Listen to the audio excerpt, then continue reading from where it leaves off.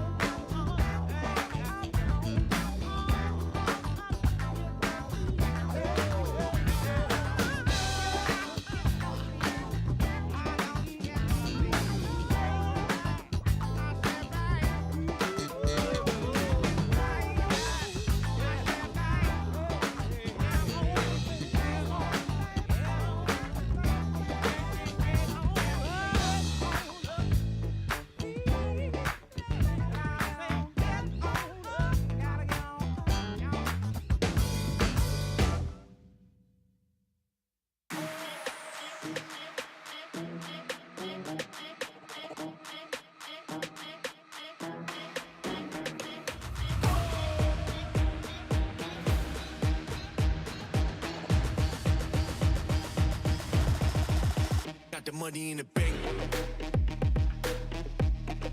Hit you with the. Hit you with the bank. Hit you with the. Hit you with the 808. Hit you with the. Hit you with the 808. Bang to the break. Bang to the break. Bang to the break. Bang, bang, bang, bang, bang. I'm a boss and you know that I'm finna shine. Got the money in the bank.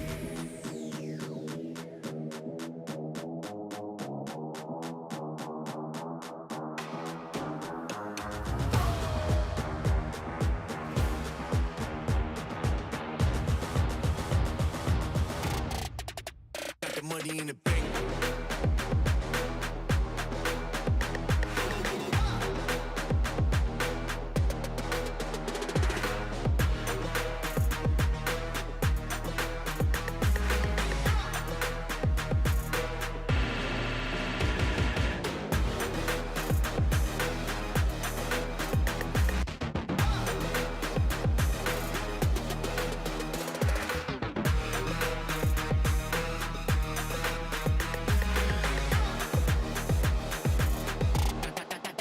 Got the money in the bank.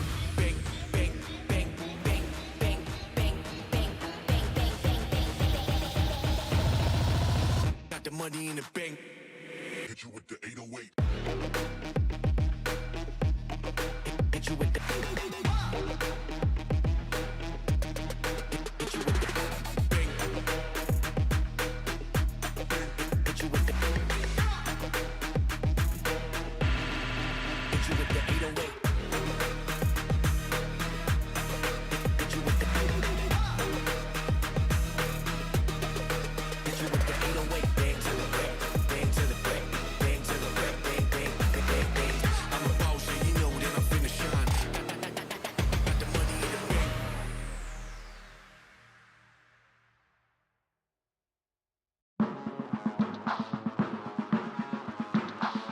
Yeah. Ooh, here we go. Back again, same scenario. Win, win, win, win. Yeah, we on a roll. Yeah, 2, 4, 6. We like 10 and 0. I should probably tell them something that they didn't know. Back then we was down with nowhere to go. Shit, might have been down, but we didn't fold. Now we running it like some intervals. Ooh, what now? Tell me who you see when you look straight up. Like, wait, who? Us now. What you gon' do when we pull up on you? Like, ooh, touchdown. You already know what it is when I come through you. Ooh, shut down. Say, ooh, shut down. Say, ooh, what now? Tell me who you see when you look straight up. Like, wait, who? Us now. What you gon' do when we pull up on you? Like, ooh, touchdown. You already know what it is when we come through you. Ooh, shut down. Say, ooh, shut down. Say, ooh, give me that crown. I need that now, right now. Ooh, don't make a sound. It's my time. You hear the crowd. Yeah, we need that rain. Me and my team. Deja vu. This here a dream. We done all seen 100 times over back when we was just teens. Now we going dumb. Told them we the one. They would count us out. Now we counting up the funds. Now without a doubt, now we throwing other ones. Like they was always rapping. Yeah, believe them if you want. Now they show love. Came with a dub. It is what it is. It isn't what it was. They all love to hate when it don't work out. Tell you that they always been down when it does. Look. Say, ooh, what now? Tell me who you see when you look straight up. Like, wait, who? Us now. What you gon' do when we pull up on you? Like, ooh, touchdown. You already know what it is when we come through you. Ooh, shut down. Say, ooh, shut down. Say, ooh, what now? Tell me who you see when you look straight up. Like, wait, who? Us now. What you gon' do when we pull up on you? Like, ooh, touchdown. You already know what it is when we come through you. Ooh, shut down. Say, ooh, shut down. Say, ooh. Wins on me. It's a whole lot of wins on me.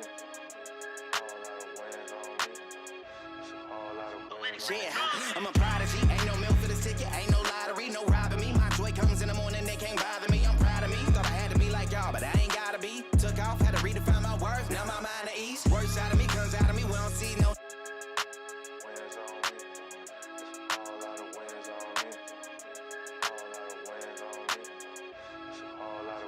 Yeah, I'm a prodigy. Ain't no milk for this ticket, ain't no lottery, no robbing me. My joy comes in the morning, they can't bother me. I'm proud of me. Thought I had to be like y'all, but I ain't gotta be. Took off, had to redefine my worth. Now my mind at ease. Worst out of me comes out of me. We don't see no transitions. Stuck in the same frame of no clip with no ammunition. I am vicious. They can't handle me. I'm too ambitious. Ain't nobody invited you and your friends. This is fan business. Probably shouldn't be worried about your haters. Let that fade off. Whichever cheese told me I wasn't gonna make it. Should've got laid off. I know a lot of y'all thinking when the education don't pay off. But I know your work. Add tax and take off. Take off. Yeah, I gotta win. I can tell they ain't want us around. They ain't gotta say it. Been doing this a long time. I put that on my mama head. Game recognized, game we good. We ain't gotta play it. I've been in the gym all week, leveled up though. Ooh wee, that's a whole lot of wins on me. That's a whole lot of wins on me. I'm a big dog, no leash. You all bark, no teeth. That's a whole lot of wins on me. That's a whole lot of wins on me. Come through like I'm Dolomite. Hold up, this a holy site. You think you a legend, what they say, I say for sure you right. All I ever know is being OG, I'm a prototype. Cooler than the polo sweater, brighter than the police light. Beast mode, this a deep grind. Speak gold up at each line. No cheap code, I'm a beast, bro. You a bistro and it's E-time. Got big goals and a big dream on the beach shore, taking me time. My whole team lit too tough, we too up like peace signs. I'm real, raised up in the field. Grinding while the sun is on me, I ain't got no chill. Get it out the dirt and work like I ain't got a deal. I'm trying to blow 100 bands and tell you lames how I feel. We ain't throwing up a brick, dog. The game tipped off. I'm out the kennel, catch me running with the big dogs. Don't hear the critics, they can kick rocks like kickball. They not important, boy, I'm Jordan to the pitfalls. Too many L's over there, I'm trying to big ball. I'm trying to level up a bit, I'm talking Rich Paul. I hit the floor and get it jumping like I'm crisscross. Throw me and Cannon in the booth and that's a hit, dog. I've been in the gym all week, leveled up though. Ooh wee, that's a whole lot of wins on me. That's a whole lot of wins on me. I'm a big dog, no leash. You all bark, no teeth. That's a whole lot of wins on me. That's a whole lot of wins on me.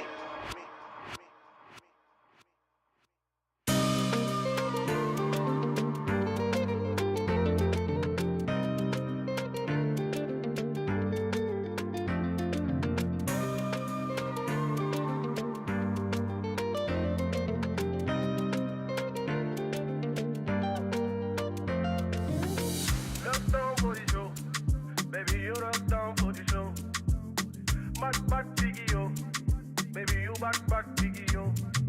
Turn it left, turn it right. Turn up and dance and you turn up, yeah. Let's turn it right. That's how you turn up and that's how you turn up, yeah.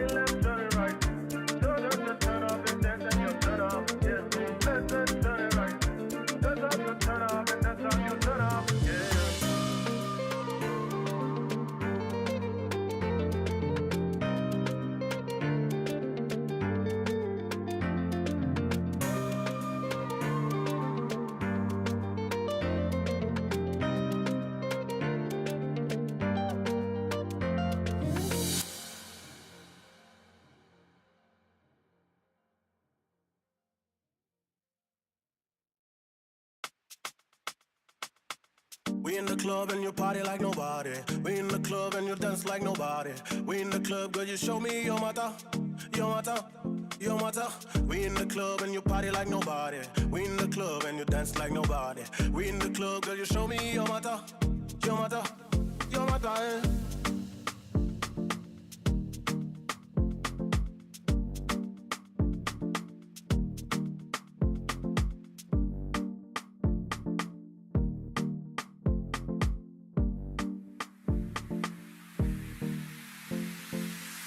in the club and you party like nobody. We in the club and you dance like nobody. We in the club, girl, you show me your matter, your matter, your matter. We in the club and you party like nobody. We in the club and you dance like nobody. We in the club, girl, you show me your matter, your matter, your matter.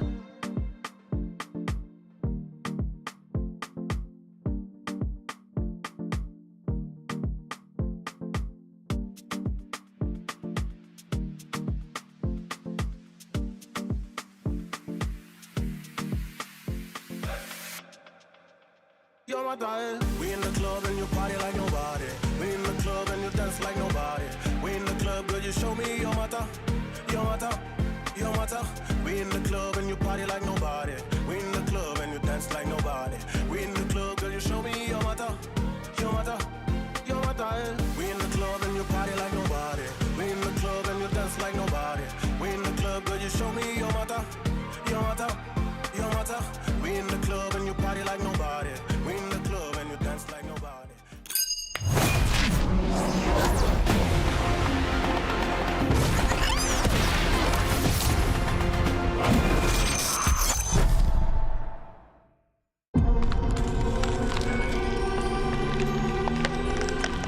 Be delicate, gentle, precise. Calm down. Why are you trying so hard?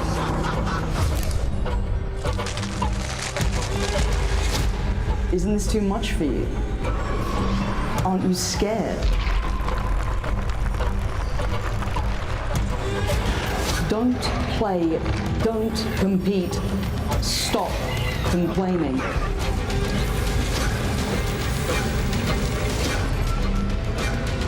Whatever you do, it'll never be enough.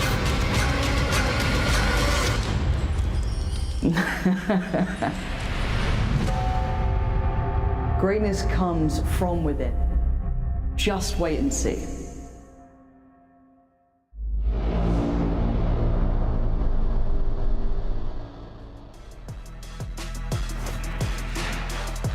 Hello everyone and welcome back to another day of EMEA Game Changers. We are on the penultimate day now of stage 2 and it's time for best of 5s. I'm your host Yinsu and I'm here on the desk joined by Cougar and Pilski from Down Under. Welcome you guys. It's great to have you guys with me. You gotta excuse my lighting, you know, sometimes I'm gonna look like I'm very, very exposed and sometimes I might look as good as you, Cougar.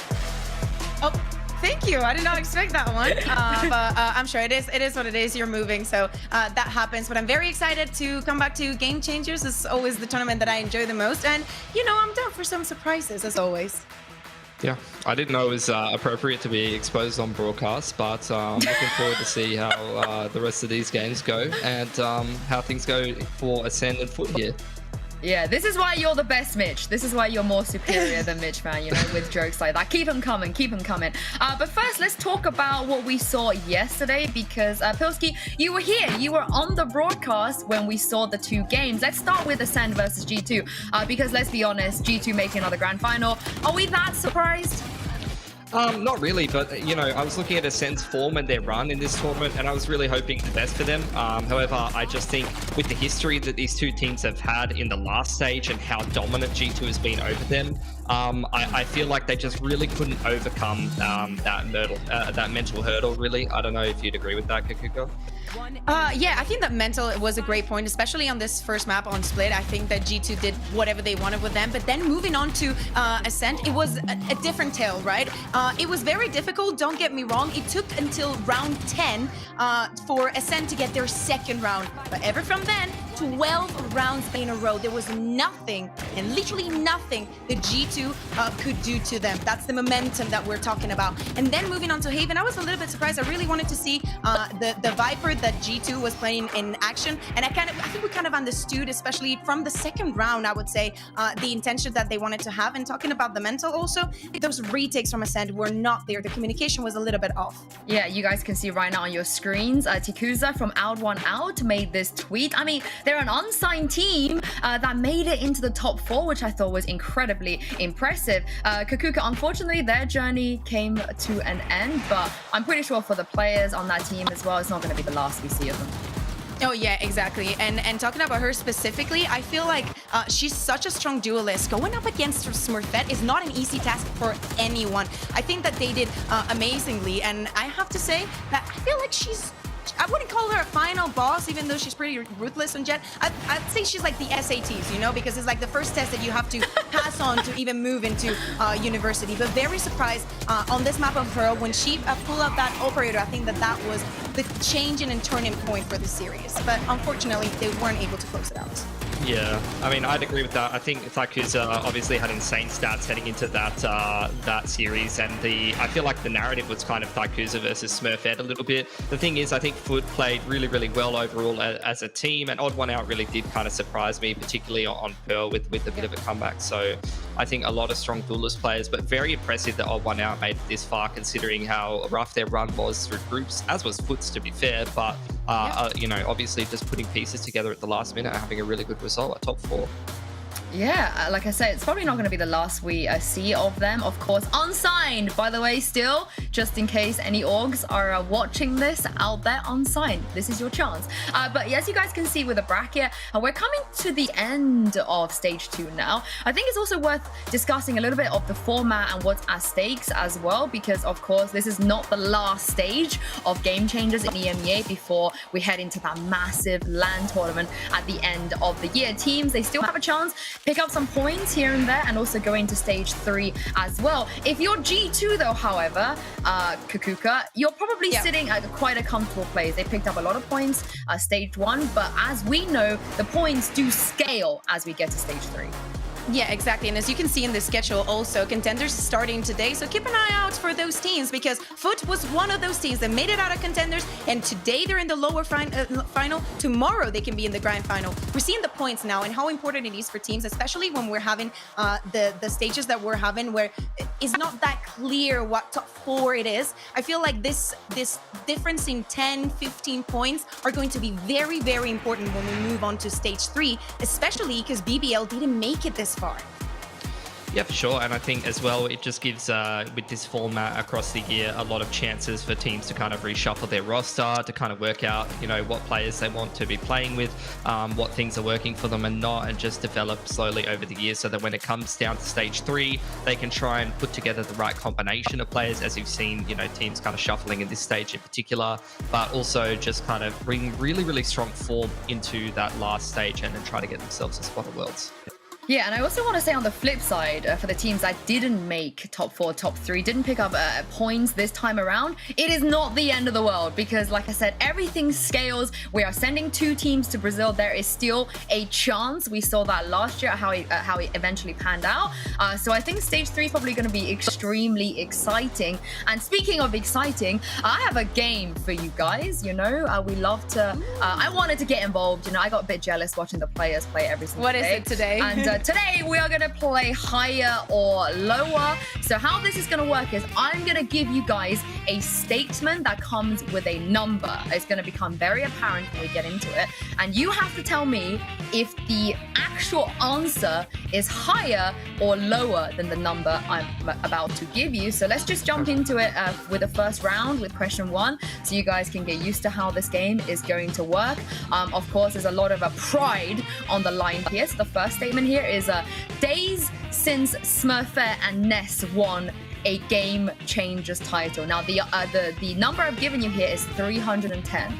Do you think it's been more days since they've won their GC title, or less days, so higher or lower? Pilski, I'll let you go first. I think it was, didn't they win with Guild like stage 2 or something like that? So I'd say it would be close to that, but maybe like higher.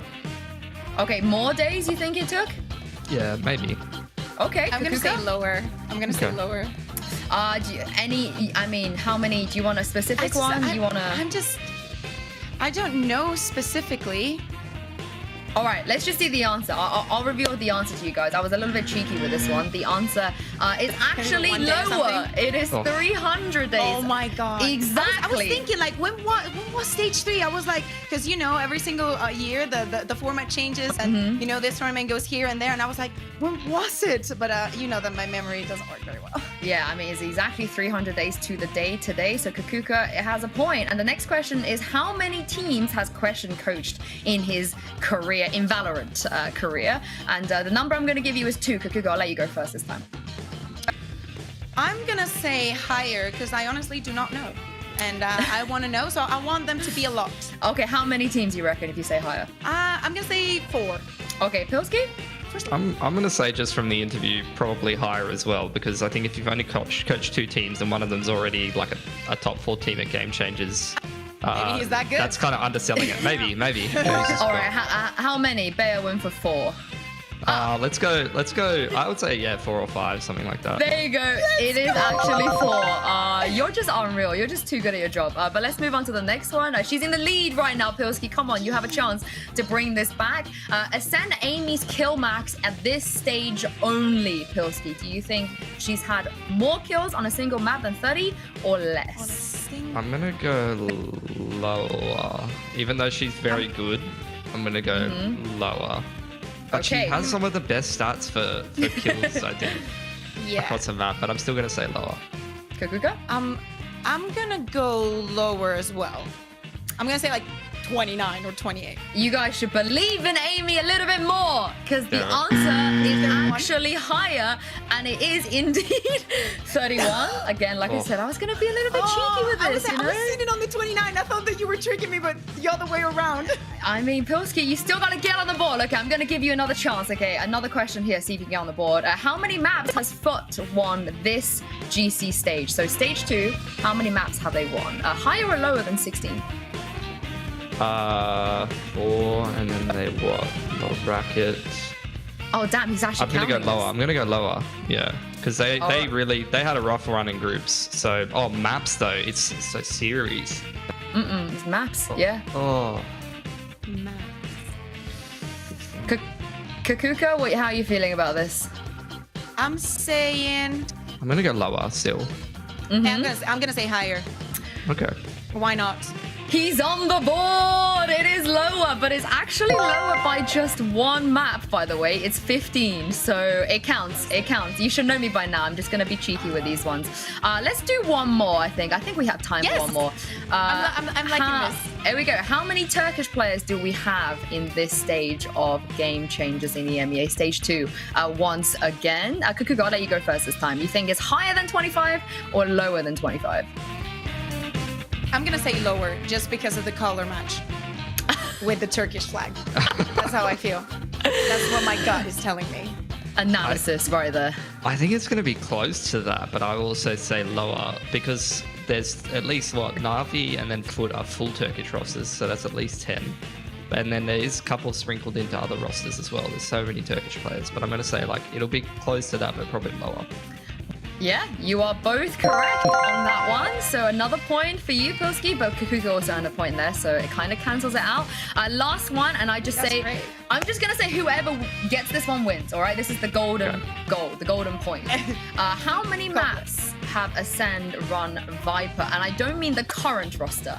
I mean all-time Ascent Rising since being in Game Changers from day 1, from all those months and years ago. How many maps have they implemented the Viper? So the number is 4. So do you think higher or lower, Kukuga? I'm going higher. I'm going higher too. Yeah. Yeah. Because it's so common on Icebox and Breeze and all those kind of maps as well. And I know they at least run it on Split. How many? Oh, okay. I mean, it's kind of spoiled there for you guys, but you're right. We both won. It was higher. So you're both winners. It's about the friends we made along the way. Wrong, question, big question. Chat, how many did you get right? Write it on chat. How many you got right? Be honest. Honestly, Kukuga did get one wrong, and that was the one when you went higher, and I think she went lower, and she got one wrong. But to be fair, it's the only one that she got wrong out of 6. So, but it's okay. You're joint winners. Everybody wins here. But despite the fact that you guys are joint winners, we can only have one winner. However, in the best of 5, we are going to see, because there's only one spot left for the grand finals. However, this match between FUT and Ascent is a rematch. Cougar, they face each other already in the group stage of this stage with the same roster. So we have seen them in action already.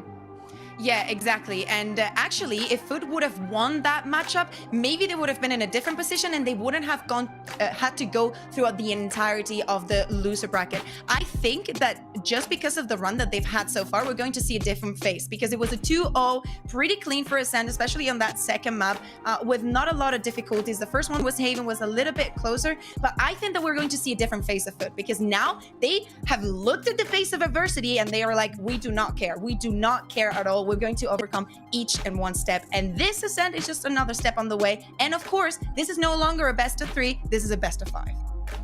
That's my pitch.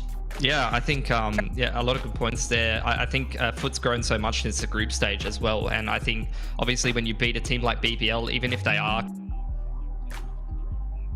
so much confidence, like if I'm FUT and I've beaten BBL, I almost feel like I can beat any of the teams, because I feel like BBL is just as strong as G2 and Ascent are. So I'm so glad to have another BBL enjoyer with me here. It's usually me kind of batting for them myself, but I gotta say though, when it comes to both of these teams, of course, we have a couple of players that have won a GC title before, have made finals, but with Ascend especially, I want to kind of look into this team, because it feels like they come really close. They have players there statistically are up there.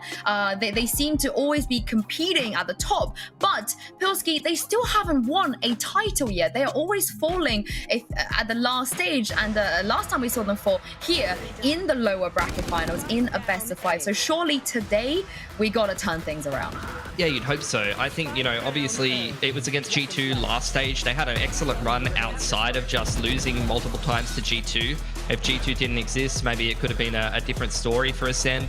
Obviously, they've reshuffled the roster since, yeah, for many teams, exactly. And I think, you know, it's good to frame things that way, because sometimes some teams are really insane, or some teams are very dominant in a region, and you've got to recognize you're still a very, very good team. And look, even though they did top 3 last stage, they did reshuffle the roster, and I think they've done well picking up Jolena. She had great stats last stage, and again in groups had insane stats, and Spadoka's been a fantastic addition coming in from Guild 2. Yeah, and I think that especially now that we're looking at Ascent in our screens, I want to see this Ascent. The Ascent that set up everybody for success, that had the plan, that did not rush into the retakes. To me, that is the thing that they have to improve and they have to work on.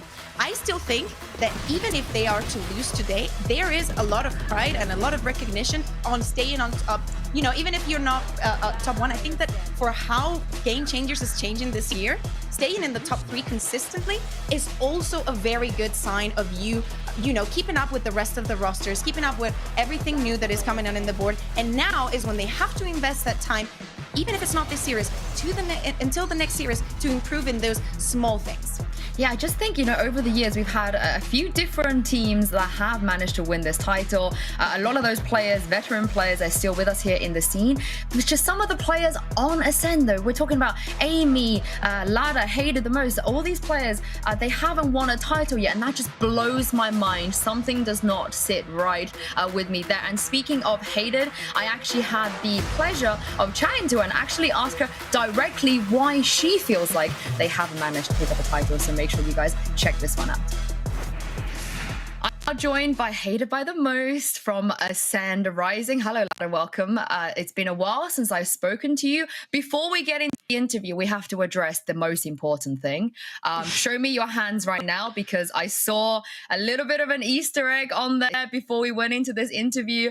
And I gotta know, Lada, what is this for? You have to be a Swiftie. Tell me what is going on right now. Are you listening to music to motivate you, to inspire you? Why you got that on your hand? I have it on my hand because I'm obviously Swiftie, and it's Taylor Swift Lucky Number.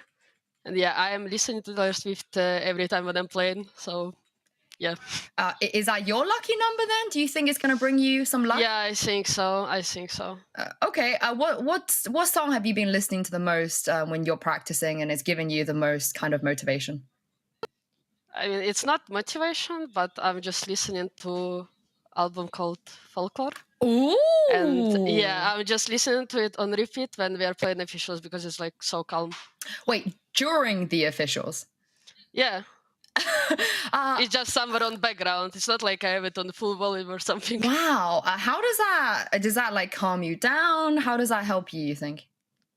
Yeah, I think it just calms me down. Do you know what? I do the same with Speak Now, Taylor's version right now. So I'm really, really glad, Lada, that you told me this. That's Cougar's going to be very happy when she hears about this. But let's talk about the games. Let's talk about something a little bit more serious because G2 goes I feel like maybe that was a series, at least towards the end, that you definitely should have won. You could have won. So talk to me, what happened and what did you learn from that game yesterday? Yeah, I think we had pretty bad start yesterday. We lost on split, right? And then we had 8-1 on Ascent, but I think we started to communicate more after 8-1 and we did a really good comeback. Everyone was giving inputs during the game. Everyone was confident in like what we are doing in calls overall. And then on Heaven, I think we had lead, but then we just couldn't close it. But I think next time is going to be better. We will be able to communicate the whole game, all 5 maps, and we will be able to win. When it comes to closing maps and also games, I think for you and some of the players on your team, I think given how long you've been competing, it almost feels weird that you've not won that GC title yet. You always come so close, even the last stage we've had in 2023, statistically, you and some of your teammates, they're always up there. It feels like you're doing the right things, but from your perspective, why do you think that doing all of this still haven't led to a title? What's going to be different this time? Yeah, I think we always have experienced players, but every game changer I just played with different team. And I think it's the same from my teammates. Like every time people switch teams and it's just hard to prepare. Before this game changer, we had like 2 weeks. And then also during the game weeks, we could prepare a little bit, but it's still like not enough.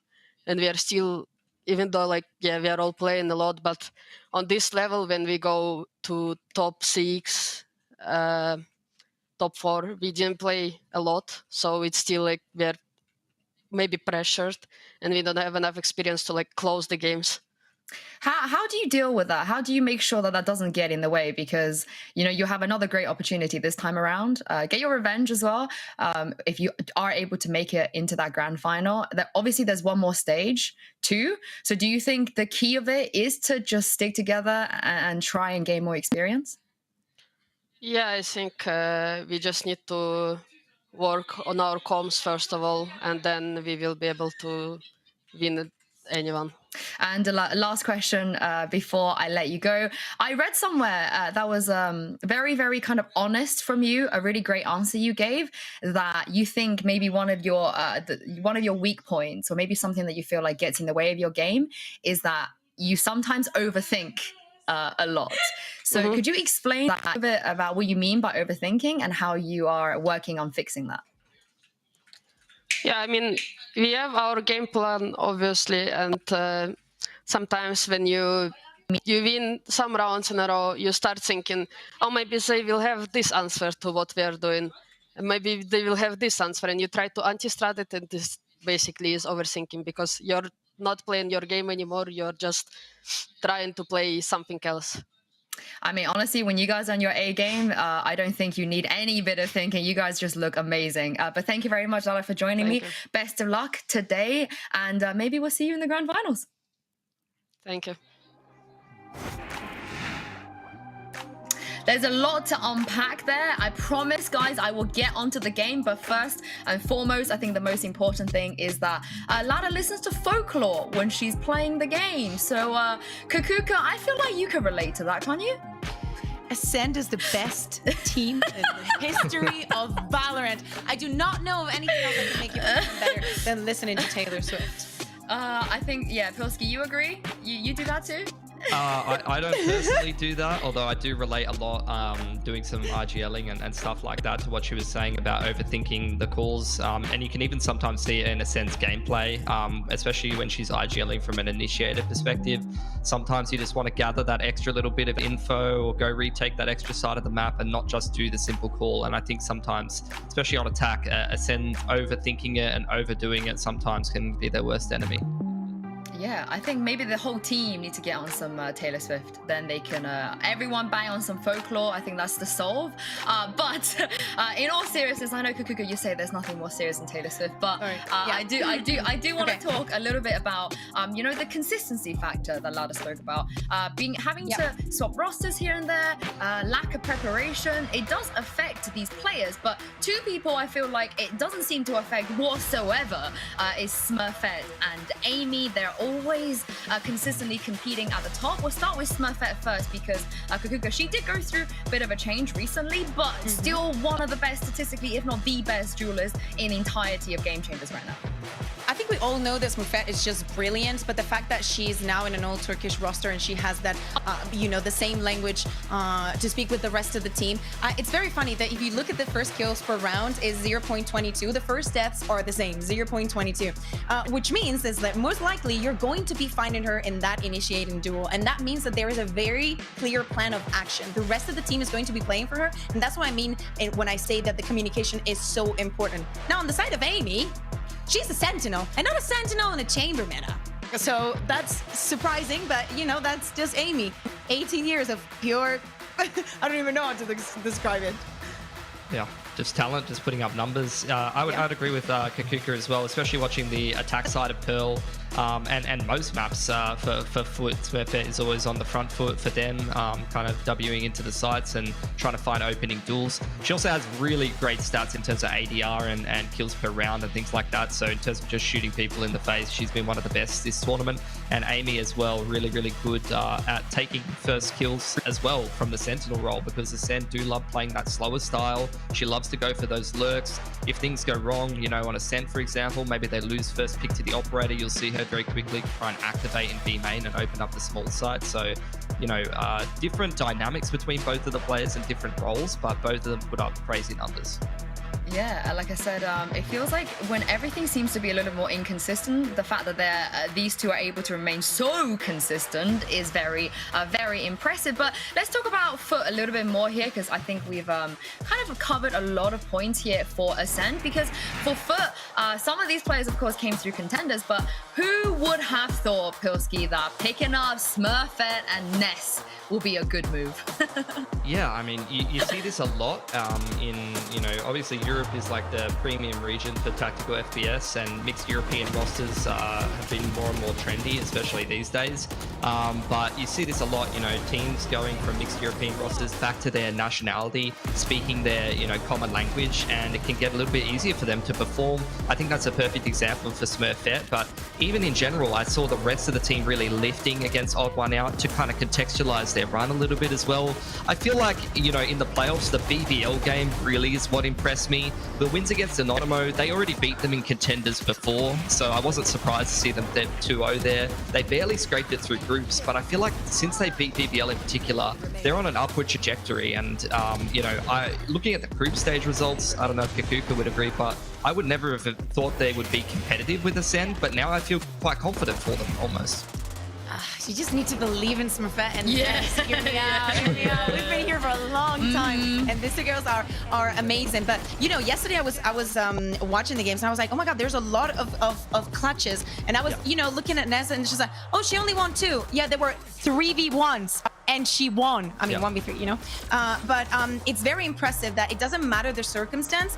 They wanna go further. They wanna close this rounds. I feel like the momentum for them works differently, and I think it's more about what the match means for them. For example, against BBL, you said it. It was a revenge match. Against Ascent, it's going to be the same. Not only that, if they are to win today, tomorrow going up against G2 is going to be very, I would say, different, just because, for example, Ness and Smurfette have played against G2 this year. The rest of the roster has not. It's been a year. And let me tell you, G2 is very different to what it was last year. So, of course, for them, today is just a step in the way. It's just a stone in the way. And they would just step on it. And move forward. I love the point of believing in Ness and Smurfette, because I mean, we talk about how G2 goes and are always dominant. They're the two of what, like 5 people that have actually beaten prime G2 Gozen, like during their dynasty. So I feel like their experience is absolutely invaluable, especially when it comes to a best of 5, because we have to remember, although this is a rematch, the last time they faced each other was a best of 3. Best of 5 is a whole different ball game. And if we take a look at their map pools right now, how they perform so far, I think there's some common grounds we can find on both teams, and also some maps that they both like to avoid. The last time they faced each other, they played Haven and Lotus. And Cougar, it feels like, I mean, these 2 maps probably going to come up quite early on. I like to see the bind, but I don't think we're going to get it. Yeah, especially because Ascent hasn't been getting the best results. I assume that this is just for playoffs, but even during the group stage and later on in stage 1, they were not getting the best results. Getting to this far into a tournament requires you to have a deeper map pool. You cannot rely on the 3 maps that you know best. Of course, you want to go with your strongest first and the weakest from your opponent, but you need to look ahead, especially with teams like this ones. For example, yesterday, both of them had 3 map series. You need to think of the long run. You need to think of where you can close it. And I don't think for any of these teams, today is going to be an easy match in that regard. Yeah, I'd agree with that. Both of these teams have their permabans that they don't really want to touch. And I'm not necessarily sure that either of them kind of have this sequence of maps where they can kind of formulate a 3-0 or something like that. So I think, you know, there's some maps where they have very similar kind of common ground. So I'm keen to see how some of those will go.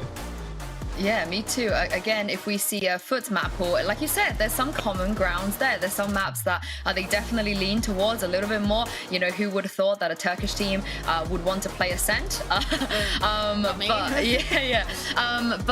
These crossovers could be interesting in a best of 5. Again, we have to look through to some of those more veteran players. And let's not forget that the last time, you know, we saw the likes of Amy get into a position where a best of 5, they could have taken it. It was as 3-0. Against them. They didn't manage to win the lower bracket final last time in stage 1 this year. So I think some of the players that we spoke about already, the Smurfettes, the Amy's of the teams, need to step up. But also on the other side, how much unpredictability can we expect? Cougar, is a best of 5 the best place for you to maybe try something new, take a risk? Because the preparation phase, as we heard from Lada, it's not easy. Yeah, exactly. And not only that, I remember that yesterday night I was watching the interview that you guys were having with Question, and he was like, I'm not going to sleep tonight. I need to prepare a lot of things. And it's so important when it comes to a best of 5 to be smart about your decision also outside of the server. Not only on the sides that you pick, it's also the order of the maps, because you can and have to expect surprises from the other side. We know that this tournaments are very, you know, difficult for many teams, just because it's so many games in so little time and there's so many things that you need to change. I think that Mimi also said it in the interview that they were very prepared for what Ascent had yesterday, and was probably one of the keys to their success. I don't know if these 2 teams are going to have the preparation that it requires to face off each other. I mean, with that in mind, let's just take a look at the map veto in this best of 5 and see which 5 maps we're going to be getting. Again, I'm not expecting Bind to come up too early, and Pilski, as you said, they do have their permabans. And Ascent, they're just going to take away their permaban straight away. No surprises here. Yeah, we're not going to see Pearl or Fracture. We've seen enough of the vetoes from the group stage and things like that. Neither one of these teams really want to touch those maps. And in a best of 5, I think you go fairly safe with the first bans. It's really more so about the sequencing of the picks. And it's interesting to see Ascent picking up Lotus first. They previously beat FUT 13-5 in that last series, so maybe rolling through with the confidence about that. But the thing is, FUT actually changed their comp after losing to Ascent last time. They went from a Viper comp onto kind of more of a faster breach comp with the Jet. So it's going to be interesting to see if it's the same result with a different look. Yeah, exactly. Because as you said, they came off of the loss and they were like, you know what? Let's get rid of the double controller. We don't need this. Let's just put our Jet back in the Jet. Let's just let her shine. If they manage to take that first map from Ascent, especially after what Hated just say, they need that mental. We know that it's a very long game. If they're able to take this Lotus, FUT wins the series. Yeah. Ooh! Bind is the last one. Come on, girls. Okay. Oh, okay. Do you agree with that, Pilski? You think it's going to come down that much pressure onto that first Lotus? Maybe. I think that split, it was an interesting one where Ascent didn't look great against G2, but G2 were playing kind of lights out. So I'm interested to see if that's going to be a closer one as well. I'm not necessarily sold that that's going to be a straight up win. And then Ascent, I mean, Ascent is something that obviously we've talked about FUT being very, very comfortable with. And Ascent had like a rock solid defense. So I feel like this could go to Bind, to be honest. Like, I feel like really you could see realistically a 2-2 and this go all the way to 5, to be honest. I mean, I'm down for that one. I'm down for that one. I hope it does. But let's talk about map 1 real quick as we head into Agent Select and see if there's going to be any furthermore changes from these teams. Like you guys said, maybe the fact that they face each other already could either bring some of those changes or not. Well, what do we make of this? I mean, what did you think? Do you want to go first, Mitch? Yeah, I mean, we kind of discussed it a little bit already, right? Yeah. The main point here is that Ascent played FUT with their old comp. They haven't played against them in the server with the new comp. Yes, there's a couple of games that they can review to get a better read on what they want to be playing, but it's going to be kind of a stylistic clash, which is a similar thing we're going to see on Split. It's that slower double controller kind of style, although they have a Neon mixed in as the primary duelist, which is interesting, you know. I feel like Raze is quite popular, obviously, on this map. And then I think FUT, they've kind of gone away from any other duelist and just said Smurfette plays Jet and she's going to W in and then pair that with the Breach here. I'm looking at Daddy here. I think that especially with the double controller and the extra wall from the Neon, it's going to be very important to play with those stunts, to know where to use them, and also for Julius to just have the correct utility that can give them the most. I expect the proactivity that was making Ascent crumble yesterday against G2, something that they did on Split, and I think that FUT is the perfect team to go on the on the extra gear and just go a little bit faster to disrupt their mental as soon as possible. I mean, you know me, I love a Viper comp, but the Sova, I'm really looking forward to it. And for me, Chanel, I want to see her step up a little bit more because, you know, when you're going up against someone like Smurfette, it's never going to be easy. And I believe game is ready and it's time for us to throw this over to your casters for today. We've seen Mute Man, we've seen many men. It is time for Ashman. Woo! Over to you guys. That could have been worse, Ash. Coming from Yinsu, it could have been so much worse. I was holding my breath, but we've ended up in a good spot. How you feeling today? I'm feeling good. I'm excited for today's games. I think that everyone on the desk is making some really good points about how important this first map is going to be. Honestly, I would say that the first 3 maps are looking pretty good for Ascend overall, but generally, Mitch, we've seen how FUT have just been leveling up day after day. Oh yeah, they've been getting better and better by the day. I'm excited for what they've been cooking up in this series. As we heard from some interviews the other day, no one's been getting any sleep, certainly not in the analysis or coaching department, prepping for a BO5. It's a lot. Well, they've done all their prep. Now it's time to get into the game.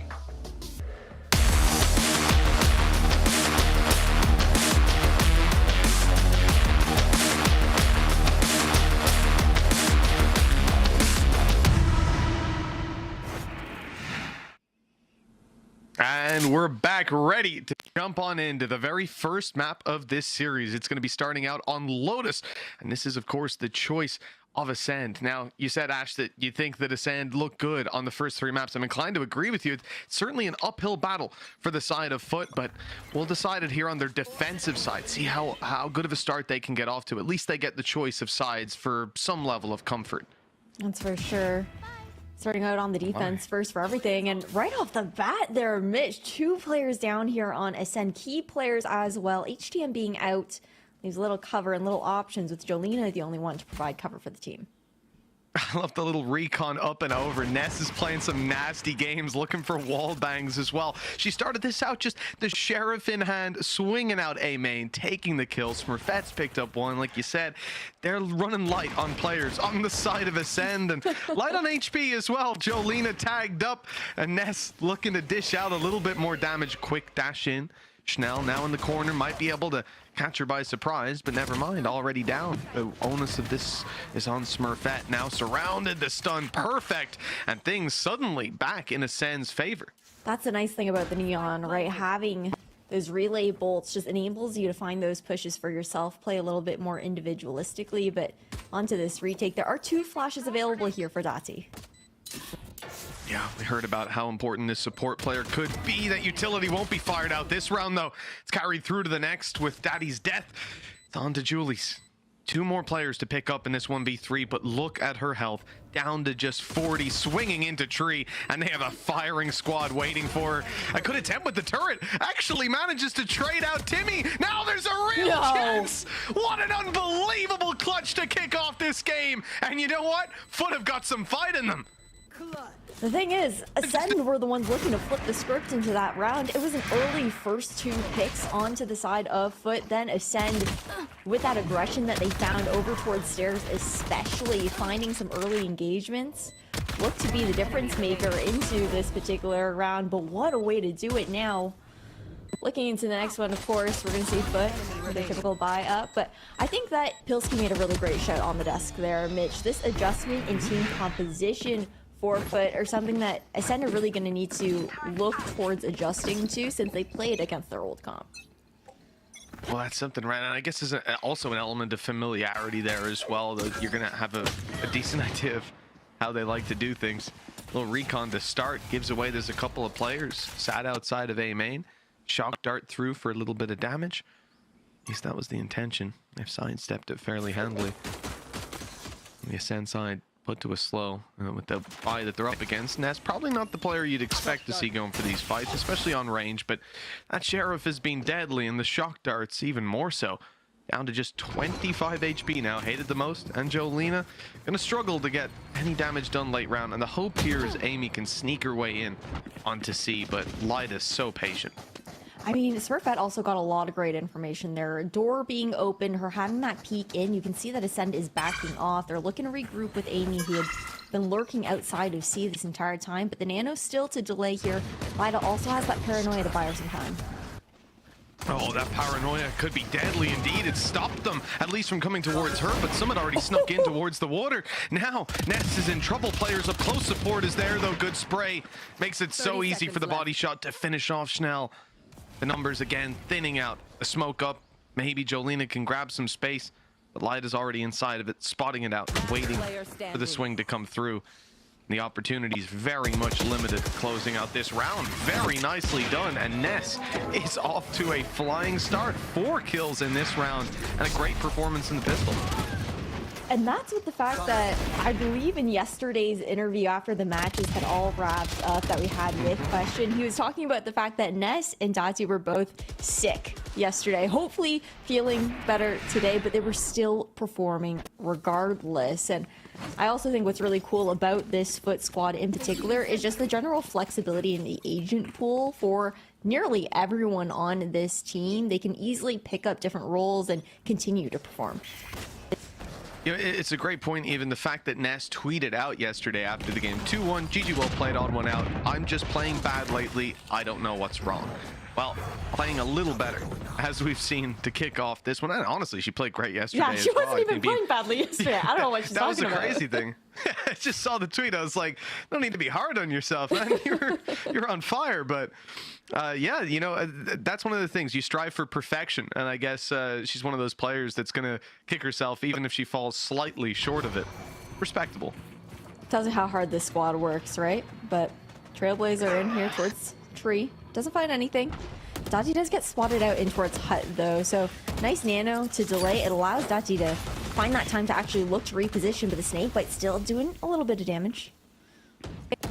Yeah, it's forced her out. She's decided to move back towards tree, but at this point that position might not matter. The spike repositioning itself, moving into B, and it's all about the lurk of Amy. Amy definitely the standout player for the Ascent squad in their last matchup. This time, though, her flank is halted. The alarm bot will give away her position if she wants to break it. Little does she know that Dati is just about to round the corner. Ships in the night for now with backs turned. What is this? Who's going to be the first one to look the other way to check in the other direction? There's a wall concealing them now. And there it is. There's the kill. That should be a free trade for Amy. Destroys the alarm bot as well. They have to be worried about a flank. They have to hurry up on their way through to the site. The defuse is going to be tapped now. There's the swing from Speedovka. No flashes left, but they don't need them. Oh, they don't even need the nano. Hated the most just swung in for the kill.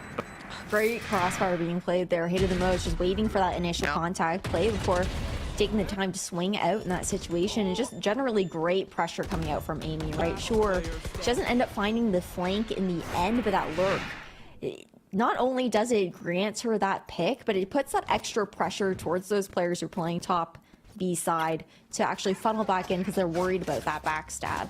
But now we're seeing that full loadout come out here for both sides, and for the side of FUT, at the very least, they are getting pretty close to some key ultimates here into that Hunter's Fury, as well as that lockdown. And great rebel control off the gate here for FUT.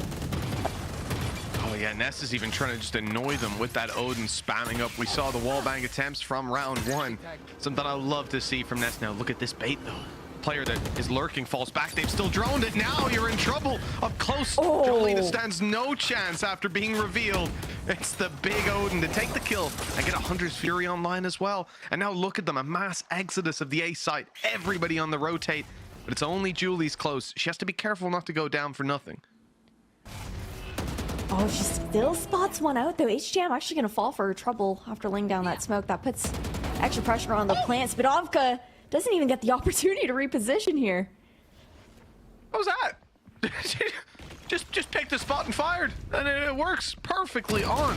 Like the smoke wasn't there, but they're fighting back. They're winning the duels now on the side of Ascent. It's down to, well, winnable territory for a moment. Schnell on the swing though caught all 3 of the last players, and that was never going to work out. Excellent work from Julie's. Like, I think 1 kill is already enough if she just falls back and plays the retake. The second through the smoke was ridiculous. Absolutely. It just leaves that spike so exposed as well. Unable to really find an opportunity to pick that back up. And then you've got that death ball just slowly rolling through waterfall. For Ascent though, this means that their economy on the brink of being broken, not quite there yet. Will be a bit of a funny buy to come through. That annoying Odin spray is keeping them back on A main. You saw 4 players, the flash popped out, but they're hesitant. And as well, you have to be worried about the early play. Someone potentially crossed at this point. The wall up. Now this is on Ascend's side that they've used this wall. It's blocking out a lot of control on B. It's not helping them out a ton on their A control. That's what the smoke is for, used up close. They really want to deal with this. They just can't give up this much information for free. No, you just got Smurfette waiting here on that upper angle. Tailwind gets forced out early. So no more battles here in towards A main thus far. Broken door towards B as well. And it looks like the execution is just about ready to pop. With a pivot over towards that B side. Oh, a little slow on a couple of points. Not just the wall bangs, but the utility. They underestimated how quickly those players would already be through. I'm scared it's going to happen again.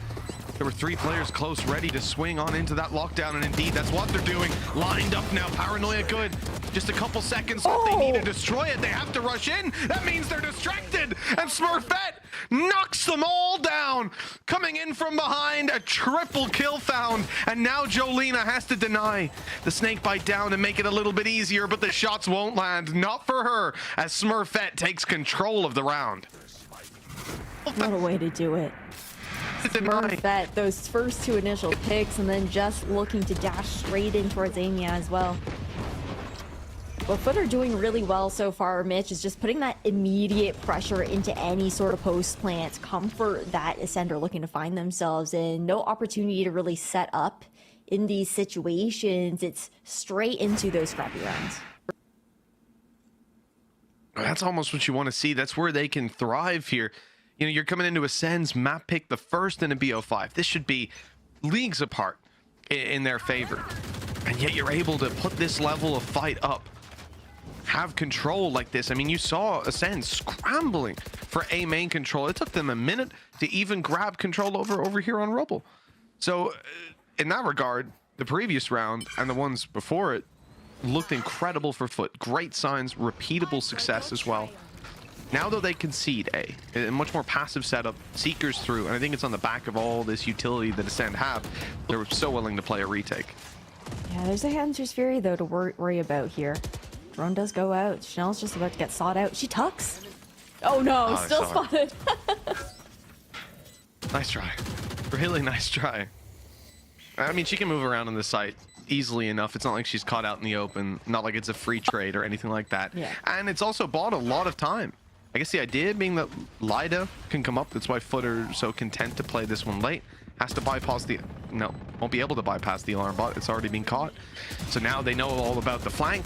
So the push has to come in. The players drop to sight. The fights go their way to start.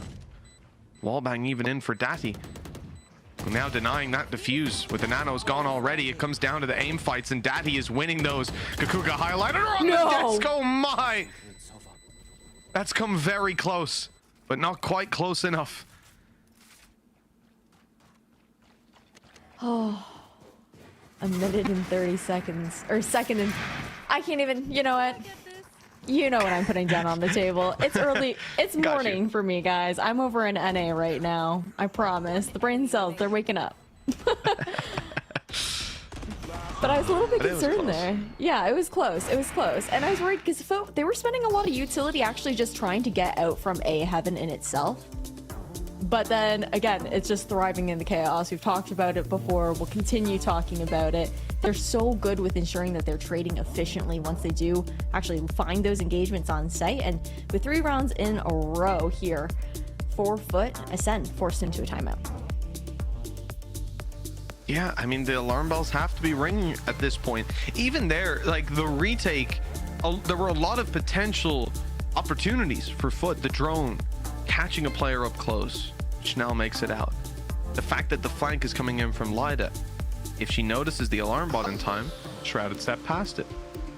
But none of that happens. Everything goes their way. They catch every attempt from FUT to be sneaky, to catch them off guard. And yet even still, they're not able to follow through, and a lot of it just comes off of solid trading from the side of FUT as they drop down. They didn't have anything else to go at their back. And with the post plans Ascent had, with the time it looked like was on the clock there, it's got to be a disappointing one. Definitely one that you want to revisit in the VOD later and hope you can just patch up for now. Coming into round 7, it's really time to get around on the board for the attackers, and there's not really any weaknesses. An ult for Schnell can give her the finger guns. That paranoia might take him away. That's dangerous. Look how close Smurfette is. But she's flashed off. Good utility in response, but still Smurfette gets the kill. Such a nice set play for the first blood here coming out from FUT. Another one goes down. This is going to be an expensive round for Ascent if they can't find a way to turn it on its head. Forced up, and a few ultimates that could potentially be invested here.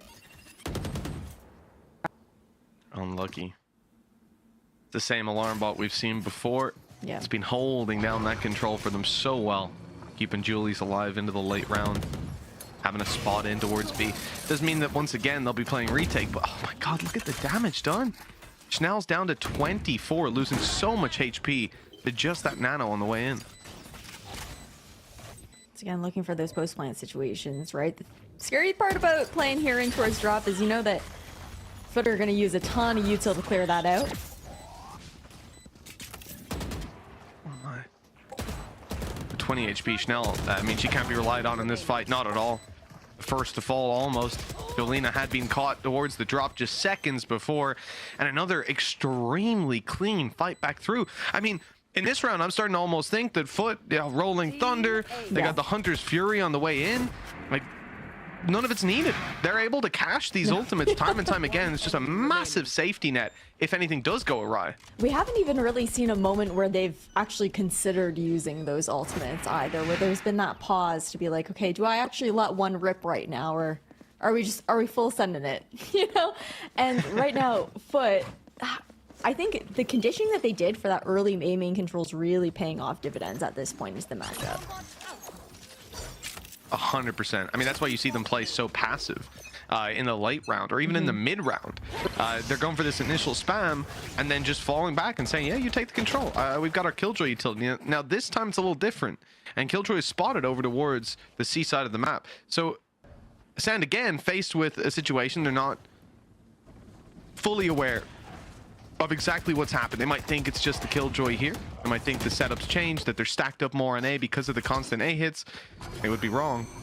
There was that same paranoia setup ready to punish. It won't be used, but instead Smurfette, no way. She's just walking through. No. This is ridiculous. She goes down, but look at the trades. Schnell was caught in the open with no one to support. That is insane. The spike down now in C main. right after getting flashed by Spinoff's guiding Lada on top of that, I can't. That is just disgusting. I mean, I think we're seeing that switch from the Rays pay off there, right? Smurfette just having that added mobility to go for fights like that. Yeah, it's ridiculous, the confidence levels in play, and you see the firing squad line up. Ness easily able to trade. Now popping off some suppressing fire. You got to be careful. She can shoot through this door. You got to keep it open. Oh, nice shot from Jolina. 1 HP in return. That's heartbreaking because her opponent has a lot of bullets and will be actually swapped out. Didn't even use the Odin for it. It's the Vandal kill. Irrespective, it's a 7-1 lead and another round where there's next to nothing forced out of FUT. They don't have to use their ultis. They don't have to do anything. Man. So interesting to see, considering how dominant this map was for Ascent last time these two teams faced off into the group stage. Ascent just been stuck between that ping pong economy, back and forth between those saves and buys. Still quite a few ultimates online here for both sides. Ascent haven't really even had the chance to get one of theirs off to find some sort of opening. They have no problem getting on towards site if FUT determines that that's a round where they're gonna allow them to do that, depending on which trap they're walking into, and then just happy days for the retake. Well, there's the Hunter's Fury. It's going to be used now to, I mean, there's not that many players on the site, so it's not really giving them a solid hold. It may be causing some more time as Ascent make their way through, but more or less the same positions can be held. Julius has been heard. They know that she's around this position. Amy spotting it, unaware that she's made it into the corner. No, Good flash, but the position catches them off guard. And now look at that. Viper's Pit comes into play. Never mind, it's gone! Just like that! Daddy deletes Jolina. I don't know how she detected her through the smoke, but oh wow, that is a miracle worked in this scenario, and it's been held. Look at, oh, hated the most. Thinks she's flanking, thinks she has the timing, but no, good luck to you. She might be blinded, but she has all the power she needs. Spraying away. I hate that what gun. a disaster. Oh, I hate the Odin so much. It's such a tilter. I love it. I love it. Okay, Seekers come out. Buys a little bit of time here. Find that information down to a 2v3. I like the aggression in towards CT. No, but the timing. Just full committed the ult. Just full committed it. The other players haven't even made it out to sight yet. And Lada is in there, taking every fight. That's unreal. And winning it too. And that's just been how this game has gone. Someone on the side of FUT does something ridiculous. Ascent get punished. Ascent do the right thing. Ascent get punished. Like, even hated the most on a flank with a paranoia. Doesn't matter. You're still dead. They can't take a step wrong. One enemy remaining. Wow. That's an upsetting replay. I wish I didn't have to watch that, to be honest. It's nothing better though. Suppressing fire and just start rattling off those bullets. There's nothing you can do. Swing into that. It's almost like double, or not double peeking, re-peeking an op. You just don't want to do it. The aim punch too, but Punish. Good follow-up as well. They're not able to hit the shots now. Finally someone makes a mistake. Oh no! Why? Like, come on, man! They got something going their way! You just have to knock them down a peg every time! Oh, no! After that 3K Jolina got yesterday on Ascent, she has to pay her dues. Oh, okay. Well, Amy's just taking it in her own hands. Just said, I've had enough of this. And you know what? I don't blame you. Rightfully so. Julie's the last alive. 1v4. And nothing to be done. Finally, the round is found for Ascent. And it was just all-out aggression to get them that control. Fair play. I mean, it was the one thing that we really didn't see them try until now. That early conditioning, again, it just forced Ascent to play so passive in the first like quarter of every single round, where they're just very, very respectful to the space that FUT have garnered or even pretended to garner for themselves. And FUT, I mean, with this timeout, they're not looking to allow Ascent to find any sort of momentum for themselves. However, it's been an expensive past few rounds that we've seen coming out from Ascent as well. No ultimates online, and FUT have been holding on to this lockdown for days. Yeah, oh yeah, they've had it for quite a while, and I mean the same was true of your Rolling Thunder, your Hunter's Fury. They burned that up not even that long ago, and yet they're halfway back to it. For this side, I mean this timeout, it's all about making the most of the foundations that they've already laid. Like at this point, 10 rounds, very plausible for them to get that across the line, and all it needs is a small adjustment. I just wonder, how much will Ascend make use of this timeout? If anything, with how things have gone, there's two ways of looking at it. On the one hand, responsible for FUT. They're in a position where they don't want to let it go back to 8-4 and all those advantages they worked hard for disappear. Yep. At the same time, maybe it gives Ascend enough time to adjust. That's the thing. Your enemy gets to chat a little bit as well. Okay, we're going back to the first few rounds of this half now. FUT, they find early information as 4 here in A. It gives an easy read for the remainder of the map. They know that Ascend have to be leaning most likely towards that C side. Yeah, that info was found by Jolina. It's huge. But this is why FUT were willing to do that, to play up aggressive on A, because they have a lockdown. So sure, you'll take the space. They'll just take it right back, force you in the other direction, and guess what's happened? Because of the A main aggression, they've got A main. it's a pretty simple equation, but one that Ascend are only just now putting together. At the same time, they're not able to convert on the kill, just a bit of damage. And the jump spot being heard. Oh, it almost serves as a bait. Luckily though, Amy snuck by. Ness didn't see her. The jump spot didn't catch her. Now she's way up close. Spotted though. Perfect movement by Julie's. The 1v1, it's close. Amy taking some damage. Has to be careful. The shock darts through will be deadly. I mean, so much done with that. Little drone going back out to tag someone up as well. Full retake situation here for FUT. Oh, they gotta get back in. And all coming from such a narrow angle. Someone from spawn needs to open up that space. Maybe not. Oh, of course, my mistake. Smurfette just runs through the smoke, through the snake bite. Now she's on site. Now she can fight with her teammates who are rallying through, but she won't win the first. The trade is there. The Odin again for Ness. Been looking incredible so far today. Drops and dies instantly. Schnell! And you can read into that how you want. Schnell with the 3K. And Ascend are on the board again. Trade is there. So, such a pivotal round there for Ascend. Needing a minimum of 3, ideally getting this 4th one before we swap sides as well here. A little bit, still, it's not even comfortable here though in this post play. It's just a full-on hero play that comes out from Schnell to save the round. It just tells you about how strong FUT's retakes have been. We can see already like 4 here on the side of FUT that have found that success thus far. Great that reveal. Yeah, it's getting good info. The only thing they don't know is how close Hated the Most is, but at the same time. There we go. They're popped out. They're looking for them, grabbing the info, and the site once again is found to be pretty clear. They know this retake is in play. And it's not like they have the lockdown, not like they have something to massively punish at this point. This is a solid position for Ascend with good post plants. They've got control still over A main, the connector to B locked down, and they know that no one's stepping up here. I really like Hated the Most positioning right now. Just maintaining that little connector could be so important as far as just finding these early surprises as FUT look to push on in. Oh, her timing's going to be a little poor though. She's going for a flank, but they've already spurred forward. Luckily, the initial fights don't go their way. Ascend ahead.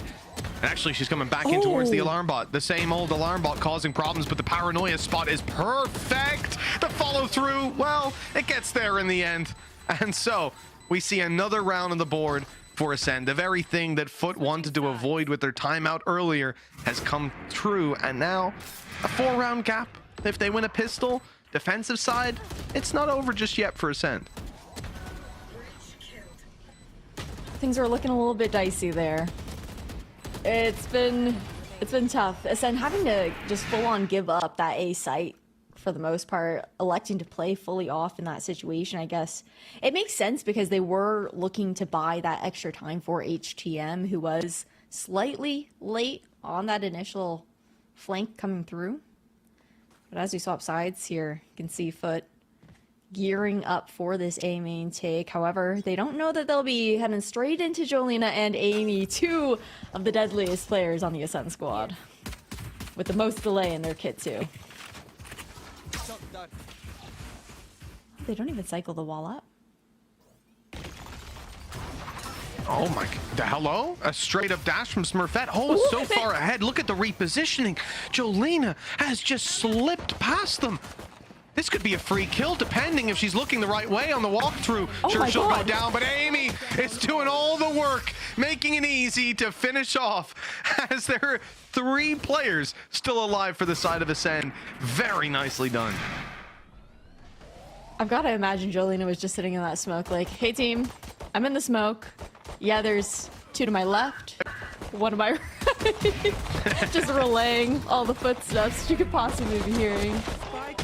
What a clean hold there. The very best part about that is that FUT were looking for Jolina. So when Amy drops down to sight, they are actually trying to kill her. It's not that she catches them off guard, and still she's able to just deliver like that. Oh, this walk up close? Actually not committed here. What a shot. That's a bulldog on the floor. Hated the most is there, so can pick it up on the way back. And the same smoke up again. Well, it wasn't too helpful before. Someone like Smurfette with a Marshall, you've got to be so careful. That will win a round for FUT every now and then. That's why they've invested into it. The Sheriff on Lada, not on Ness. Team player. But this stun could be dangerous. Schnell's on the right side, out in the open. If they wide swing after stunning Hated the most, it's going to have to be a big round from Schnell. And in fact, blinded up, Hated can do nothing. And they're trying to fall back, but even still, they're caught. So much damage done. Now 2 Bulldogs on the floor. It was changed out, so there's going to be a Spectre as well, but it's not the best. Yeah, no. Schnell, I believe, recovered 1, but yeah, the Spectre's still down there. So pick up here left. For FUT. But with 30 seconds left, no choice but to actually hit towards the C side now. And Amy, she's got all of her utility stacked here on B, so not any delay really afforded aside from those relay bolts here coming out from Schnell. Yeah, 12 seconds though. They literally had to run in through that stun probably at this point. It's going to be a little bit too late, and they are mowed down. 1 more kill for their troubles, which, all things considered, a Sheriff and a Marshal, they've gotten 3 kills from it, dropped plenty of rifles as well. I think they can be very happy with their performance in this round. And it's a very strong round to buy up coming out from Ascent as well, hoping to save as many of those weapons into the next, have a strong bonus now, a little bit weaker. We've got 3 ult orbs though to play with on this map, and Schnell's just 2 away from that overdrive. Sheriff in her hand as well, with an early engagement off the back of a guiding light here from Spadovka, could easily earn her that ultimate. Oh, they're falling back. Yeah, they've given it all up. Very passive stance a few seconds into the round. I think from the side of FUT, they're wanting to close in this distance. Capitalize on that space, and they're feeling it out. There's no contact. There's no one spotting her. So you're feeling Smurfette. Yeah, she can't let that go. She'll keep pushing until resistance is met, and that's destroyed a lot of the utility for Ascent. It's also caused them to push up on C. We're catching that on screen here. There's a chance the FUT fall back, and after seeing the alarm bot, yeah, they are going to shift back. They're looking for the fight. Ascent were thinking about doing something cheeky for a moment there, and then you say, okay, actually, maybe we play a little bit safer. Tap, though, on towards that rotating door does put this additional pressure in FUT, having to hard clear out this box. And the stun to come through. No one's home on B, though. So free sight for the taking. The post plants should be nice and easy for FUT to set up in, and this is great broken door control here for Smurfette into that A-Link. Yeah, with the fact that you've got Lada as well, ready to crossfire on it. If they even try to trade it, you'll probably have the success go FUT's way. It'll be a really tough round to recover on Schnell. Well, that's certainly a start to its second player missing the first shots. Shock dart through. A Hail Mary. It won't land. Not for now. With Amy falling, maybe there's still a chance here for the side of Ascent. It's all about position to Schnell. 5 HP. She, well, won't be able to catch anyone off guard. Trades coming through, but it doesn't look like it's going to be enough. As we said, Lada's position, the second player inside the connector. A little bit too much to expect her to be there that late on into the round. Great overall macro map control coming out from FUT in that particular round. Granted though, that was still a really good bonus round coming out from Ascend, considering the fact that they really only had those 2 Bulldogs being carried over. You were able to pay the favor back, if you will, by taking 3 of those rifles out of the hands of these FUT players. Now we're seeing a shift over from Ascend. Amy's going to lean over towards the C side. Seems like she is constantly being paired with Jolina for that extra hard stall capability. I think you've got Schnell roaming around alone, already pushed out towards A a little bit. So a lot of good reads possible here based on the information here for Ascend Rising. Yeah, Schnell's been just ADing on that angle for quite a while. Eventually, you know, if she sees contact, you're going to have to give up on this C stack. But for now, you just keep that strong. B retakes, one of the easier coming in from all sides. And they know all about FUT's control, not just from the defensive side, but even here, Julie's has been constantly covering it off. Whether it was their C push or their A push, there's an alarm bot, there's a turret, there's something like that. So it's not one of the rounds where you want to get aggressive and want to try to initiate that flank. In the end, FUT are making the call to move towards B. Ooh, what's happening here in Ascend? They're shifting over as well, sensing the B hit somewhat. 30 seconds left. 30 seconds left. Get that plant down in HTM. She just needed to play her life, but Ness so aggressive. It's kind of crazy. With Schnell down, I mean, the fact is Smurfette's always going to hold that W key. Even now on 11 HP, you know she's going to be looking for a fight. Might need one as well. Now the numbers thinned out slightly, and we're left with Jolina and Speedovka fighting back through. A flash used to entry in towards the site. That puts them out of supportive utility at this point. Snakebite in play, but not much to be done with it. Little bit of a whiff. Jolina's got a chance. Daddy to save the round for FUT. That was a little closer than it looked like it was going to be. But in the end, it's double digits for FUT. FUT doing really well as well in their post plants, in their defensive side on top of that too in the first half. Just be playing these unsuspecting angles. That's been a couple times now that we've seen Ascend players actually not hard clearing a corner that they just did not expect someone on FUT to be holding, and fortunately meeting their demise because of it. Ascend now pushed onto an eco round. You have that overdrive available as well. Top of those seekers. So potential there for Schnell and Speedovka to play that dynamic duo in that kind of sense, to find those frags into some sort of retake situation. But for now, it's just a main aggression that we get to witness.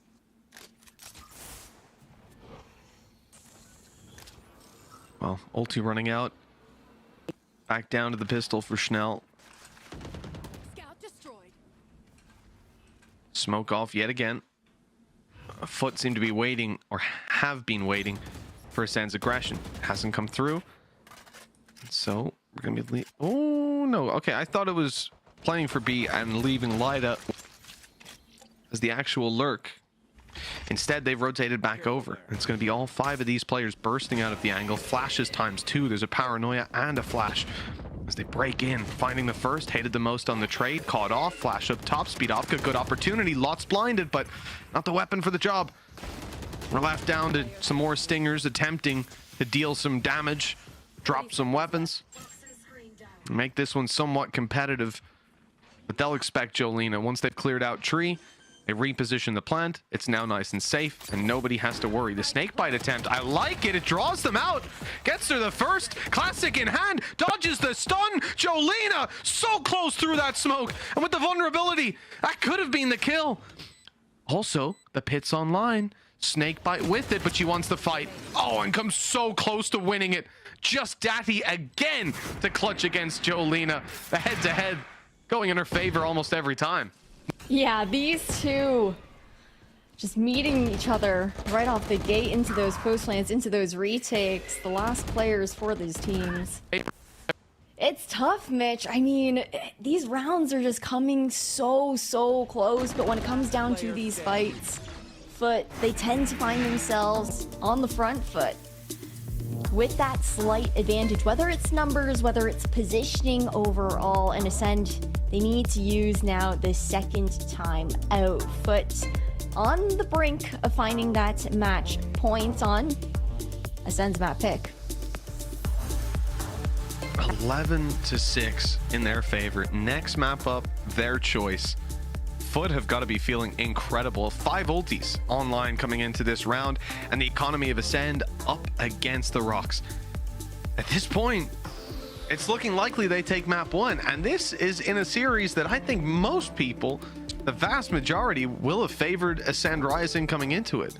They're certainly one of the stronger squads. They've made that upper bracket run. They took out KPI Shine with it was a close enough game. Certainly I remember the OT, I think 36 rounds we went through on that first map.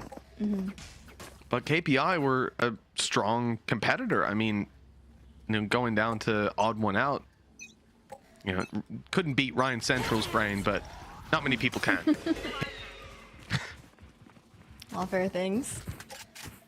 Early information here coming out from Ascend. Guiding Light finds that tidbit.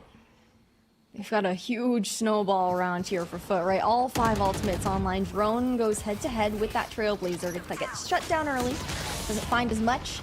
She's got to find a way to get out.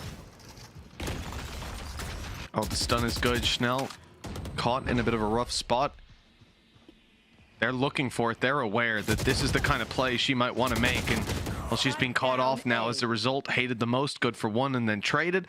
And the site under threat. Speedovka might be spotted by this recon, and it's got to pulse off. They know exactly where she is. Flash for left. It doesn't catch Julie. Still, she's good for that. Speedovka's got the spike, locking it down with Jolina to close out the round. There's a fight left in Ascend. Needed to happen now before it was a little bit too late, but only 1 ultimate for the trouble of FUT was used. Ascend, though, they hadn't need to pull any of those out quite yet. Jolina has held off on popping this Viper's Pit into that early round. We've waited to see if she would use it in any of those retake situations. Still yet to come out on that as well. So curious to see what kind of parameters Ascend are waiting for to see that ultimate be popped. We know that Jolina is a lot more of that solo player, making her own decisions in that kind of sense. Bladestorm up here, and Ascend not looking to give anything away too early on. Careful there. No, they're taking this one nice and steady. A little bit of tempered aggression. That's what you need to see. Information gathering. Luckily, they chose to do it on A and not on C, where that Bladestorm is waiting to punish.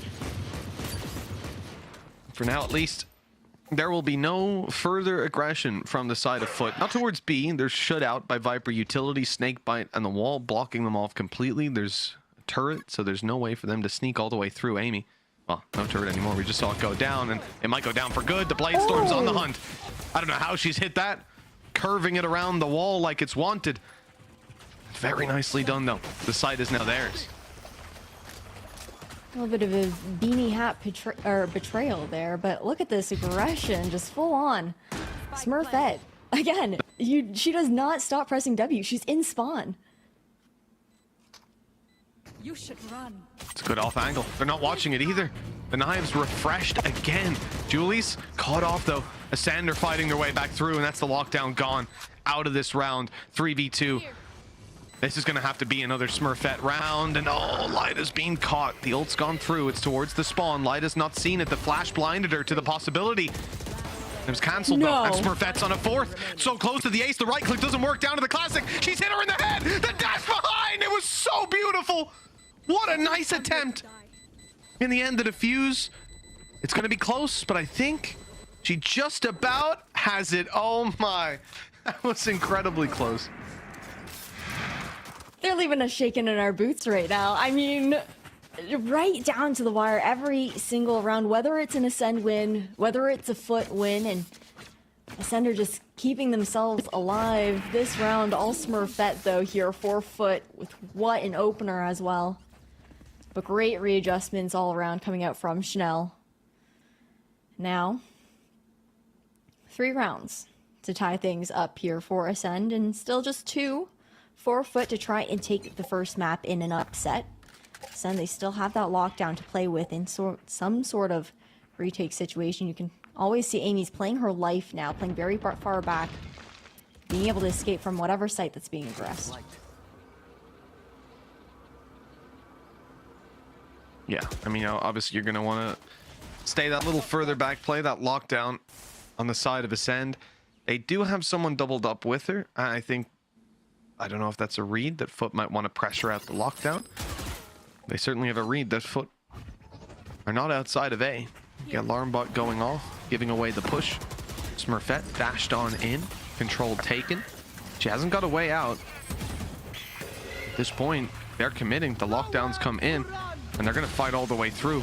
The Hunter's Fury to cancel out completely.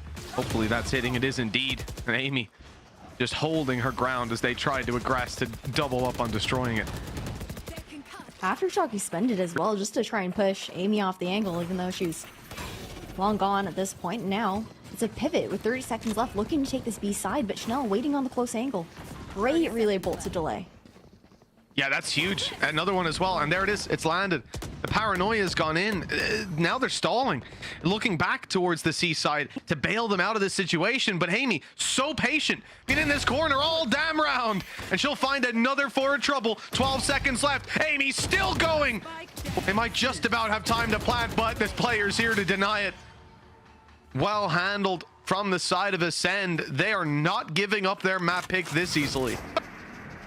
Absolutely massive stall coming out from the team on that C side. All the utility dumped in towards Bend in that particular situation was just enough for FUT to be like, yeah, okay, we don't want to face this one head on. It seems like there's too many homies around right now to actually defend this site, and things are getting close. FUT, of course, they need to use this time out. Ascend have seemed to have found all the answers that they've needed here into the second half, and FUT struggling the last 3 rounds to actually find success. It's been a lot of Ascend just working together, I think, a little bit more with their utility, with those combinations, and the general staggers on those on the util for the refresh. I think having so many opportunities to take those clean retakes as well, where they're not just scattered, they're not taking individual fights. I say that, obviously, Amy in the previous round was taking some individual fights, but the clock was in play at that point, so it makes a bit more sense. It's the fact that when we've seen them go for the retakes on any side of the map, they've been on the same page, whether it is to fall back and fight for it afterwards, or whether it is to delay time and rush in to close the round out.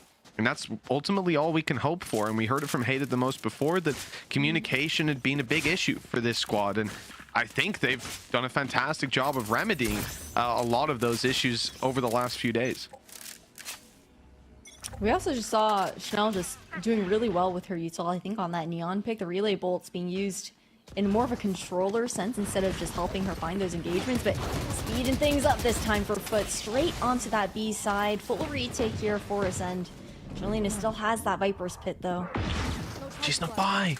Chanel somehow managed to dodge past the Tiger. It didn't catch her scent inside of the connector. It was a free kill. They're still fighting. As I said, Smurfette, she only has 1 key, and it's W! A 3rd kill! Dash still online. Ness here to swing, to be the point of contact that Smurfette executes off of. But in the end, they'll just fall back, concede a bit more space. 2 versus 4. And the time very much on the side of the attacking squad. Smurfette's wraparound heaven won't even be used because they're just closing it down with the wide swings. Another round for FUT, now 1 away from taking Ascend's map pick. What a tight series to kick off the day so far. I mean, 21-17 right now for Smurfette. She's just been going in with the aggression overall, and I feel like we're just seeing the rendition of what we saw from her previously on Guild before she got slotted into that IGL role there in the last stage. She gets to fully just be herself as a duelist again and focus on that, focus on playing her own game instead of taking on that IGL responsibility, and it is just taking FUT to another level. The judge. They haven't cleared it. They have to come close around this corner. Even blinded. Hated the most. Doesn't mind. And thought maybe the door would open. Or Shrouded Step would come in behind her, but no. Amy? Oh. Okay. She's played a 300 IQ game, but nobody was on the other side. So they would think it's maybe clear. She'd come swinging out at the last second. Unlucky. Because instead she's just gone down, and we're in a bit of a disadvantage on the retake. Speedovka though able to take down Lada. Seekers out. Information times change, and know with that rolling thunder they've bought a little bit of that clock in their favor. The side of FUT though still fighting, still looking to aggress on this, and caught with utility out. No. That's unfortunate for Julies. There's still a chance here, a chance to keep going in this map for Ascent to push up to overtime, but they need to get on that defuse. Speedovka has to hold them, and she fails at the first hurdle, but they've lined up. It's too far gone, surely. It is miles bought by them. FUT, well, they've surprised us all by taking this first map. It looked like we were gonna have an Ascend series on our hands. Instead, it's an uphill battle with FUT's pick up next. Man, that last round could have been so different too. It was a matter of just holding to half for that opportunity to actually get that defuse down from Julina. But something that I was really missing out is that we didn't see that Viper's Pit actually getting popped a single time on the defense here from Ascend, and that's an ultimate that is usually pretty key for holding off those chokes or even finding some sort of favor in creating discord into those post-plant situations. Yeah, it was interesting. I think in general the Viper's Pits were pretty slow to be used. We saw one over towards C, and that was about it. And it's curious, I suppose, in many ways that they decide not to go for it, but a lot of the time I guess the retakes were coming in so quickly, maybe blindsided by some of that aggression, with players consistently W keying it in. I mean, Smurfette especially, there was basically no ground to be given. And then that one Viper's Pit I do remember on C site got shot down within what, 1 second, maybe a little less. It was definitely not a map to be a Viper main. Hey, Jolina's still topping the scoreboard there for Ascend, though, regardless, all things considered. But I just can't get over... I think what was difficult for Ascend was that for the few rounds that they did win in that first half, a lot of them did come down to a few hero play situations where you had players just kind of cleaning up kills at the end of a round, and they did find their groove once we swapped sides there into that second half. But right now, FUT, they are just pressing and stepping on that gas today. Oh yeah, absolutely. And like I said, yesterday after the game, Ness tweets out, "I'm just playing bad lately. I don't know what's wrong." Well, she must have figured it out in the meantime, because today's performance was eclipsing that of Smurfette, who, I mean, if you're getting anywhere close to her level on the server, especially in a game like this, the W key coming out of her jet, I don't know, that speaks volumes about what you can do. This is a fresh face from FUT. One map up, and next is their pick. This BO5 could go down the drain very quickly for Ascend. We'll find out how it's going to go down after this. Red Bull gives you wings. Calling all students. Compete in the ultimate VALORANT competition. The Red Bull capless clutch. Register now for your national qualifier.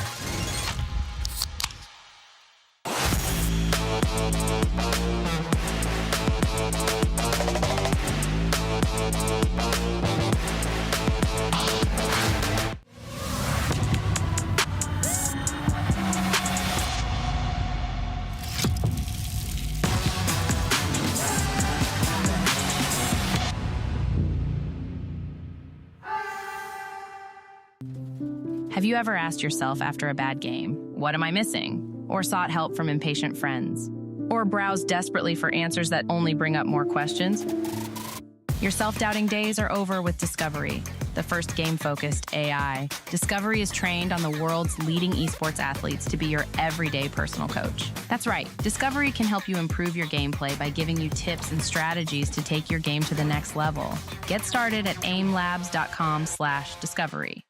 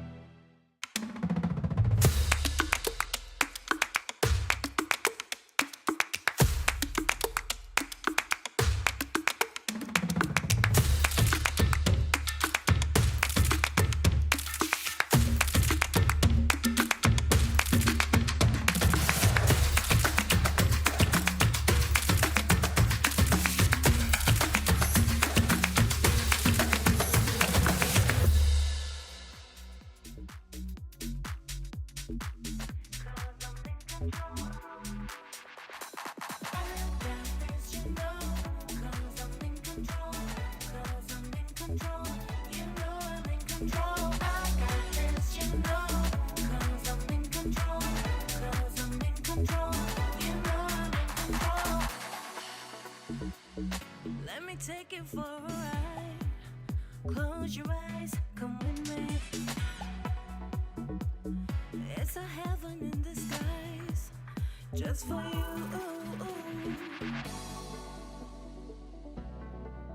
Just for you.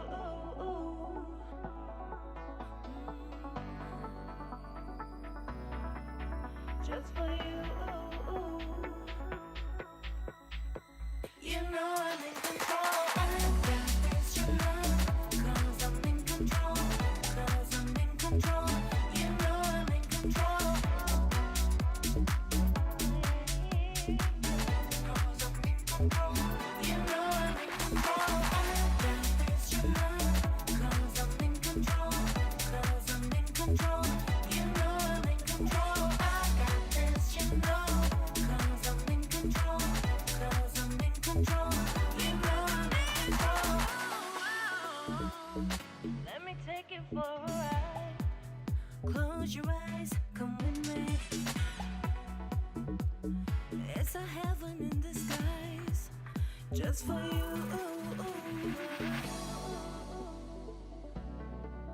Just for you.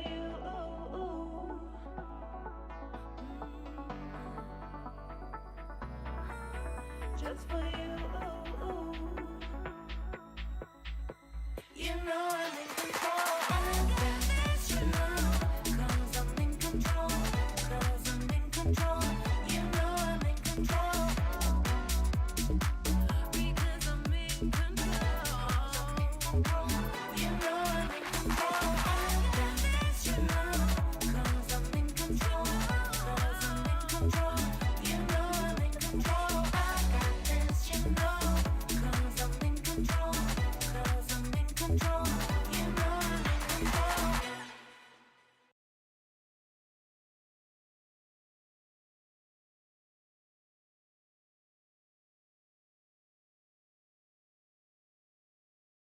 You got that something that all the girls want, all the girls want, all the girls want. Give me that something that all the girls want, all the girls want, all the girls want. You got that something that all the girls want, all the girls want, all the girls want. Give me that something that all the girls want.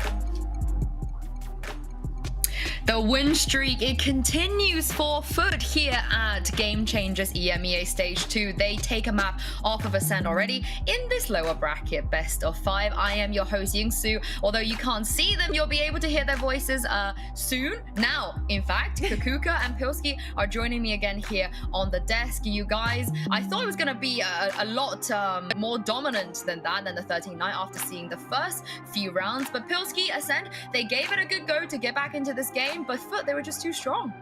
Yeah, I think, look, both of these teams have shown a tendency over the playoffs so far to be a little bit hot and cold and go on big streaks of rounds. You saw a little bit of comeback from Ascent and FUT looking a little confused on some of those attack rounds, but I think for the most part, very impressed with FUT. The comp change after losing to them last time seems to suit their style a whole lot more, and it looked like a complete 9-day performance because last time they lost 5-13.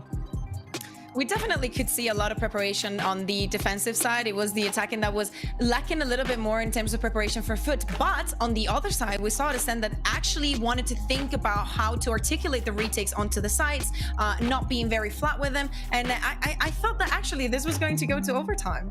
I mean, speaking of some of the good tendencies we saw, Cougar, let's revisit what felt like a lifetime ago of round 4, because right off the bat, both teams are showing some great things. But FUT, I just felt like maybe had a better preparation. Yeah, I wanted to highlight this round as round number 4, as you were saying, because we see this micro at the beginning of the round where FUT is just taking advantage of Jolina's orb, just creating that pressure with the Odin, just spamming a lot and creating not only the pressure but getting the position as well. As they hear the shooting, they know that there's somebody there, and they just go on the hunt. On the other side, we see Julius just defending C constantly. They get the kill, obviously, with the Odin. This is for you, Yinsu. I hope you liked it. And obviously, Ascent, they make the right call, and it's like, okay, there's a lot of pressure here. There's 3 players. Let's just go onto site. The problem is that when they get onto site, this smoke is going to dissipate. And Hated the Most is going to replace it with another. The problem is that she doesn't wait for the right timing to get that position. And Julius gets another free kill. And just like that, 3 kills for them pretty easily, and the spike is impossible to be planted. Many micros we were seeing at the beginning of the round were giving FUT so many advantages in this defense. Yeah, and just to add to that, I mean, they had so much more depth behind that as well. You see the A main pressure forces Ascent to move faster towards the C side, which is something you see a lot on this map, the C mount control in response from the attackers. Well, they had great depth with the trap plays, you know, the Omen Paranoia or Breach fault line with the jet dash to dive on that mound. They had a B wrap as well, so really, really good adjustments from FUT. And I think, like I said, the role changes and the comp change in this map really suits their style a whole lot better, and it seems to have worked beautifully for them. Well, the timeout in the first half actually costed them. They didn't win a single round in that half after that timeout.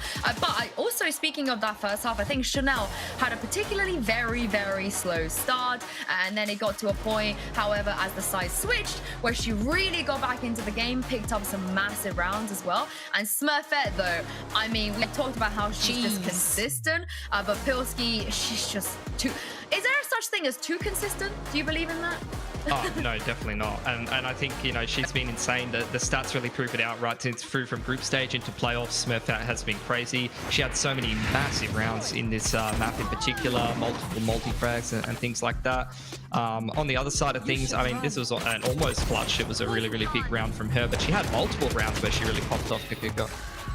Yeah, exactly. And I think that we're choosing this one because that was so close to Grant and FUT at that 12th round for them. And, you know, maybe if she would have played time, if she would have used the app drafts, doesn't really matter. She goes for the extra aggressive play, and Chanel gets the spike in with less than a second left on the clock. Ascent, time and time again, we were talking about these retakes that were so important to them, and definitely something that they had to work on. Maybe if they would have, you know, if they would have been more proactive on the attack and not so scared and not to fall into FUT traps, maybe this would have been their map. And also shout out in that clip as well to Smurfette for giving her teammate the gun when she was playing with the Blaze Storm when they were on a low buy, because she do be like that. Yeah, it can be frustrating sometimes when the economy isn't being managed properly with the ultimates. But that was map 1. Cougar, you made a very bold statement that if FUT win Lotus, they win the entire best of 5. Now, how do you think, in which case, Ascend get back into this on split as we move on to the next map? Yeah, exactly. So the thing is that Split is not a map that FUT has played a lot. I think that they've only played it like once or twice since the last time that they were in from stage 1, right? So I think that this pick comes directly off to what happened to Guild, I was going to say, to Ascend yesterday against G2. And I think that they saw the weakness that they could have, and they could attack and just repeat what G2 were doing. And I think that is brilliant for them, because it goes a lot with first being very aggressive on the defense and just doing exactly what they were doing on Lotus, but this time on Split, and just shutting them down, forcing them to actually rethink every single step that they take. Now, if they can do that and think a little bit more ahead, this should be an easy map for them, and maybe that's the reason why they picked it.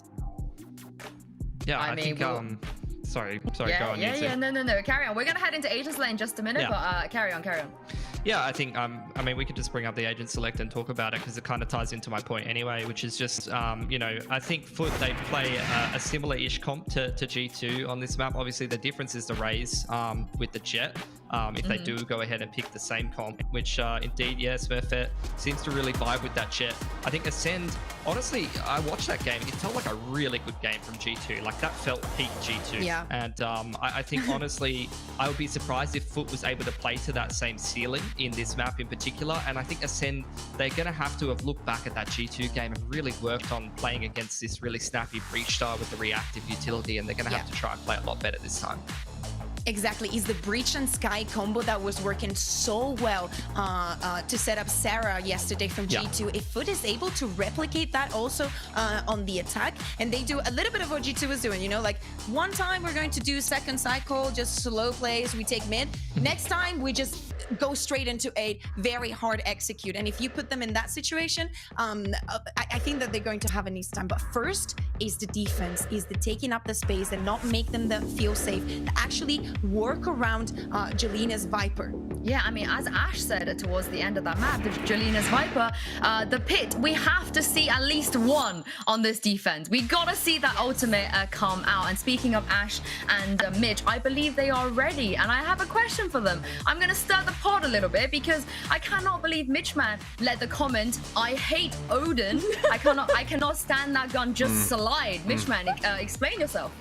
You know what? I've cast with Ash before. I was ready for a little bit of LMG, HMG hate, but it caught me off guard, Sue. Honestly, I didn't know what to say. I had to just pretend I didn't hear it. Ash, what do you have to say for yourself? Oh, okay. So, I guess I'm going up against the council right now. The whole jury's here to lay down the law, apparently. Well, if it's not Tom Biz hating the Odin, it's gonna be me hating the Odin. It is. What can I say? I gotta keep it consistent for Mish's duos. Hey, bring balance to the force, but we all know that the greatest force is on the side of the Odin. It's got a lot of bullets, big bullets, fires them off real fast. What more could you possibly want in an FPS? I don't know. I don't know where the hate comes from, but what an incredible first map. FUT, they look good. I like what the desk was saying though, because we talk about map picks as like sometimes you want to play your comfort, whereas FUT maybe looking at this and just thinking, we don't mind that map. We feel good there. It's not like we have a plethora of games or a plethora of comfort, but Ascend might not want to play that, and that sometimes makes it worthwhile. That is for sure. This next map is going to be interesting here, and luckily on Split, Odin gameplay is not too common overall, but FUT, they're going to be on the defense for the entirety of this series, right, Mitch? And do you think that this is more of like maybe a comfort thing for FUT, just starting out on the defender's side so they can just gear up for that attack in the second half? Yeah, I think definitely if they've read into what they were seeing the other day from Ascend, if there's weaknesses there on the attack, if there's weaknesses on this map, I think it's going to be easiest to exploit those when it comes to playing your own defense. And in terms of just watching how they like to take space, punishing it, you're not having to make adaptations, and there's just less a chance you come into the map and run headfirst into a brick wall if they have made changes. So I definitely like the idea of defensive starts on pretty much every map. There's very few, maybe like Bind, for example, where you can see that attack side start look really, really good. Somewhere like Fracture, maybe, where you can set pace just the same on either side. But for the most part, I think this is just a lot safer. Oh yeah, I mean on Split especially, right? But already, this timing though, HTM. Oh wow, the Cloudburst has to be used just to buy a little bit of extra space. Smurfette almost went down. 36 HP. been a big opening for the side of FUT to at least drop Speedovka. No flashes on the way, coming out of heaven. Paranoia is still online for hated the most. It could be used, but the angle, just look at it, and it won't be used. Look at this Smurfette's got her after buying time earlier. Deciding not to take the fight until a little bit later on has paid off perfectly. Amy's caught, trying to make a bit more space for her squad. You can't falter. They didn't have a lot to work with, and now they've got nothing to work with as the round goes the way of FUT. Man, it's not even just the duels that Smurfette's taking, it's her timing with her positioning too. Just he's catching someone with their pants down on the side of Ascent. And the last time these two teams went head to head, we actually saw a pretty interesting difference in Smurfette's ability to find those first bloods overall.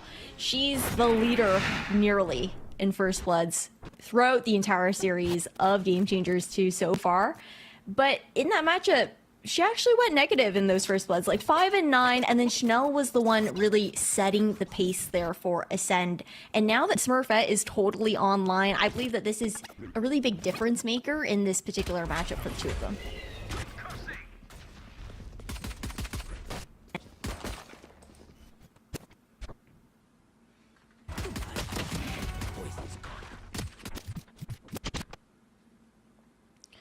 Ooh, seems like we've lost Mitch in the fray right now, but just spams going down here from Smurfette. Speedovka just trying to find something into that smoke. Not gonna be able to find anything at all. And a flawless second round coming out here from FUT. Strong bonus incoming as well. You've got several Bulldogs to carry over, the Vandal as well, and the fact that Ness ended up only buying up to that Ghost provides a little bit of that safety for her. She just forces up with a Bulldog of her own. So essentially a head-to-head round here into round number 2, especially with those close quartered angles here on Split. And Ascend, they're just going to be looking to poke and prod a little bit right now. Jolina, the player constantly in those lurk positionings. You always see these 3 players being Chanel, HTM, and Speedovka playing for this mid-control first blood. Smurfette gets taken down early, and she's such a big factor on initiating those pushes back in, that ebb and flow there for FUT. Overall, just a little bit of delay. Still taking their time here on Ascend. Dati actually catches a bit of that timing. Jolina, sleep on the angle, has to fully fall off of it. Look to regroup with the team. Fully allows FUT to actually take the entirety of that A main control overall. Now push back in. A trade for a trade. Julius just going to be holding down B main here. Looks for a third. Can't quite find it. Those 2 players, Dati and Ness, who had pushed out all the way through A, not able to actually find that space. Looks to regroup here in towards the mid side. Still a flash in hands here for Dati. Got an aftershock as well. Do a little bit of that zoning. Not too long till the fault line actually comes back online here, but a great crossfire. This should be near impossible for FUT to retake unless they get a really good flash off in a trade. Fault line comes through, but not actually in a spot where FUT can capitalize off of it. Julian's just going to be watching. Ness with the flick. Finds one. The aftershock to find back sight. And now just looking to find this last pick here. Ness looking to clean everything up. Mitch, that was a crossfire that we weren't expecting Ascent to lose. No, not quite. And what a terrible time for it. I've been watching the whole time, though my signal was KIA. I gotta say, incredible stuff. Like, for the side of FUT, there's so many scenarios they walk into. Like that one there. You lose the initial fight in heaven, and I feel like it's gone, you know, at that point. But they're able to swing out, grab a double from that position, and fight back in.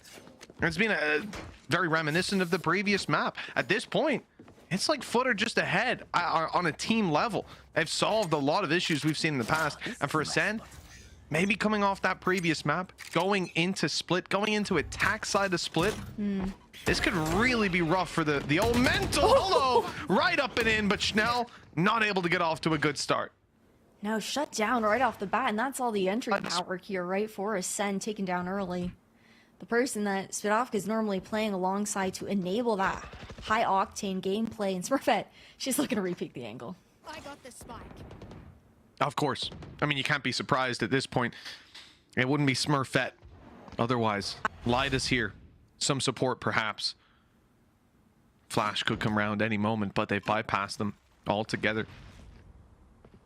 The bait set up just to catch them as they move into Heaven on B, but instead it's Heaven on A that they were looking for. Quick kill onto Dati. Another player spotted up above, but they're going back into it. Back into Speedovka! Smurfette is taken down. Oh, well done by Speedovka to keep it alive. Flash in hand as well.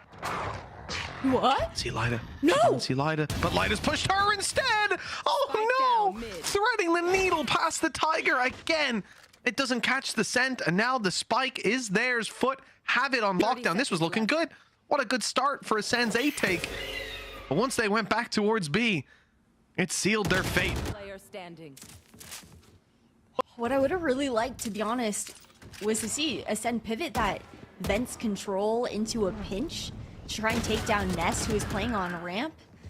I think that could have been something really nice coming out as an adaptive play to go and try and take that A site control when you already have that lurk coming in from Jolina in towards A main, and she catches one out on top of that.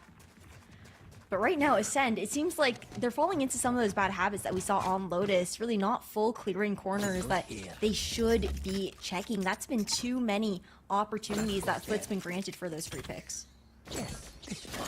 Yeah, and that's the thing. Sometimes you can play that little bit looser, but right now FUT are hitting every single shot. Every time those opportunities are presented, they convert on them. And even then, Smurfette only got one, right? Speedovka was able to trade so quickly, but it didn't matter. The play in by Lada, and it's those little macro plays that are micro plays that are changing everything.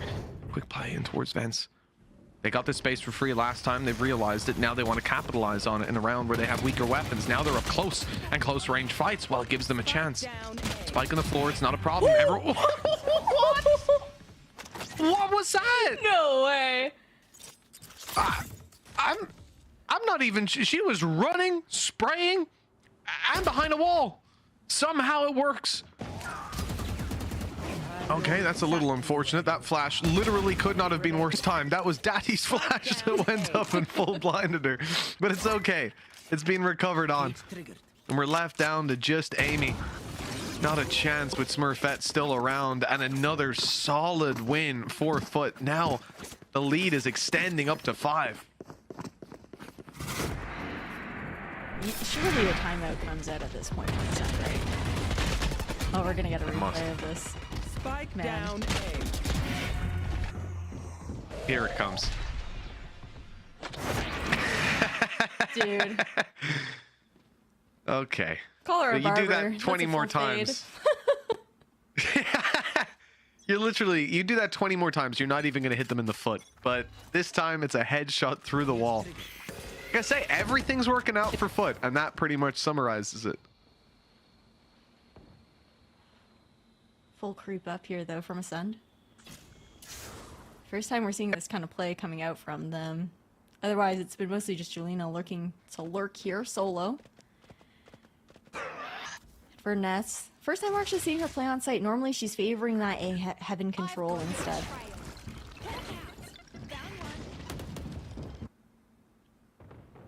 Well, they've just gone for the blind. Ness can't see a thing. This is their moment to drop out. Maybe a little bit delayed. Now she's got a chance, and she's able to swing alongside Dati. The flash is good, but, well, when you're hit by that vulnerability, the snake bite eating up at your feet, it's not too easy to follow through. Jolina's attempt at a clutch stops there. Hated gonna use the ult just to grab the spike. Fade back down and go for the plant. Still a 1 versus 3. A massive obstacle in her way.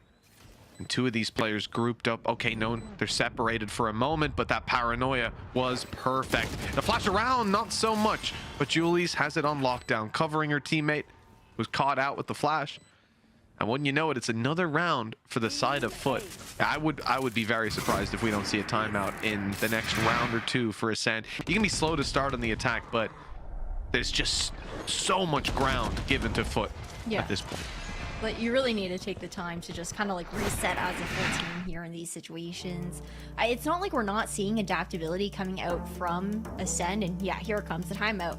We're seeing these adjustments in positioning, right? The typical default for Ascent's not working out, where they have those 3 players pushing on that mid presence, then you've got those 2 solo lurk players in Jolina and Amy, and right now, the way that FUT are playing, they're not really giving those opportunities for Ascent to find the lurk positionings. I find that they do tend to rely on sometimes on the attacking side. Across, honestly, most maps, it's usually them, the group of three making all that noise, and you try to get that timing off for one of your lurks.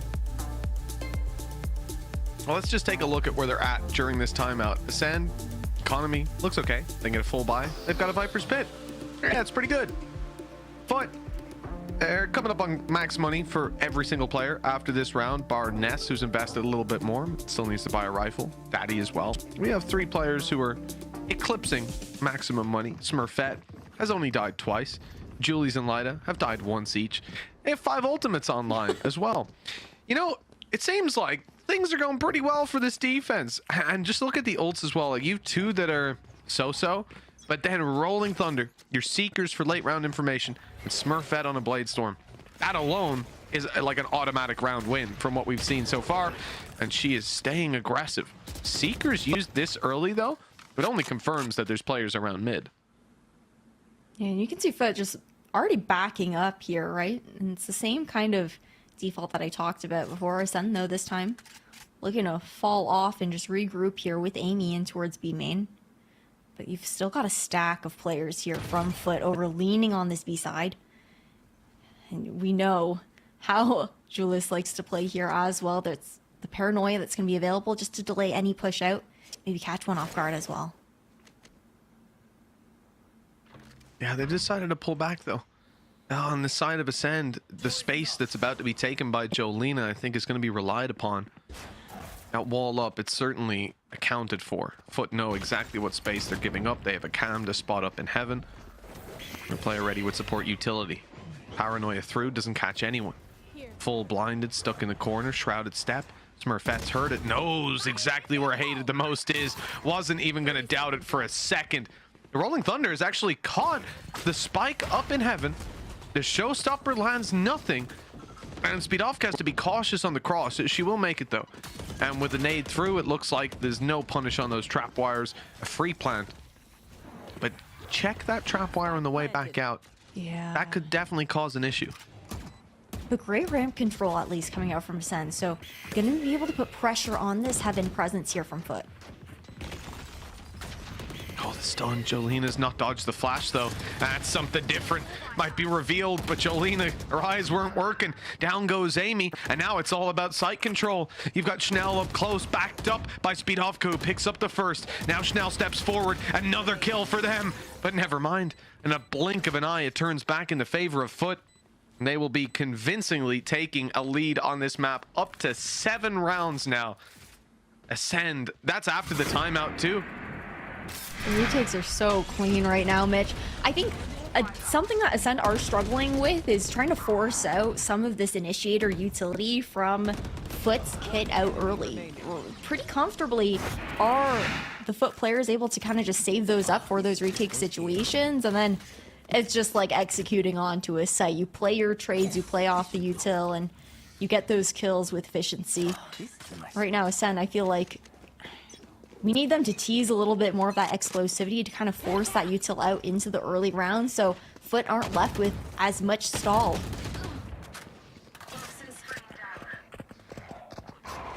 Well, Smurfette being down in the early round is a massive boon to take.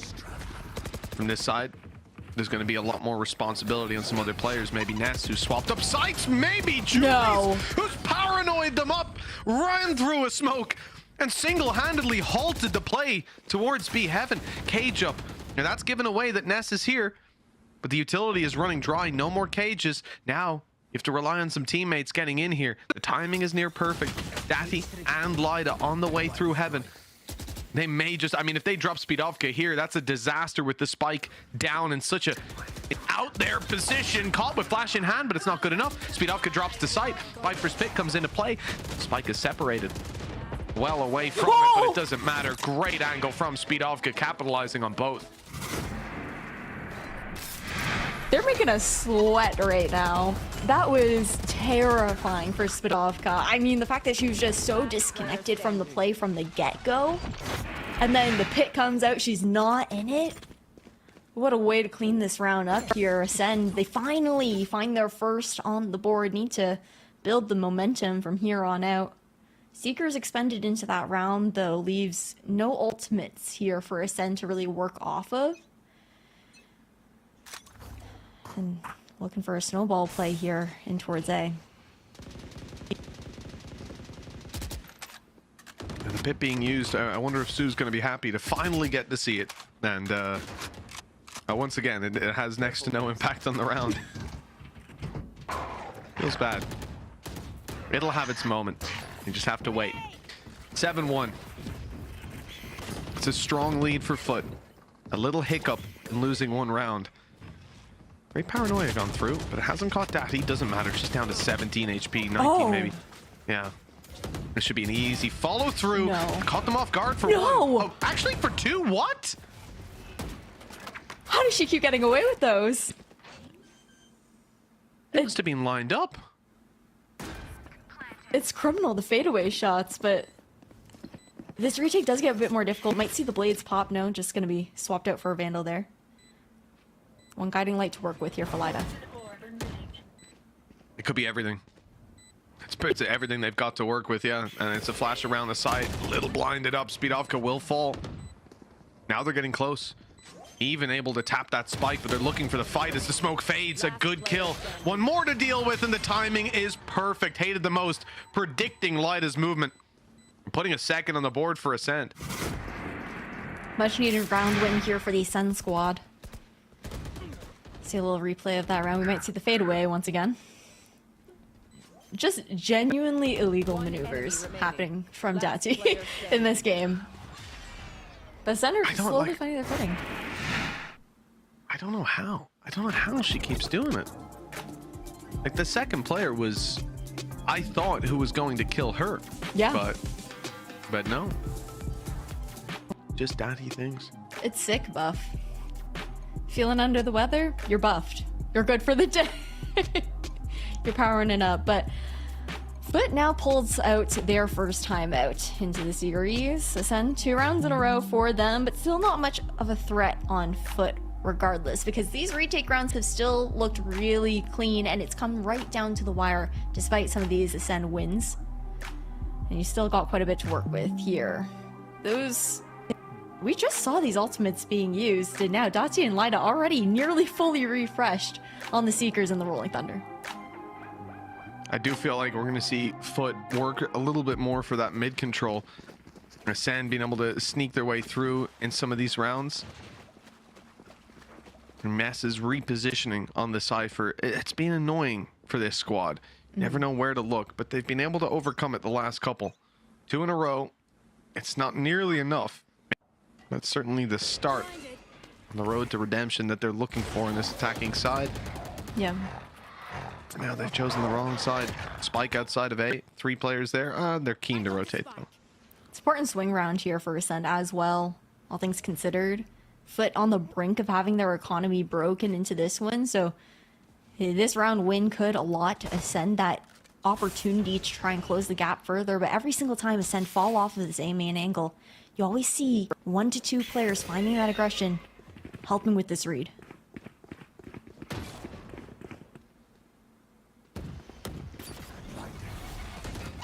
Nade's gone in. Julie a little slow to react and take a lot of damage for her trouble. Makes it around to try and spam them on the way through, but now look at this angle. The read of the spacing is perfect. Schnell's got up behind them. And with that, although only 1 kill, the assist, the ability to clean up had things gone awry. It's left everything onto Smurfette with Ness falling. The Blade Storm has been activated right at the start of this round. And now she's revealed, has to give away position. Smurfette top 3 already, down to the 1v1. No idea where this last player could be. The tap to try and draw them out into the open. Now a good read on the swing, but the headshot's not there. It had to land with 11 health left, but that was one of the most outrageous attempts I've seen for quite some time, making this game look like an anime.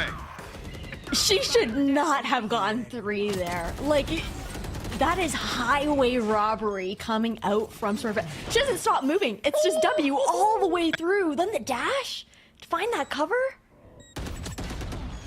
the mechanical prowess coming out from this duelist is just unparalleled, I think, so far this stage.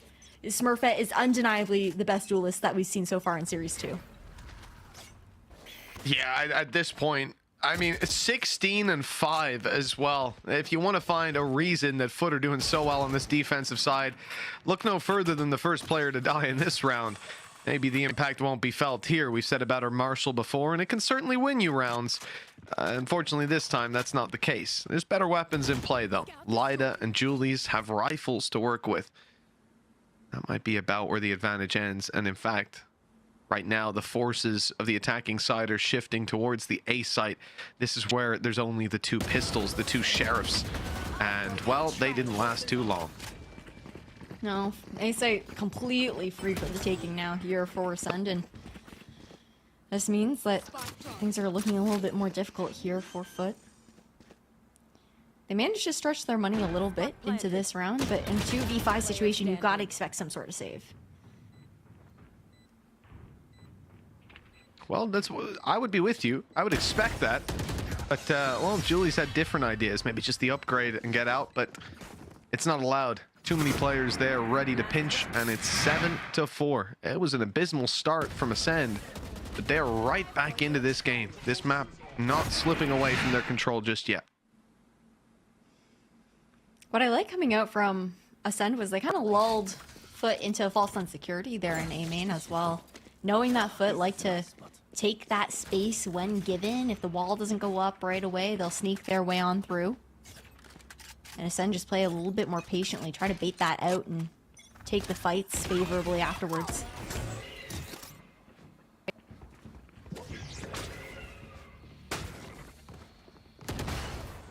Oh, that's a quick showstopper. Very swiftly used for some control, and Ness has gone down.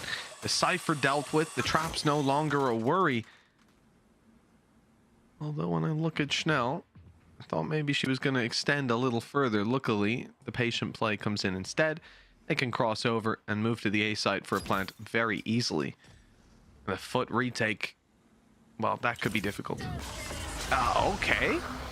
Well, this one's going to last a little bit longer than what we've seen before. Even using the From the Shadows to clear the A site. I love how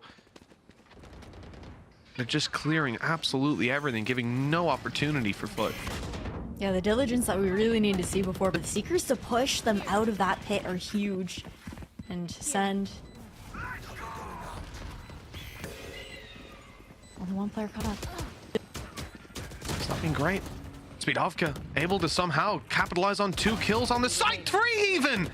Turning on a dime to follow through. Still some more work to do, but a 1v3, it's way too easy. With someone like Speedovka on the site just recovering on what should have been, even to get 1 kill there, yeah, is good. It's impressive. And the fact that she's left alive for so long, look at this, it's still stunned up on both of these kills. Dude. I can't. The only player to even get concussed by the Rolling Thunder, hit by that ultimate. That's just insane. And Ascend, they've come back with 5 rounds in a row. Now, if they can find that pistol, you can easily turn this on its head and tie things up 7-7. Oh, for sure. Yeah, I mean, the way back into this series is clearly paved at this point. And the funny thing is, looking at the side of Ascend, you know, someone like Amy, who has been so impressive in previous series throughout all this season of Game Changers, is off to a slower start. If she comes online, well, the map is very much up for grabs. And this is the half to do it as well on the defensive side. Oh, quick flash out, and it's going to buy them all the time they need. There was no follow through from players further down the ramp. And so it's the site that's under real pressure. Speedovka, though, again, going to be the hero of the round. Oh. 3! She was so low going into that final fight, but the performance is matched by Smurfette. We're back down to a 2v2.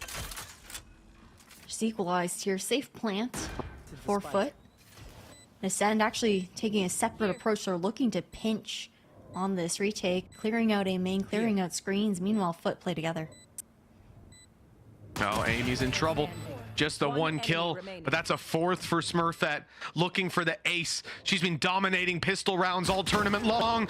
Dash used 70 HP now, her first bit of damage sustained, but it's dealt back tenfold. An ace for Smurfette, and the pistol win for Ascent is denied.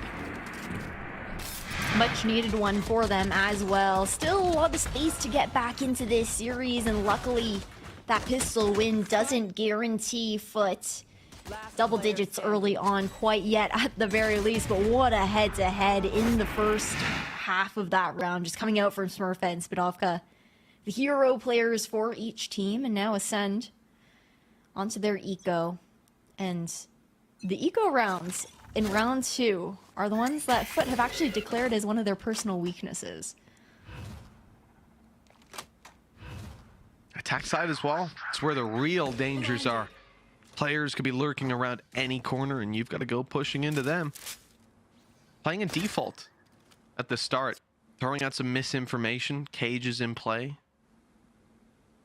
just to try and actually the cage isn't even popped. I'm just looking at Ness. They're going to start to rotate around, and I assume then pop it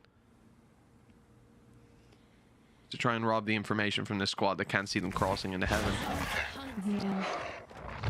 I mean, how quiet Ascend have been though on this defense is just gonna force FUT to still be diligent with their util to clear all these close angles. HTM's the only one on site. Shorty in hand as well. Oh, the stun is perfect. There we go. I was like, hold on, guys. And you know, the sad thing here, we had a flash deep on A, which gave the information. They weren't really sure if the players would be coming back later on. They maintained their stack, but again, the gamble was wrong. And so FUT have full control. As you said, they did have to use a lot of utility because of how passive Ascend were, so they don't have that now to fight back. I mean, even just the one flash for Dati, but Lada's got hers back online. And with a kill on Schnell, there's less guns out there to really deal that kind of damage. Yeah. Spadovka also only has a shorty in hand for herself as well, right? So it's really just exit frags that they're looking for, just to die to that spike. But the other issue with dying to the spike too, though, is the fact that you might not be granting the enemy team ult orbs, but you're also not garnering any for yourselves with that death. So just keeping things kind of even across the board in that kind of sense.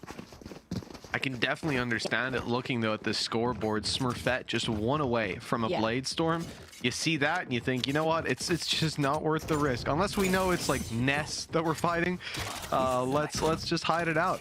I think it's the right call, but interested to see if Smurfette decides to go for that orb early round. You know, this is a squad that has the money to buy up, and I saw they have invested a little bit, the minus 3,300 on Julie's to get another rifle in. Gives them a really good chance at winning this round. And indeed, Smurfette not going for the orb, although she's got it because she's been spammed through the smoke by Jolina. The fact that she just goes straight through the poison orb and over the snake bite though, and so fast that it's untradeable. No one on FUT's fast enough to follow up on that kind of play. A little bit of poke and prod here in towards B main, and Ascent actually take the opportunity to push up. They've got an A lineup as well. The flash good. Oh, Julie's is in so much trouble. Will Shrouded step out of the corner, but the damage is most certainly done, and the control over main, even with the paranoia in return, will do nothing to deny the space taken by Ascend. And they needed it. They needed main control, considering they've given up all of heaven. They're playing so passive around this side of the map. Yeah. But with players rotating in to cover those holes, it looks like FUT want to take it A. Oh, where's the spike going? It's a trap play though, because for B, sure, site's open, B heaven's open, but then you've just got Ascend sitting on those extremities, whether it be towards defender spawn or B main. But just hitting that trip in itself was just enough to call that rotation over from Ascend. 30 seconds left. Yeah, luckily, now it's a much lighter B site. Not as many players to worry about. The teleport spotted, but not taken down. Ness, though, from above. The Spectre, the weakness in this round, or at least that's what we're told to expect. She comes through and delivers when it's needed the most. Upgraded to a Phantom at this stage. And the plant down with FUT in full control. Again, the utility, there's still a decent amount. You see the Trailblazer go out, a flash in play for Lada, a smoke just came online, but there's no way to put it down for Julie's. Stuck down below is a player about to crest over the top, and well, that kill does go Amy's way, so does another to close out the round. Ascend will grab the defuse, and they're closing it in. Still a pretty good bonus there coming out from FUT. I mean, so you get 3 weapons out of the hands of Ascend, but they stave off those double digits as need be. So far, I like the ebb and flow that we're seeing from the Ascent squad on their defensive side, looking a lot more comfortable than on the attack. I know that this is only the first round that we've seen them win on this side, but it's still those kind of adjustments, the way that they're playing off of each other, the contact plays. I think just a little bit too quick to that rotation initially. A Logitech power-up round to go into this. Yeah, everybody's got the weaponry to work with at this point. 3 rounds in the lead for FUT. Economy starting to build up on a couple of Ascend players. A judge in play for hated the most. That's over towards the B side. It's the A site combat that's drawing our eye with FUT steamrolling over heaven. They know Amy's around here as well, and they certainly do now. And good night and sweet dreams, surely. So low on HP after being caught crossing over with the cage falling. We've got Ascend down to a 2 versus 5. Both players retaking from spawn, and Paranoia already used on the way through. This is about to be a very tall task for anybody to take. I feel like with the money situation, you would even consider still just trying to save these last 2 weapons that they have. Guiding light enough, and yeah, Ascend's just going to be falling back here in this situation. But that was a really solid set play that we saw coming out from FUT. The explosiveness that we hadn't seen quite yet on their attacking side, and just looking to switch up that tempo. Yeah, and that's something that FUT have always had up their sleeve as well. They just pack a punch rounds. With a player like Smurfette, you can't really be surprised. Like we say, there's a lot of times that you'll see the rest of the team isn't close enough behind her. They just physically can't be, unless you've got 4 neons to play with. And even then, I think you'd struggle. But in a round like this, where Smurfette's first in, taking the space, and they immediately follow up on it, you see the value. It comes with its risks if they're stacked up, if they have counter utility, but this time they were just blindsided. It's also the fact that I feel like she's used almost like a distraction at some points, like into that A ramp contact. Sure, she was first one in, but Datu is the one to just immediately get that first pick off. Now, guiding light out. Find some information here towards A main. Nest throws a nice lineup for that cage just to put that additional pressure on that cross, but it's not really going to do too much. Because when you think about Ascend's current position, you have 2 doubled up here on ramp. They know that nobody has snuck by quite yet. And FUT just looking to regroup with each other here in towards mid. You can see Lada's looking to meet up with some Smurfette here to try and help her with some sort of early engagement.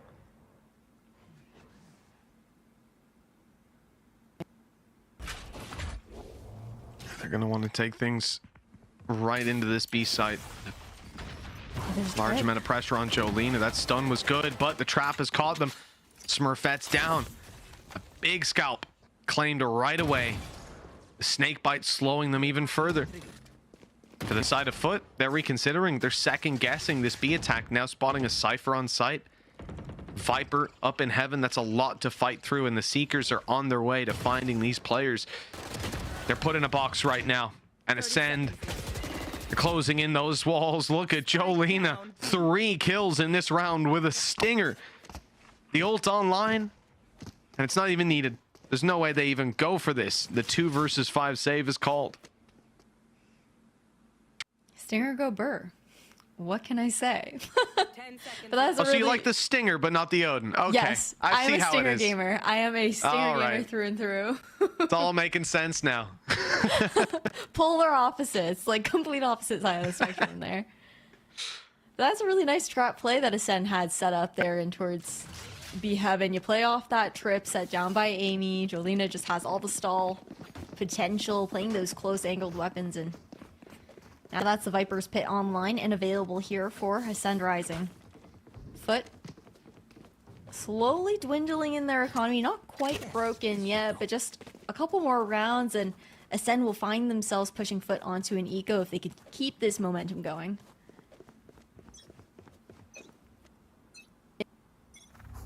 Yeah, the economy's not too far out of hand. And for the side of Ascent, promising Viper's Pit online to be used. Perhaps we've seen it plenty of times around mid, and I see that Jolene is currently stood there. But for now, it's passive. It'll be held onto. Speedovka down. Now maybe they'll want to use it on the retake, because it looks like you're certainly going to have to retake with Amy falling. A site is wide open, and the plant is coming in. It's a plant for Heaven, but they haven't got any Heaven control. It's more left out in the open. They'll look to punish these players on the way back through. The main thing being, they just have to stop Viper from getting close enough, and they have more than enough players to do that. This is a nasty crossfire. Yeah. Julie's up top, actually going to be spotted by Jolena, but watch the shot in the back. Ness right away able to capitalize and get 2-3 even from this position. So solid in that crossfire. They were coming out from FUT. That was tough there for Amy backside as well. You can see she had repositioned, hadn't played there on A previously, in towards elbow, had played more so like the screen on site, the billboard. Looking to try and dodge that paranoia, and FUT immediately, Julius had already adapted to that, throwing out a different paranoia that we had seen before in Ascent.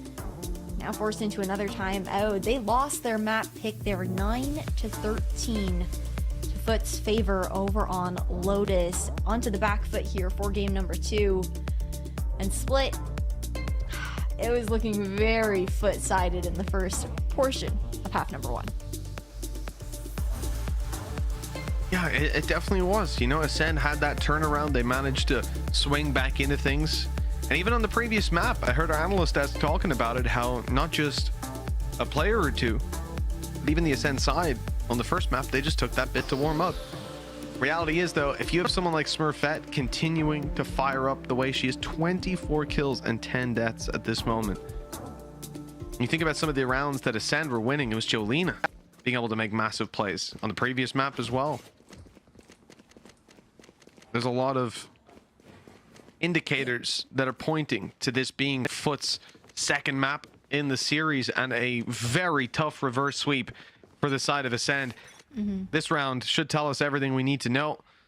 With FUT coming in, Bladestorm ready, but not utilized, and it's the Viper's Pit all the way up on A main. A very aggressive start with Smurfette falling. Is she going back out for more? Yes, the lineup was almost there, but Schnell good for 2, and that's the spike. Julian's already also full on fell off of that Viper's Pit. Just enough to delay. And now with that spike down towards mid, she knows that she can fall off safely. FUT looking to have to regroup to take this spike, and Ascent just walking down. This paranoia could be huge. Schnell just keeps delivering. That's the showstopper online and fired out. Her 4th kill of the round. The nade seeking out a 5th. And it was on point. Ness having to move out of its way, stepping back into the crosshair of Schnell. Might be screaming for no one else to shoot. Only one gun to fire. With the ace just around the corner. The Ness, well, she has to go for this peak sooner or later. There's 35 seconds left. Money is still decent for this squad. She's hoping they make a mistake, but look how patient they are. A 3-player lineup, firing squad, and highway robbery for poor old Schnell. Listen, Amy's got to get some kills in right now. She's having a rough go at it right nice now. donation.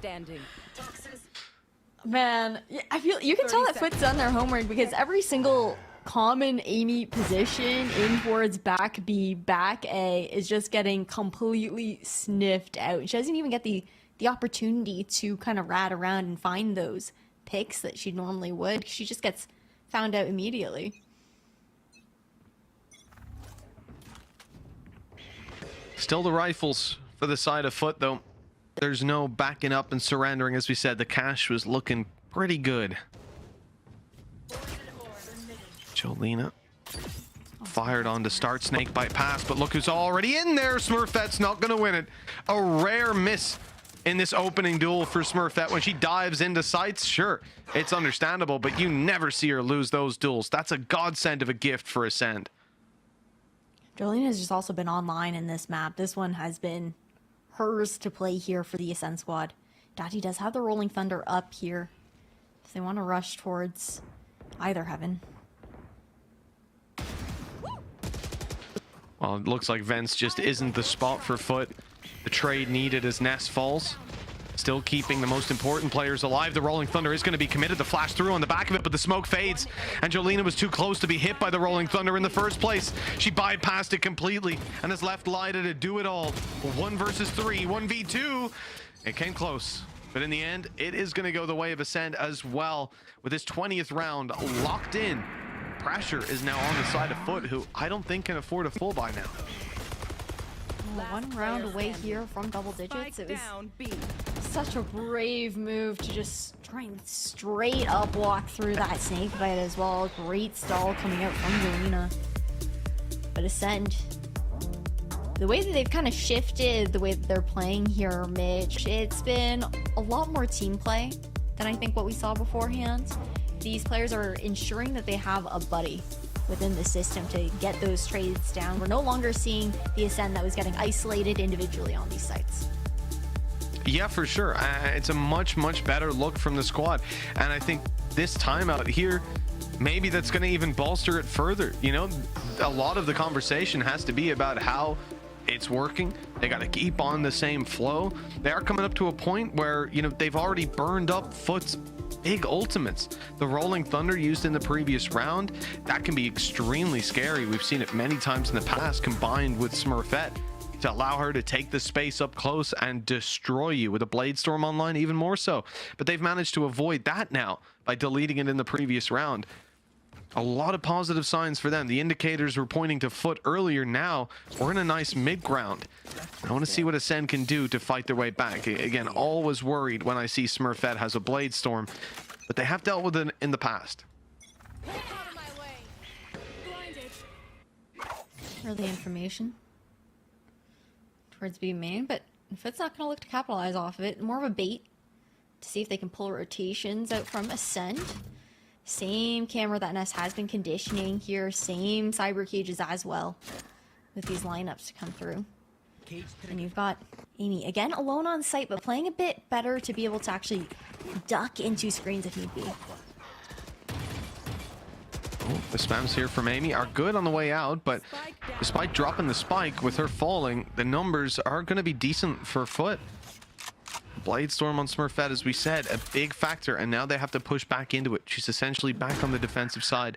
A very late lurk, and unfortunately won't get them a whole lot. Not only is there a trap watching this, but you've also got the camera, so there's no chance they think, oh, it's just one player. All good. They should be able to spot it out, and should be spotting it out as we speak. Indeed, all three of them have now been seen and spotted, and Ness will be able to make it out. Wise move to step back towards the cage, destroy the Tiger on the way through. Just costing them even more time on this side. Look who's up close. Good play by Lida. The nade was about to force her out of the corner anyways. And we've yet to see from Smurfette, patiently waiting on the site this whole time. Ness catching some angles, and while they try to deal with her, Smurfette comes out wide. When Smurfette falls, don't worry, the trade is instantaneous as well. A great showing from FUT, and 3 chances to close out map 2. Ness's utility also just so clutch there to enable her to get out scot-free and fall back to the remainder of the team, but the timing just a little bit off coming in from that mid flank. You had all 3 players coming in, and even if they did find a bit more success on site, time was just ticking down way too far at that point to really give a real shot at some sort of defuse. Now, match point here on map number 2. It's a best of 5 series at the very least, so Ascend have further opportunities to make this kind of comeback, but FUT just looks so strong today. I mean, as we said, Smurfette and Ness showing up, it's a different ball game altogether. And Ness in the previous map looked great, but Smurfette here's being the savior. Dathy's also had some huge rounds, but she will be deleted right off the bat. Safe plant on the A site. Not a safe push for Smurfette, who is just way up in the spawn. Look at Hated the most. A great off angle. She was spotted. She just saw the barrel, and she's going to sneak all the way through. Now turning to take down Hated the most. There's no stopping Smurfette once she gets started. Now And once again, FUT have retaken the favor, the heal, going back up Smurfette to 100 HP now. And they are desperately trying to root some of these players out, force them into fights as the time ticks ever lower. And it's Smurfette on a third. This is ridiculous. FUT just stomping their way through this series with back-to-back 13-9s. One more map out of 3 needed to take this and push their way up to a fight against G2 in the grand final. Slight miscommunication there coming out from Ascent into that last round as well. HTM just going into the smokes at the exact wrong second. Amy didn't even need to fall in that situation, but FUT have been looking so good the last 2 maps. The first quarter, extremely FUT dominant, but Ascent, we are still seeing glimmers of their brilliance in these matches. They are still quick to adapt on their feet, but it does seem like that communication problem that they talked about previously being one of their weaknesses is coming through once again. It seems like these comms are getting a little bit muddled, maybe chaotic, and just not as clear as they need to be here on game day. Well, that's it. We'd heard it before that there's been issues in the past, but the reality is when it comes down to officials, that's where the majority of that stress is going to be applied. That's where things get so much more difficult. I mean, the reality is for this squad of FUT, top 3 are consistently able to get within the EMEA in the regular leagues. This has been a huge step up now. 1 map away from a top 2 finish and a chance to take on G2, something that, I mean, even Ness has done in the past, and successfully so. That's the thing I wanted to talk about here, Mitch, is for any viewers at home who haven't followed Game Changers throughout the past 2 years, Ness and Smurfette are not new to this level of play. Sure, the FUT roster may be as a whole, but these 2 players alone bring so much experience to level up the gameplay there for FUT with the fact that they are under that Guild X roster. They perform so well, even taking one of the Game Changers over G2 Gozen. It's got to be said, if you're Guild right now, you've got to be kicking yourself, wondering how did we let these players go? As I understand, for free as well, just out there into the open, and then they came back to bite them, now looking to contend for a title, but they need 1 more map. They've got 3 chances to close it out and book their spot in the grand final tomorrow. We're going to go off to a break, and when we come back, we'll find out if FUT can do it.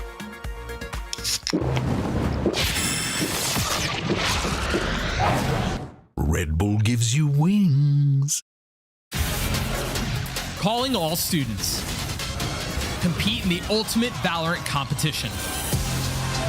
The Red Bull capless clutch. Register now for your national qualifier.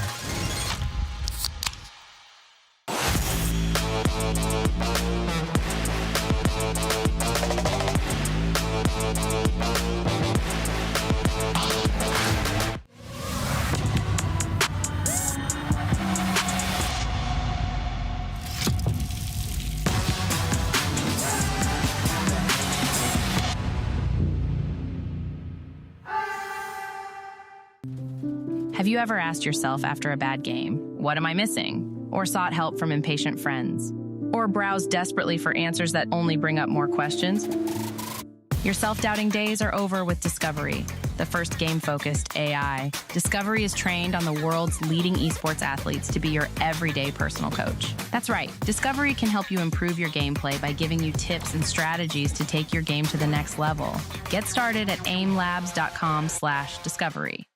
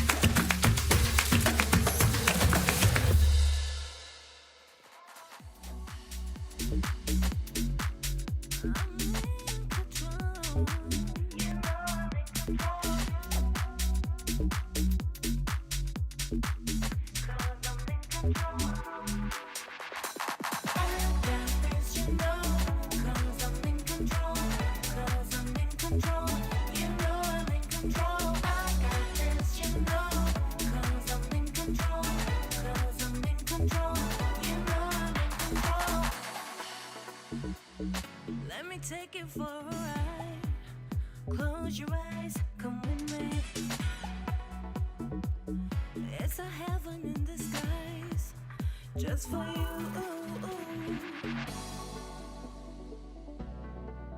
Just for you.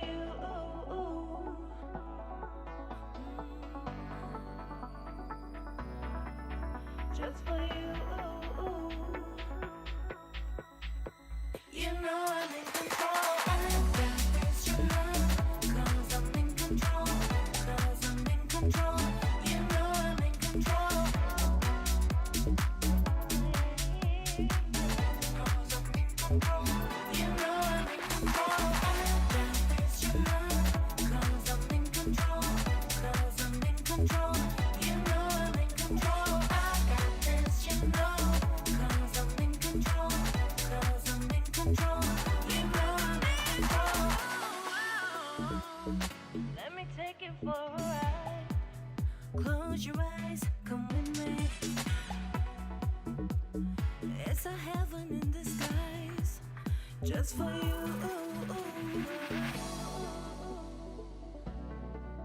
Just for you.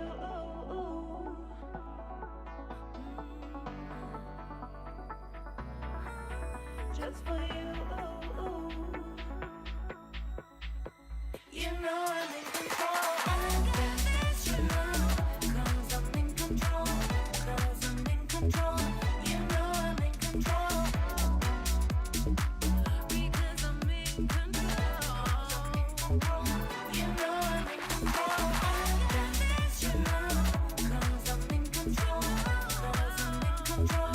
You know I'm in control. I got this, you know, 'cause I'm in control. 'Cause I'm in control. You know I'm in control.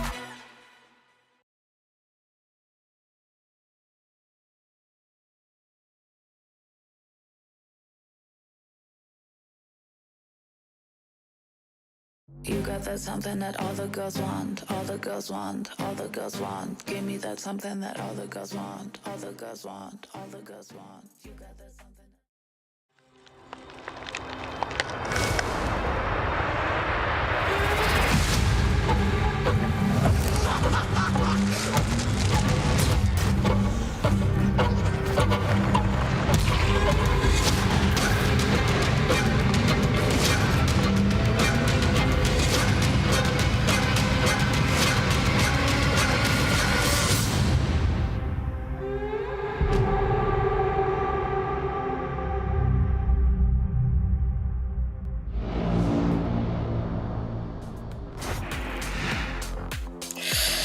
Oh, for FUT, it's another one on the board. They are just one map away from that grand finals. I'm your host, Yingsu, and I'm back here with Cougar and Pilski.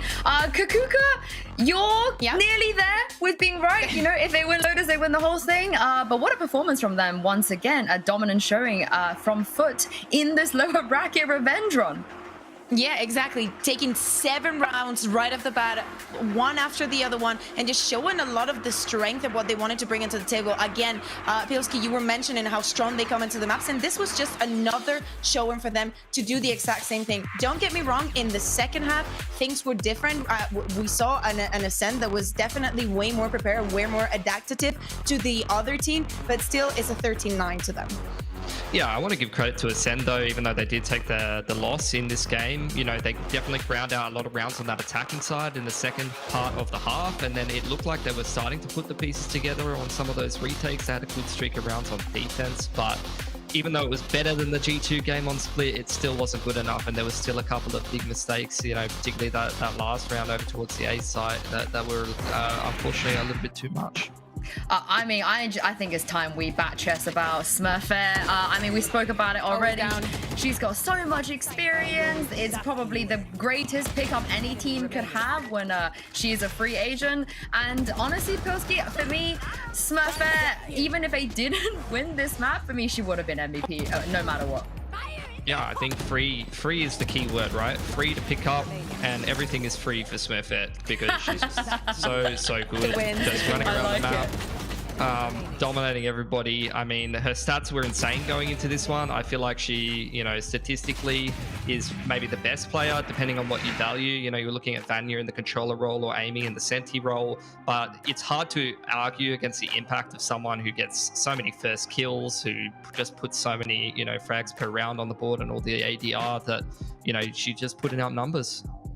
I'm always down to talk about how good Smurfette is, but just in that last clip that we were seeing, that pistol round where she gets the ace, in the entirety of the attack in half, that was her only first kill. The rest were first deaths after death. And not only, it didn't matter that much to FUT just because there was a plan afterwards. So I think it's very important to keep that in mind, that of course Smurfette is brilliant and she gives us plays that actually makes us love the game and love watching her. But it's not just that we're seeing in FUT. So I just love the fact that she can merge into all of that and create that beautiful ecosystem. Honestly, she's one of the only players where when you're watching her in like a 1v5 and you say, yeah, she wins these, she actually wins those though. It's not just a saying anymore. But we have to give credit when credit is due. On the side of Ascent, Pilski, you brought up a couple of things when we were watching the game that they have adapted. They do look better already on this map. I know it wasn't enough in the end, but let's take a look at this round and, you know, tell me what you saw on the side of Ascent that made you feel like, yeah,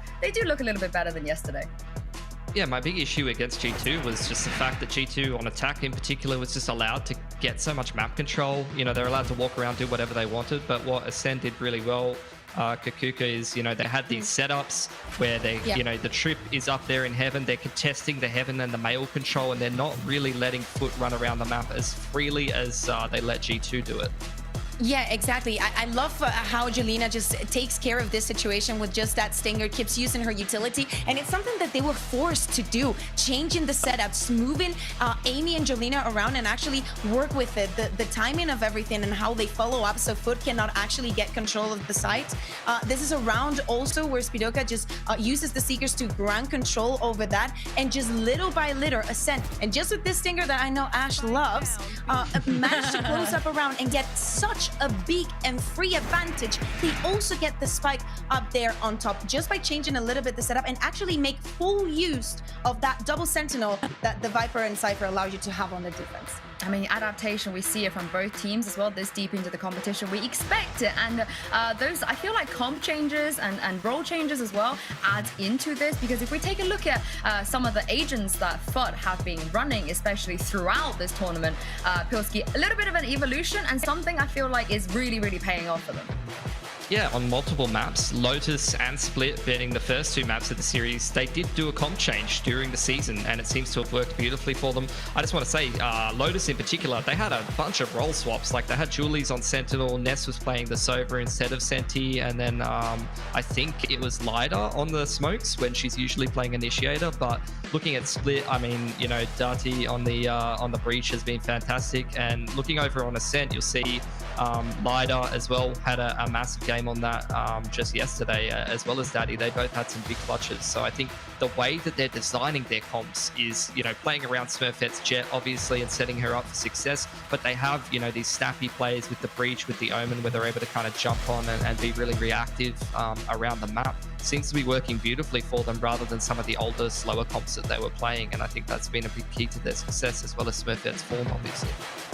Yeah, exactly. And now that we're moving on to Ascent, if FUT is able to keep up this performance, to play the way that they're doing, they're gonna get to that grand final. Again, only through that lower bracket without having a second chance like most of the teams have had. So now the question is on Ascent. We were talking about the improvements, how they can do better. We know that these girls have it in them, but we need to see what we saw against G2 yesterday. My only concern is that I feel like FUT is going to keep having the same approach and the same, I think, what G2 was achieving yesterday of having a real strong early map, and it's always Ascent on the backtrack trying actually to come back from the map. They need a different side for this one.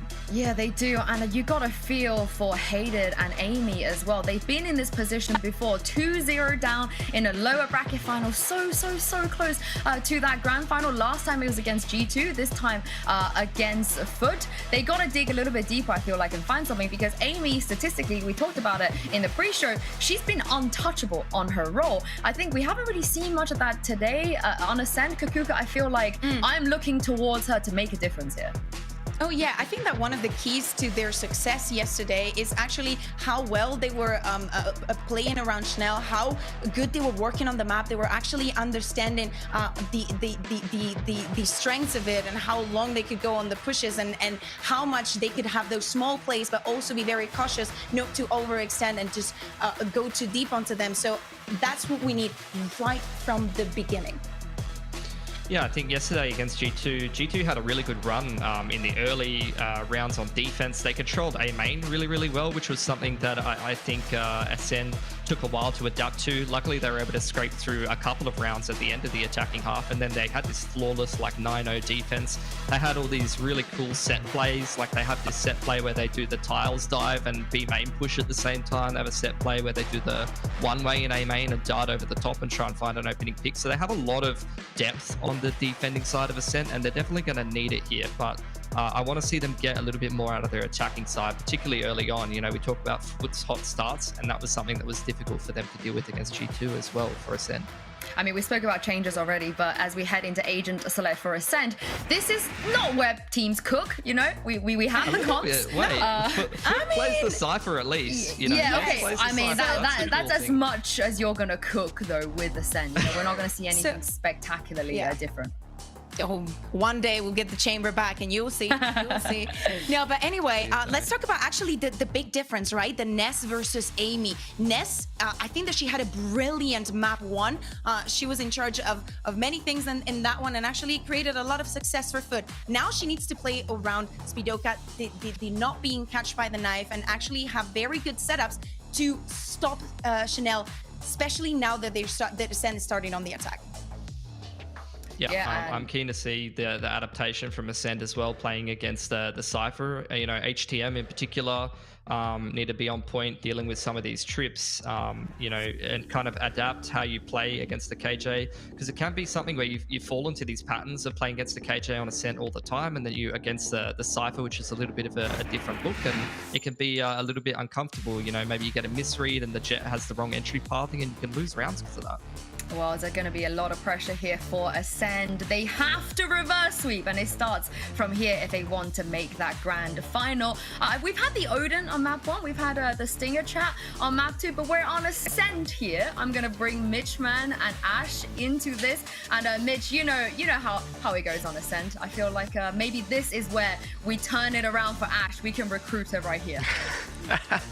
I'm hoping so, Sue. I'm hoping so. We see some of our best Odin play here. I'm thinking back not long ago, you and I were in a room watching Enzo play it on Ascension, and what a wonderful, wonderful time it was. I think we'll be recapturing some of that, those elements here. Ash, are you excited to see some great Odin play? Yeah, I'm so excited.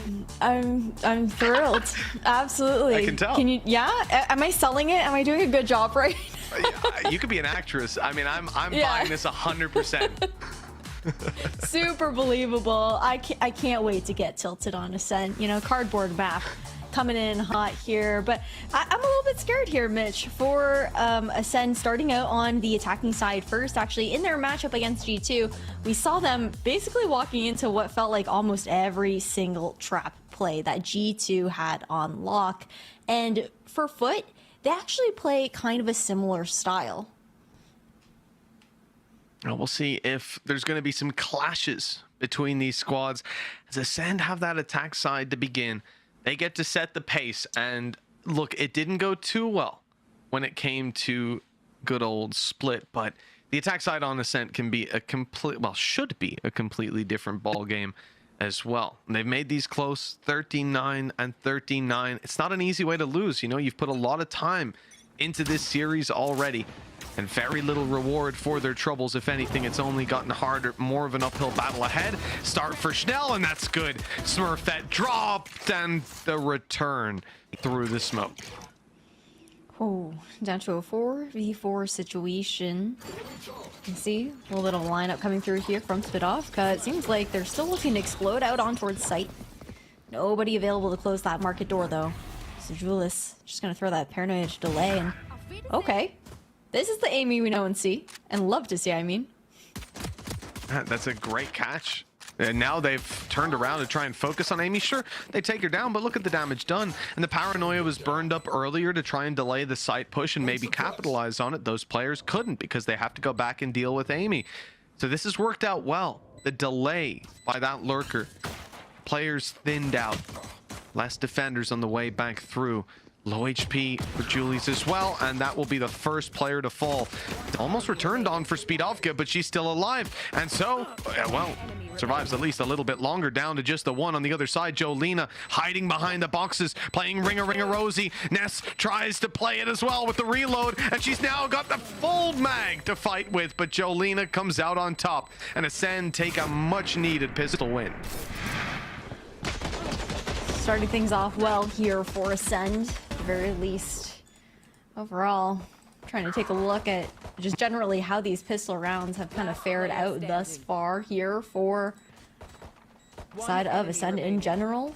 I believe that at least across... Okay, they've gotten one of the pistol rounds. It was the second half of Lotus, but otherwise, FUT have been on top of these pistols thus far. Push onto an eco, though, onto this defense, and looking for that B main control this time around. Yeah, they're fighting fully up for B main, but they're losing A as a result. The shorty attempt was spotted. Julie's trying to slip under the radar, but that won't happen. They are a little slow to react, though. Not taking the space, perhaps sensing there could be a stack here. Pumping the brakes might send FUT packing in the other direction. Just an idea to play the clock down from the side of Ascend. They've got their back covered. Don't think that was even heard by FUT, so still playing with very little information. And eventually they'll take a gamble. It's quite a while for that knife to come back online for Dati as well, so the info won't come in for free. Although there's still 3 of them close by when the push does come through, so opportunities to do damage definitely present. Yeah. Difficult to convert, though. Oh, it absolutely is. Door broken early at the very least, but you've got 2 players coming in from each choke at the moment, and Amy's still watching turret. Timmy's looking over towards Heaven. Lada's going to take a lot of poke for it. Yeah, really the idea here just being to drop as many of these players as you can. Smurfette doing a good job to start it off. Another opportunity. Schnell, low HP now, and taken out too. It's getting a little bit too close, and in the end, closed out, I think, by Amy, because the HP is so low on Ness. You can't expect anything from her, and in the end, she will fall. Still, the damage done here is massive. It's huge.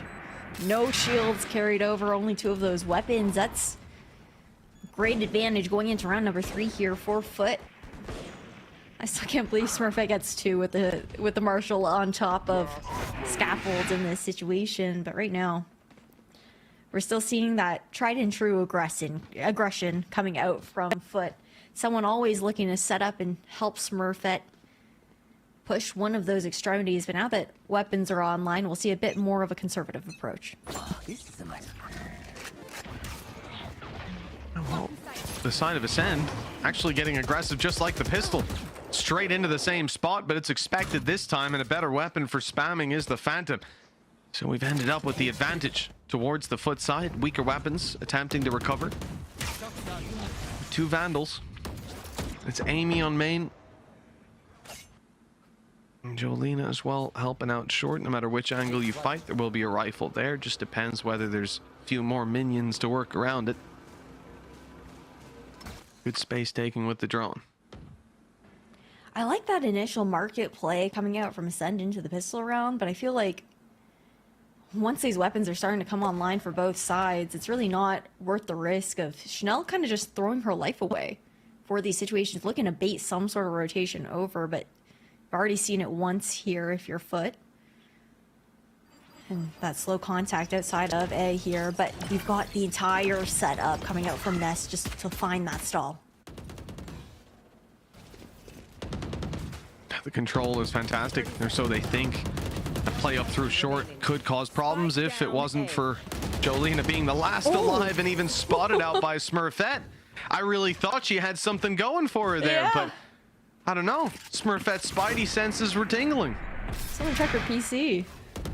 30 seconds left. One enemy Fishy's going on. Spike down A. It's just her sense in these micro situations is just so good. Like, there have been so many times where I feel like Smurfette's gone, she's gotten 2 kills, and then she's just like, I need to look behind myself right now. For like no apparent reason, but right now I gotta do it. Ever vigilant. You gotta respect it. That's just one of many reasons to fear Smurfette, and the rest you'll be seeing not too long, I can imagine. Another passive play. Lada way back out of B. No Odin. It's upsetting. I like the setup though. This is just retake on B. Try to get them on the way through. They'll smoke it up. Hopefully, step into trap wires and stuff. That's another way to do it though. Is just take their head off, clean as can be. All right, that sent them back in towards A. They're not even full heading over towards A. They leave Jolina to keep the space here, but looking for mid control instead. A little shock dart to go out. I'm not sure where that's heading over towards connecting, but everyone now regrouping. So I guess a little bit of presence to see if they can fake some sort of mid presence there as everyone else looks to pop out with that null command. Yep, the space taken. The flash out is good. The responses to it, Datty and Julie's both falling. FUT with some control up in heaven. 30 seconds left. Lida on the way back through. Recon will be on in not too long. The res attempt, it is heard. They tried to punish on the back of it. Oh, that was a really nice attempt. They tap the body. There's an perceived swing out of heaven and the player down below to deal with it, but the shot doesn't land and the response was immediate. You also had 2 pushing out towards heaven there if you're FUT. And then on top of that, they had already, I think, just been a lot wider than Jolina was even expecting them to have snuck out through already. But right now, we're already seeing some adaptations. Previously, when we saw FUT playing on Ascent most recently, that being up against the likes of Odd One Out, they actually played more trap plays on site, tended to leave mid control a lot more open. Meanwhile, we've seen Smurfette the past several rounds just being kind of the dedicated hold there. Interesting they even popped the flash, maybe thinking those players would be closer than they actually are. Flash, recon, and Smurfette cleaning house. Schnell's blade storm hasn't worked out, and they found themselves in a bit of a storm now. Any port would do, but they can't get close to one. Even Ness sneaking up close. There's a trap wire there. They might detect that, think this player is going to be a little further away. And even for now, they're not sure where to go. Some good information around mid. They know there's one player there. I thought they got more than that. So they have to play this one blind, rushing into the A site. They've picked the lighter side of the two. They've avoided Ness's corner that she was occupying. They've gotten close on heaven, and Julie's is down. A potential weapon, but it's out a little too wide. Arms not long enough to reach, and you don't want to take the risk. look, like they could be coming door breaking at any moment. I assume it's down. I think I heard it fall. Certainly heard Speedovka fall, and so too does Jolina. Very nicely done. Such an impeccable reposition there from Ness, and man, that cam too, that was the nail in the coffin for Ascent. I like the idea of pivoting towards heaven. You try to find that early engagement, take somebody down early. It's unfortunate that that weapon wasn't able to be recovered, and then even so, FUT, they adapted by kind of spreading a bit more towards mid, looking to box Ascent in on their retake, not allow them to get comfortable by any means. Now, a lot more of a split play here coming out from Ascent.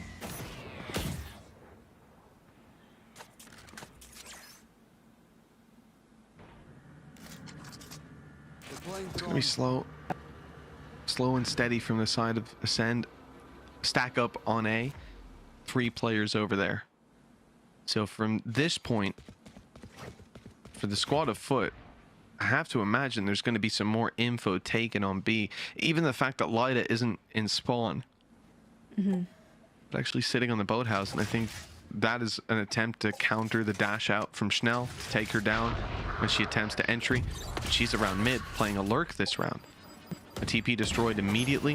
A fake, very much sensed. But what do you do about this lockdown now? Can't even use abilities to counter it for a little bit. And the recon has revealed a player up close. There's no element of surprise anymore. They're making their way in, but Lada stopped them. The nade was good, and although detained, there's players here to cover. Lada's still alive, still standing strong, and only falling as the final member was left standing for Ascend. That is a Hail Mary play that has just worked out. I can't believe she just decided to stick around and play so forward, even being tagged up by that recon. On top of that, we'll see the little flyover here.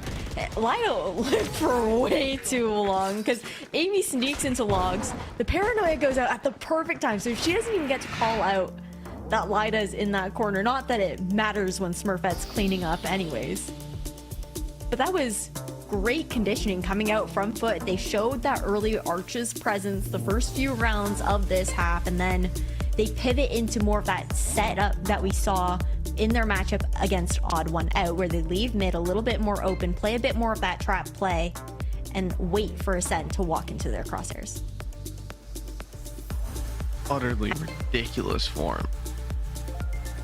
For Lida's spray through the smoke, it was solid. The fact that all those players are able to swing through and provide the cover that was needed. We even saw Schnell go for the punish out of market, and it was too much to ask. This timeout from Ascend, it's nicely timed. 4-2. In the context of this series, every round that FUT wins is scaring me. But for this map, it's not a terrible start. They've won the pistol, they've won the follow-up. It's only when they start going down 6 rounds, 5 rounds, with all the bye rounds being the ones they're losing, that I'll really get worried. This one here, I don't expect them to do too much. They have a ton of weaknesses to play with. I think part of the trouble too lies with what Cougar was saying on the desk. The fact that FUT are finding themselves just ahead in every single matchup. The first half heavily in their favor. Great follow-up dash in here from Schnell. Yeah, good conversion. Datty's gone down. The A site now under threat. Players coming from up above. Hunter's Fury used, already tagging one. That's it. Juliet had no chance of getting out of that one. And although Smurfette's able to pick up one, she's got an angle that's very much known that no player should be exposed to. Okay. Well, the smoke went down, I guess, a little earlier than Amy expected. The reveal was good. Speed up has walked right into the bullets as well in an attempt to find solace. She's gone down, and the advantage now lies with this side that's going for the retake. Amy, gonna be left all alone and dealt with from up top. Smurfette looked like she was in a tough spot. Spotted in main, they knew where she was. Every fight was an individual 1v1, but she wins every single one of them. I do like the pivot to explosivity though coming out from Ascent, something that we saw in the first round of this matchup and then into round number 3 as well, as Ascent looked at their bonus. That was on B. That was in towards market where no one was available to follow up, and Schnell was kind of just dashing in and trying to cause some sort of chaos. This time, a lot more calculated as far as trying to convert into some sort of advantage for Ascend. They look back over towards A main. Paranoia denies so much early information off the back of it. That ping, huge for the Hunter's Fury. Kicked Schnell out of the sky as well. She was updrafting to avoid it. But the ping allowed the follow through. Not a great start to a round you very much need. I'm not a big fan of blind Hunter's Furies and early round ones in general. Come on, man, just a swing. Like, what else is there to it? In so many of the fights that Smurfette is taking and winning, it just comes down to I'm better, and that's all that needs to be said about it. She swings, she kills. Now Amy's been spotted. This time there will be a flash. Datty keeping her back for a moment, sending her down the laneway where there is a trap waiting. There's also Datty waiting, and nothing will be found. The spike on its way. They're feeling happy. Oh no. Well, we all knew how that one was going to end. That's the thing. Smurfette's a W key fiend, but at the same time, she's not afraid to pump the brakes and just wait. Such a good internal clicker when it comes down to that. No cover though here on site. Lada's just gonna get those free picks here from defender side spawn. 3K to round out round number 6 here on the board for FUT. And Ascend struggling to find the adaptation needed here on their attacking side. They found the first 2 rounds of this matchup and none more so thus far here, Mitch. And I think something that FUT are just doing really well is that they're aware of the fact that Amy does like to play very, very lurky here on Ascent and relies a lot on her team to help her find those timings. And FUT's positioning is just denying her ability to effectively do so. It's those disruption plays, putting your opponents on their back foot, making them adapt, and so far the adaptations are definitely required for Ascend. Paranoia lineup. Julie still wants to fight it, and well, it was the right call yet again. After the ult goes through and the abilities are taken away, you start to think maybe there's a chance, but they didn't need their abilities. The attack side Odin now. Don't judge it, Ash. This isn't where it's meant to be used. It's not where it gets its value, and it won't find anything here. A 3rd kill. Go on, Smurfette. Low HP. Just gonna dry swing it. I don't even expect a flash. I don't expect any utility. Oh, okay, she's gone down. A chance. 21 HP, and it's going the way of FUT yet again. Admirable attempt, but that's all it comes down to. It also just can't come down to those hero plays, period. This far into the competition, you're in that lower bracket run, but the next ticket is into grand finals up against G2 goes, and you've got to pull out all of these stops, and it is heartbreaking to see here for Ascend, knowing that they've been here several times now and just haven't really been able to break out of this lowers finals curse, and it's 7 rounds in a row coming out from FUT on the defense. We've seen this streak of rounds in the previous map, and we know how that ends. Ascend need to get back on this horse, and they need to do it fast. Lockdown to work with. No Hunter's Fury from Lada. That could be a factor to get them into a site. But the position where you'd want to put that down is being held. Spotted out by the drone. The reveal is good. Smurfette's seen falling back, but it's a ruse. Okay. There'll be no reward for that. She's going again? No, okay, she's just sticking around. I'm so scared when I see Smurfette move because, you know what? She is going again. Why not? The W key, all that exists here. Sat inside the smoke. There's going to be a flash. There's going to be a swing. And actually, the swing comes in a little early. It's beautiful for Smurfette. I just can't believe the aggression of FUT. It's so good. Such a gorgeous coordinated play coming through. You see the responsive one, the one in Ascend's version. But then that's an ult command now popped and everything had to stand still. Yeah, they've lost a player. And the thing is, for Dati, he can be just picked right back up. No one there to punish. 30 seconds left. And so the retake will be strong. But the question is, can Ness hold on long enough? Can she do the damage? Can she buy the time? The teleport is going to be delayed, forcing the player back towards main. But in fact, it's Jolina from main that then gets the kill. A little bit of an earlier rotation than was expected. Drop Speedovka. 12 seconds left. Still, they need to get that spike on the floor. It's on the floor, out in the open, behind the boxes, and there's no one left to plant it. Another successful retake for FUT, and they just don't allow Ascend any space.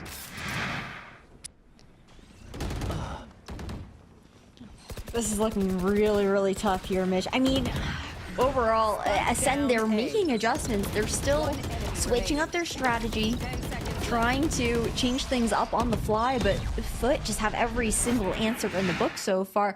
I think something that I want to see coming out from Ascend is maybe a bit more early poke into whatever site Ness is playing. They've played some of these split defaults, playing for picks, but you got to get those. I don't even have the chance to say it. Of course, again! It's the aggression from FUT. I mean, Smurfette is looking unbelievable as usual with the opening. This time it's doubled up on by Daddy, who finds 2 damage done here as well onto Amy. Barely clinging on to life. Yeah, okay, a nade up and over. It'll actually do a surprising amount of damage to Julie's. But the chances here are fading for Ascend, not just in this half, in this series now. They are 2-0 down and trailing on their second map pick by 6 rounds, soon to be 7, without a god tier play from Amy and Speedovkin. You might think, oh, well, she's got the lockdown. You're never going to use that here. I would be shocked if they decided to, because the response would be simple for FUT. Just charge in and finish the round there. Man, FUT have such a good read too. They know that on the eco rounds or the Shiko rounds, whichever way you want to call it, for Ascent, they like to go in with that faster pace, and FUT just want to meet them head to head. There it is, head to head yet again. Second player was there to trade. Smurfette a little slow on grabbing it. There's 2 players lined up ready to take this fight, and they might not have utility, but they don't need it. They have the power of friendship. That's another round going the way of FUT, 9-2 in the lead. Again, we mentioned starting out this map, Ash, that typically you're not going to see the attack side here be as punishing as on the previous map of Split, but, well, that's not the case. I mean, FUT are doing really well in just shifting gears overall. They're not really readable right now for Ascent to give them all that favor at the very least. Because FUT, they're playing some of those trap plays, then where they're playing really passive. They're kind of letting you walk into them. Then they play reactively, and then they also have these plays where they just look to meet you and play for the fights. And I think right now, Ness's utility playing a bit like a 6-man here for FUT, assisting in those reads. It covers so much ground and offers a lot of safety over towards FUT.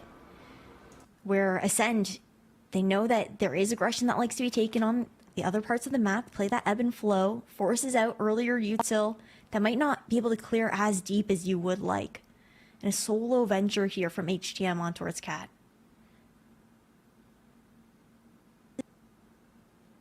Yeah, an extremely slow approach, but they've got the lockdown to clear all this space.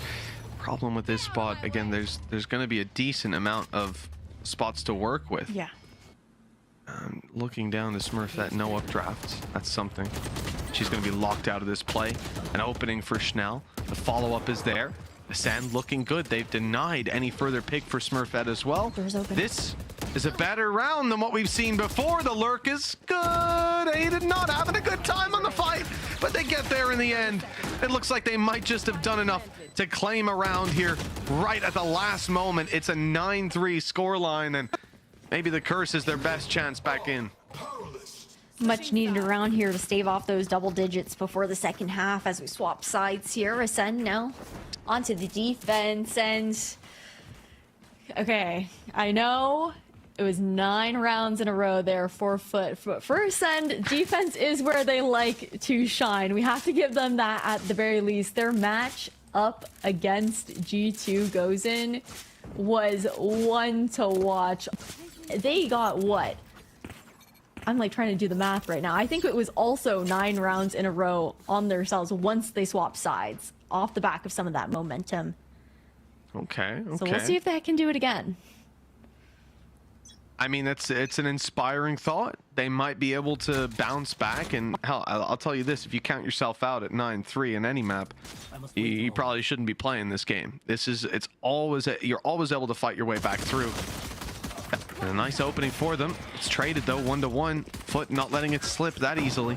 2 players spotted still around B. The smoke comes through. Interestingly, so that's a defensive smoke to mark it, giving up the fact that they have no mid control whatsoever. But FUT have decided to commit towards this B site. Still, everybody grouped up. And there's only one target. But 2 players, 3 now holding it. Amy's just gotten into position. Ness low here too, so slight advantage. Great shot from Schnell. It's good open. And look at the smoke. They're going to be locked out of this one completely. Camera, well, it's not going to get a chance to be used. Out in the open here, Ness still able to convert a kill. You mentioned she was low. Not a bullet has hit her since. Dodging past all until Amy finds her, and Schnell looking to close out the pistol. Won't find it. Julie's doesn't know where either of these other 2 players are. Jolina has the timing, and Amy has the shot. Well handled, and Ascend. This was a win condition for them. If they lose this pistol, it's almost over. Yeah. Scary things here in the lower bracket. already 2 matches in, and both 13-9s in the favor of FUT. Let's see if Ascent can just reverse sweep it back. Maybe hit us with another 13-9, but so far this team has been looking a bit more disconnected from what we've seen previously. Maybe a little reset on those comms will be needed overall, but this pistol a good start at the very least. You've always got Smurfette buying up in this second round as long as they get that spike plant, or not even planted. She's always taken that Marshall in hand. Looking to do that 101 damage to the body, and teammates can easily follow up with the pistols. Yeah, and if it's Smurfette, good chance it even goes into the head. There you go. Just like that. Oh no, the first pick already found, and the deadly Marshall in Smurfette's hands now given away. Everybody gonna stay tucked in. Except for Ness. Going out for a little control on B, hoping they wouldn't be peeking, but they were. They've recovered on it. And this should be a round that they take. The question is, how many players will they lose along the way? And how many of those invested weapons will no longer be there for the full buy in the next round? So much respect being paid right now. FUT just playing so slow. Ascent still forward in towards A main. I don't know if they're aware that there are 2 players here, though. Could catch out Julius. All these players coming from main as well. Coming from short, excuse me. Just the one from main. But yeah, Julie's not going to be able to fully catch them off guard. They're fully focused on that angle, allowing the sight take to go through, allowing the plant to come in. The retake attempt, well, it shall be attempted. Lada easily dropped in that spot. And from here, I think, you know, it is just a matter of the checklist being acquired. You got players coming in from short. They'll fight this together. Buddy system the whole way. Worst case scenario, it's a trade. And the shot not hit to start with, that should be the end of the round. Yeah. Just pushing on in as a whole squad there for Ascent. 5th round on the board for them, but still, it's a steady climb up, and mentally, you would imagine that they do have a long way to go. It's been a long first 2 games thus far, and tiring when FUT have kind of just felt like they've had every read on Ascent for the most part. Just that ebb and flow being played so well, so methodically. Coming back. With 3 rifles and those bulldogs being carried over into the bonus. Slight more strength to go up into the full loadout of the side of FUT, who now leaning over towards this B side. Still looking more for that mid control. Passive hold side of A. Cage triggered. The drone's going to see them. I think 2 spotted on that. They have to be conscious on the side of Ascent. How much aggression do they need to put out here, and do they want to? And they've fallen back. A wise move.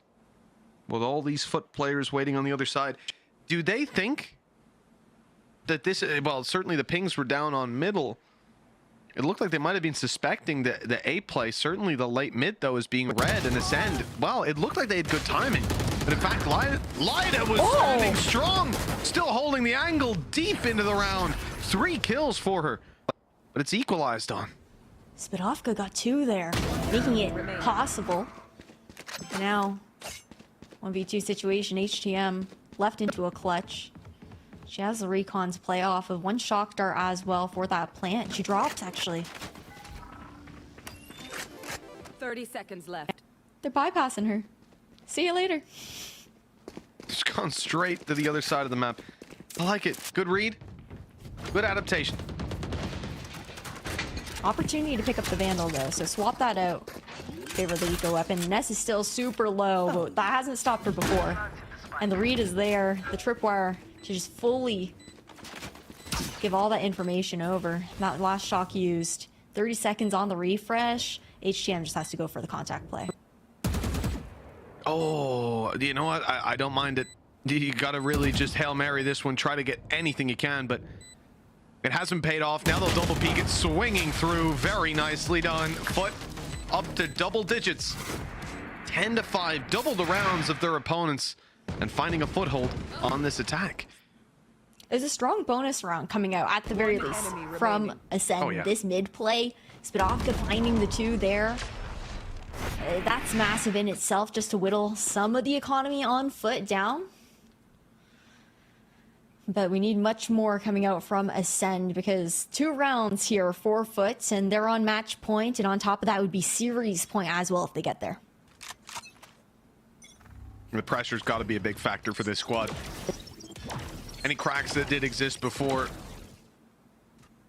elongating, deepening, and with a 10-5, as you said, FUT so close to taking this to an almost unrecoverable position. The good thing, if they win this, Ascend should still scrap together a bye. But it's Schnell on the operator on the other side of the map for the entirety of FUT. They're hoping that this would be a B play, but the stack is on A. Good follow through. And actually, it's Jolina for 2. Still in the corner. Still yet to be dealt with. Can Shrouded step out of there, so she'll be dealt with, traded on, but the trades come in thick and fast for Ascend, and they maintain the advantage. Don't quite gain the lead, 4 behind still, but it's a start. Hey, you cannot doubt Jolina and her A main hold. That is something that we've learned before. Again, with that nasty 3K up against G2 goes in, but overall, right now, Ascent, they are starting to work together a little bit more, being able to be in positions to actually trade each other out. Something that was missing a bit on that attacking half. We just need to see them continue to carry through with it. And FUT right now on that eco round, playing so patient, waiting for Ascend to get antsy, look to push out here, especially Schnell on that op.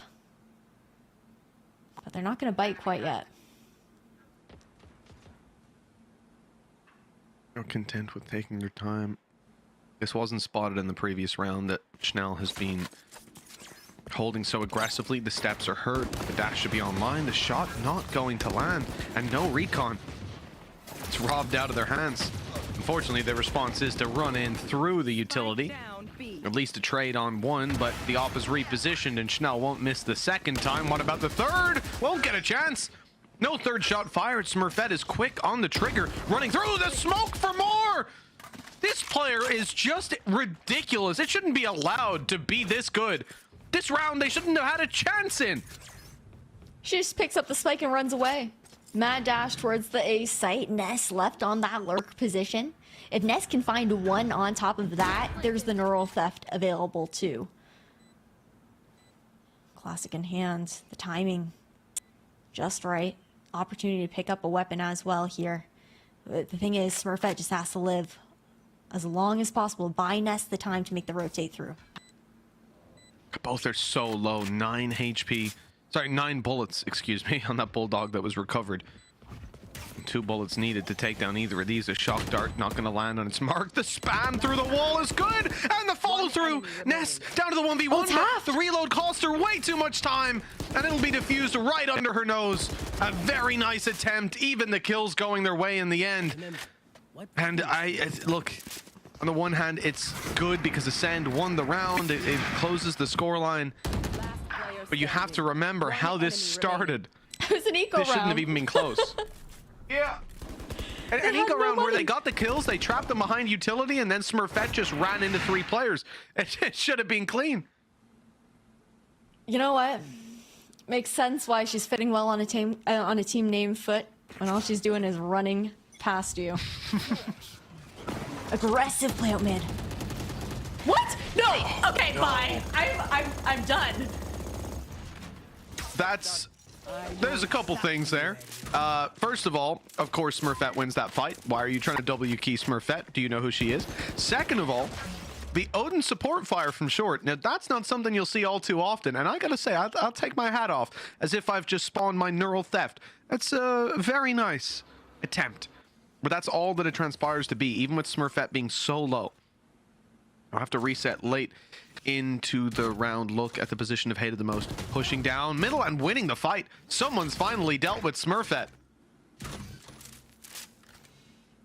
Well, you gotta eventually refresh up on that recon bolt here. Hunter's Fury available as well if they want to make some sort of set play, but We've got Spadovka waiting here, fragment in hand, ready for the delay. Hunter's Fury activated from the spawn. That's going to get the kill onto Julie's. The damage done onto so many of these players now. On the way through, Lada should be easy to deal with. The ultimate activated, though. This could buy a little bit of extra space for Dathi, who's now down on the site. Not really resable. Comes down to Lida having to hit a quick headshot, not knowing exactly where Speedovka is, and the angle was being held. It will be another round for Ascent by a thin margin. But they are holding on to life on Ascent. Every single down feels like it's coming down to 1 or 2 players just being up here with that Red Bull clutch to come through here for Spadovka. She's been a key player actually on Ascent thus far, just finding impact frags for this team and even just closing out these rounds. Timeout finally called here for FUT, though, as Ascent start to make this slow comeback 2 rounds away, just dividing these teams, when previously we were just talking about how it's only 2 rounds for match point here for FUT. Yeah, the gap has certainly closed. Seeing a timeout from the side of FUT, they're feeling the momentum shift into their opponent's favor. Remember how the previous map went. A streak of rounds for FUT, and they barely managed to get it across the line. It certainly felt like Ascent had their number towards the end of the game. They don't want the same thing to happen here and Ascent to all of a sudden be back into this series and them have to fight on Haven. And it's important to note as well, just with the way the vetoes go, we should be starting out on more dominant maps, but as the series goes on, they get closer and closer to comfort ground for either squad. Leveling the playing field, slowly but surely. Yeah, leveling the playing field, but Bladestorm here for Smurfette.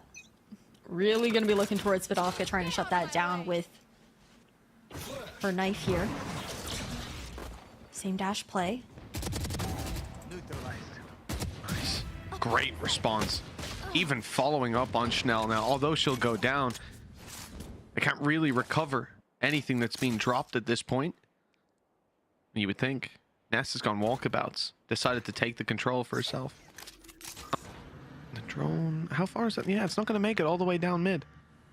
It gets no information, although that info is given over. Maybe just checking to see if someone had prepped up close already. Dachi's just going to look to fall off of B main here. Regroup with the team. A minute on the clock to play with. But right now, for FUT, things aren't looking too great unless you can isolate some fights here on B. You've got 3 players on this B side, and otherwise you've got Amy just completely locking down A. At least Julie's managed to recover Schnell's rifle, so a better chance in a lot of fights taken. Hated the most.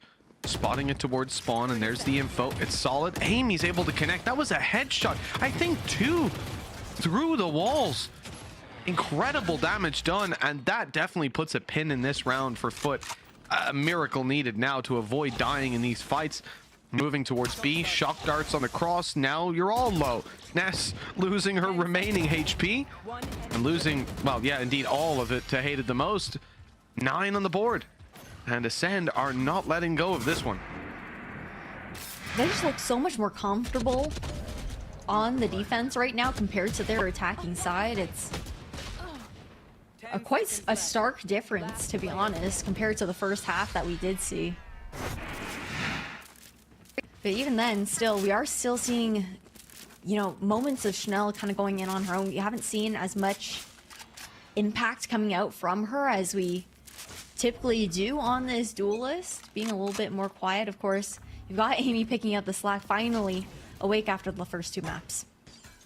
Yeah, the Killjoy comfort definitely there on this map. Yeah. We've seen it from her before. She's been the star of the show in a lot of these games. And it looks like she might have to shine bright in this round. Ascend quickening the pace with the A site now under threat. The dash already in. And the secured site now confirmed with Schnell falling. That's a big kill. Amy still has a lockdown, but immediately the response will be there. Lida. There we go, Hunter's Fury activated, and although Jolina thought she had the play, she thought she could outbrain them. There was a bodyguard there. What a wonderful spot from Ness. Great predictive play. And now the advantage most certainly in their court. FUT seem to have this one unlocked. 2 versus 1. A spike in the open. Needing a defuse. The door wide open. Both players now understood. Speedovka knows where they are. She'll force the fight on the first. 11 HP though. So low. And look, there's still a shock dart. There's still one to play with. I don't know if Lada has a lineup here. I don't know if this will just be the swing. She'll have to check soon. But indeed, the HP proves to be too much of an issue. It was a headshot delivered anyways. And now 11 for FUT. 2 away from locking in the grand final spot. Such a solid attempt coming out from Speedovka nonetheless, though. Trying to isolate those 1v1 situations. And now null command online here for Ascent Rising. There's a great timeout coming out from FUT, finding success right off the back of it now. Just got to see how the adjustment comes through. Amy now moving over towards that B side. Of course, playing a bit further back, looking to dodge any 0 point that might come flying in. Actually, okay, interesting that we're seeing both of those pieces of initiator utility check out towards mid. They find nothing.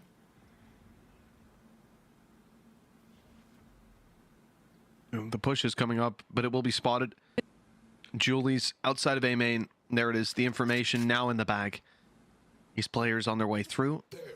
They might think they have a flank, but in fact they're being bypassed entirely. The push towards the A site comes through. Cancelled teleport from Julie's. She'll maintain control towards the spawn, hope for a late flank from these players that pushed up, maybe crunch them. One spotted. You must assume the other is getting closer. That's certainly what Julie's is thinking. Smoke down, making it so much harder for them to actually fight towards the site, allowing the plant out in the open. Her timing and pressure is so good here. They know. She goes straight into spawn. She's like, nope, there's not a chance. All the members of Ascent right now looking for Julius. Where did she go? So where's Waldo's situation? It just takes so much time away from the actual retake situation. I might even think that she did commit the TP. I think they definitely had the idea that she didn't before, that it was a fake, but the late play on short, let's see if they can hold on long enough on site, if they even need that flank to come through. Oh, they do, and it's about to come out paying dividends. Julie's finding that final kill of the round, locking it down. It was Datty on the site to do so much damage. And that leaves Ascent in a very familiar spot, Ash. We've been here on both of the previous maps. 12 to 9, 3 chances to close it out, and each time FUT have stopped them here and now. Well, of course we're going to see the last timeout pop now here from Ascent. No time like the end to be pulling it out, and in the pockets of FUT, they do have that null command available for Ascent, though it's looking pretty darn dire. This might just be it. Schnell has a Blade Storm, but she hasn't really been finding too much success as far as those picks go. I think we've seen some setup going in for Schnell, but really the coordination for the follow-up, or to even just maybe set her up a little bit better, hasn't quite been there today for Ascent Rising. No, it's been tough. I think we've seen Schnell just have a tough series in general. Here on this map, I mean, on Lotus, she was slow to start, picked it up in the end. Maybe we're seeing that same thing here, but there's not a lot of time left to get back into things. With someone like Smurfette delivering again and again, you have to hope that Blade Storm on Schnell will be enough. The lineups here paid it the most, bringing it to another level of play. It's the Odin dodging the drone, but now they've already bypassed the lineup. The recon's going to come in a little bit too late. The fight on the site now will look to punish her. She can't quite get the angle. Okay, Daddy goes down. That's something, but Schnell is here to support. Oh no, the jump up! Oh, that's a mistake. With players already in the alleyway, maybe trying to grab an extra angle to support the spawn players, to lock down the spike. It gives an opening. It's still a 3v3, but the spike is way out in the open. Yeah, it's a really awkward spot to try and pick that up from right now. You're just going to be swinging straight into 2. Schnell manages to equalize at the very least, but Neural Theft Online gives away the entire ruse here for Ascend. Oh, it's just Schnell, and she'll be picked out of the sky as well. A fitting end to this series. Ness, who was complaining about her performance in previous games, where she performed pretty well, now gets to close out the map, and with 3 back-to-back. That's incredible, actually. 13-9, 13-9, and 13-9. FUT are going all the way to the grand finals. A matchup against G2, a team that we've seen bleed recently. Now a chance to take them down when it matters most. I mean, it's been revenge arc after revenge arc, right? They went 0-2 versus BBL Queens in the group, still close matches, and then 0-2 versus Ascend Rising as well. And then they pay it back over in the lower bracket, knocking both of these teams out as the team that won Contenders, that made that long run through to even make it here into stage 2 of Game Changers. It's been a long time since we've seen this organization play up against G2. Back in those days, Ness was on this roster, but then she was playing your Jet. It was back when Chamber was around as well. Yeah. A new opportunity to take them on, and obviously for Ness and for some of these players on Guild, as you said earlier on, they've played them since. Flying that FUT banner once again with Smurfette by her side. They look incredibly dangerous for any squad to take on. I mean, when these two are hitting their shots, and players like Lada as well, I can't even count how many rounds we saw out of her of just sheer brilliance. I mean, I think she was MVP yesterday for the desk or something like that, and if she was at least one time the MVP for sure. That was chatted about by our lovely analysts yesterday, but overall, it's been impact plays after impact plays coming out from every single player on, but stepping up when need be. And unfortunately for Ascend, their run ends once again here in the lower bracket. But hey, nothing to turn your nose at. Top 3 in Game Changers. It's been one hell of a run and a super competitive season as well. Teams like Odd One Out that FUT only barely managed to scrape by.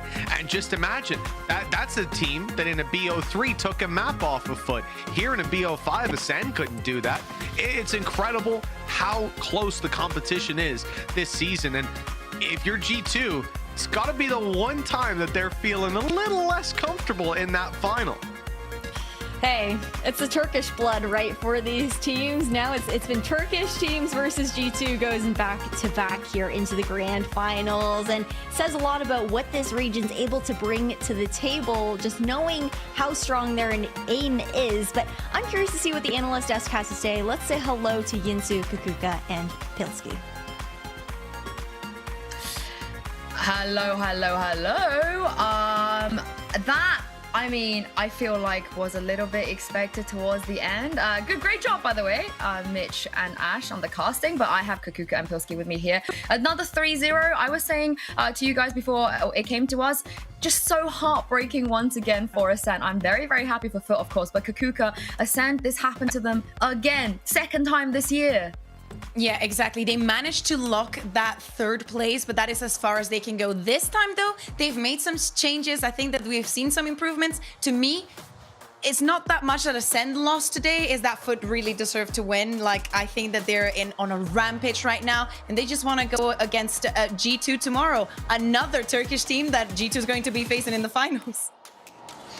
Yeah, I mean, it's crazy to me. I look at FUT's run, I look back at the group stage, and they almost didn't go through. Like, they had these 3 mappers against Rebels and XL, where I think they could have maybe not even made it through the groups, and now they're into playoffs. They beat BPL, they beat Ascend. They look like they're in insane form. And it's not just Smurfette. Like, I was looking at the stats going into the playoffs for FUT, and I was thinking, wow, Smurfette is carrying this team. But I really do, especially now watching their games instead of just looking at the pictures of the stats and things like that, getting a bit better of an idea of how the team functions. I really do feel like it's a very well-rounded unit. They set her up really well, and what a crazy 3-0. They made it Ascend look like a little bit second-rate on some of these maps. I mean, that's the thing, right? It's not just about the fact that they 3-0'd Pilski, it's the fashion in which FUT 3-0'd. It was almost flawless. I know there was a little bit here and there where they let their opponent get back into the game, but as Mitch and Ash said, G2, you might be a little bit scared if you were watching the Specify. What do you think? I mean, also I know that the G2, it was Carcass and the rest of the team, and the girls were on the stream just 5 minutes ago, just taking a look, all of them together, watching who their opponent is going to be tomorrow. Should they be scared? I think a little bit, because I think that this G2, with this small but big change, still has to grow a little bit and have to make it function 100%. I think that Petra is doing an amazing job as expected, but I think that they're human now. You know, they're mortal. I mean, it's still G2. It's still G2. Let's talk about Lada real quick here, because I mean, as Pilsky said, it wasn't just someone carrying the team in Smurfette. Although I will say Smurfette had a great day, but Lada here had a great time as well. Pilsky, I'm not gonna lie, I can't hear you in my ear right now, so I don't know if you're still with us. If not, Kakuka, let's. Oh, you are. Nice. Okay. Hello. Yeah. Lada. Yeah. I haven't passed away, in fact. Look, Lada, on this map, it's crazy. On the Sova, she seemed so impactful. It was the same thing in the series yesterday, and as someone that loves to play a bit of Sova on Ascent, it just feels good as an agent on this map. You know, there's so many little set plays that you can do. You get a really good feel for the darts, but especially in the mid to late round, in that initiator role on the Sova, it sometimes feels so good to be put in the clutch, and she was able to deliver so well in so many situations, not only in this game, but in the game yesterday as well. So it's almost like you've got both ends of the spectrum, really. You got Smurfette opening up the rounds and having a lot of impact in the first kill department and just having impact frags, but you also have people to close the round too. Yeah, and yesterday she was the one close in that Ascent that actually made them get it into today. And I think that on this map, she was just brilliant. The amount of not only multi-kills, the position, and the value that she was getting, not only out of her own utility, but the rest of her teammates, to me, was on point. If she's able to deliver this same performance tomorrow, we're going to have a banger of a game. I mean, we have a lot of players that are returning grand finalists. Very happy to see Smurfette and Ness back. But we also have players that have never been in a grand final before. I think with BBL for stage 1, we kind of had this discussion about how it was going to look for a team that had never been in a grand final. And now, Kakuka, you have some veterans paired with some players, like I said, getting their first taste. So how do you think that's going to go for them? I mean, I think that the ecosystem and the run that they've had, as I said, through the lower bracket is setting this girls to success, just because in each day they're playing for everything. It's do or die, and this one is the most important one. I feel like they've had that pressure since day one, and it has not affected them and has not affected their gameplay. I do have to say as well, as I said during the pre-show, that both Smurfette and Ness have already played against G2 this year, but the rest of the team, so 60% of the team, has not played against G2 since last year. Let me tell you, G2 goes and has changed a lot. So I think that they also should feel that they have a huge chance on this. And also, Question, as not that I have a question, but Question, the coach, said yesterday that he was going to pull an all-nighter and do a lot of prep and work. I feel like he is not going to sleep tonight either. Yeah, it's gonna stack up a little bit. It's rough being the coach. You get a quick turnaround time, especially preparing for best of 5s. You know, best of 3 series is bad enough as it is, but preparing for that many maps definitely makes your job difficult. But it's one of the most valuable parts of a team, and if you can bring some more insights, that'll be fantastic. And even just talking about it from a sense perspective for a second, and the way that this whole format works. You know, it's in stages. There is still another stage to play for, and they're definitely going to be there. And I feel like I saw improvements, I saw adjustments, and there were definitely some promising signs. So I'm looking forward to seeing what they can do next stage as well. Yeah, well, I'm glad, Kakuka, you brought up Question, because I have some questions, and I have Question. And I have Question here to help me answer those questions. I'm sure he's so sick of people saying that. Hello, Question. I know you're going to be sick of us making those jokes, but congratulations. You finally made a grand final. You know, I think it's been a long time coming. You've been coaching everywhere in Turkey, and in the past, a couple of times, you know, you were denied by Ness and Smurfette on your journey, and now you've got them, and you're going to be going to a grand final with them. How do you feel to be making this grand final? Oh, actually, it feels incredible. now I am chill than the other days because the feeling of winning is incredible. I just don't know what to say about it, because it's more like a relief. I am so tired. I'm not sleeping very well, and I cannot even talk to as I'm not sleeping at night. But it was a hell of a series.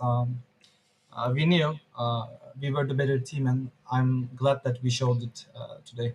I'm not that I'm encouraging you not to sleep, but I think the preparation and what you guys managed to show today was exceptional. And I think we can definitely tell that came from hours of you and your team's hard work. I think one of the things I have to ask you about is Smurfette. The first thing I want to ask is, you guys have made some changes here and there in terms of roles, in terms of agents. And obviously, as a Jet main, you're never going to be unhappy with your teammates playing Breach, playing Sky, playing Sova, playing Omen, just supporting you with everything. Is that a conscious decision from you to kind of to make your game plan around supporting Smurfette? Is that why you made those changes? This is something that I consider when we are doing the changes, of course. She's a superstar. She's the queen of game changers. This is for sure.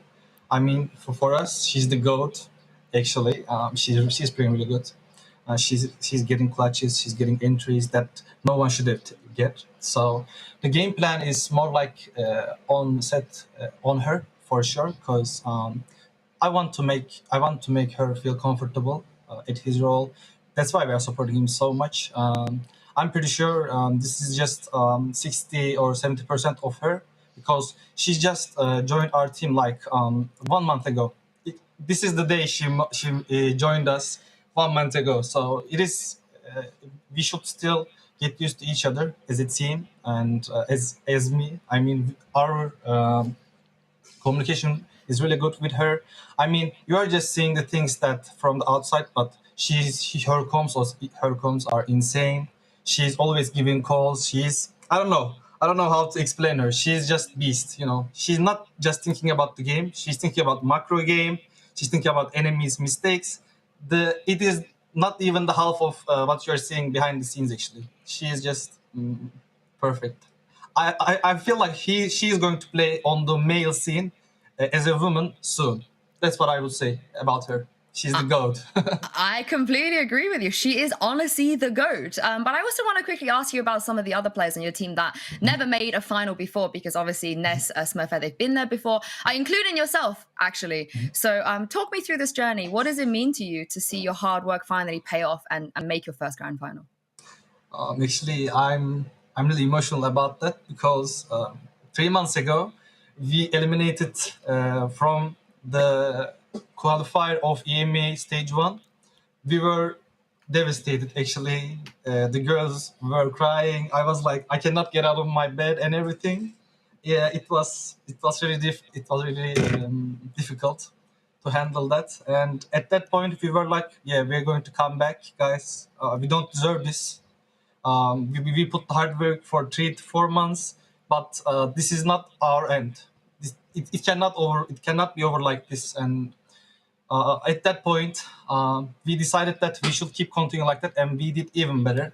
First, we have won the ESA Rebels, which is our region's cup. Then we won Contenders, and now we are on the EMEA finals. So I don't know did anyone has done that, but we are improving as a team, as organization. They are giving us really huge support from them. But the girls are just insane. I don't know. This is the best team that I work. I will say everyone is doing their best to win.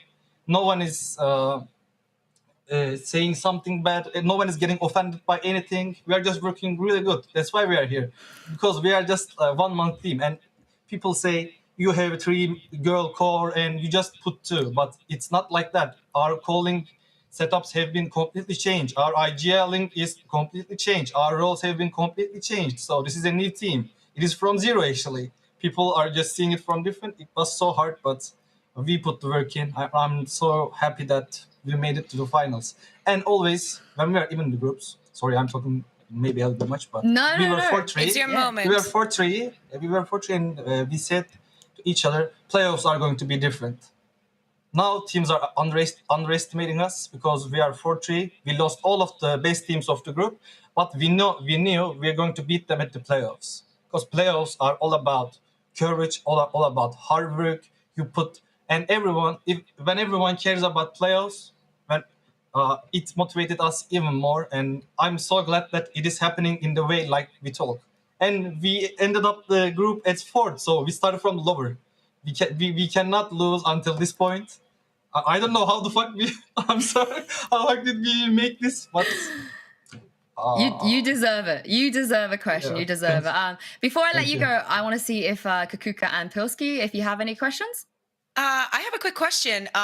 You were talking about not getting sleep. I'm loving the euphoria, by the way. I think that's exactly, I love how external you're being with it. You were talking about not sleeping, of course, tomorrow. If you're able to make it, if you're able to beat G2, you would get the title. But how hard is that going to be? How much preparation do you think you can put from one day to another into another best of 5? Yeah, I feel like I'm really happy that this day has ended up as 3-0 because I cannot imagine if it will end 3-2 or something. I'm so glad about that. But I feel like our one-day preparations are really good.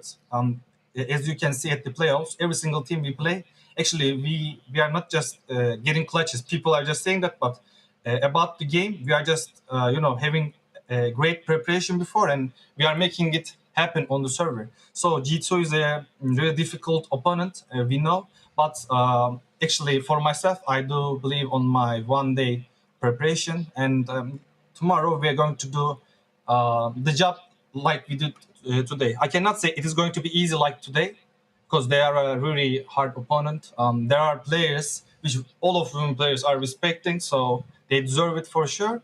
But I can say that our preparation is going to be same like today because we get used to it, every single day. It is a do or die.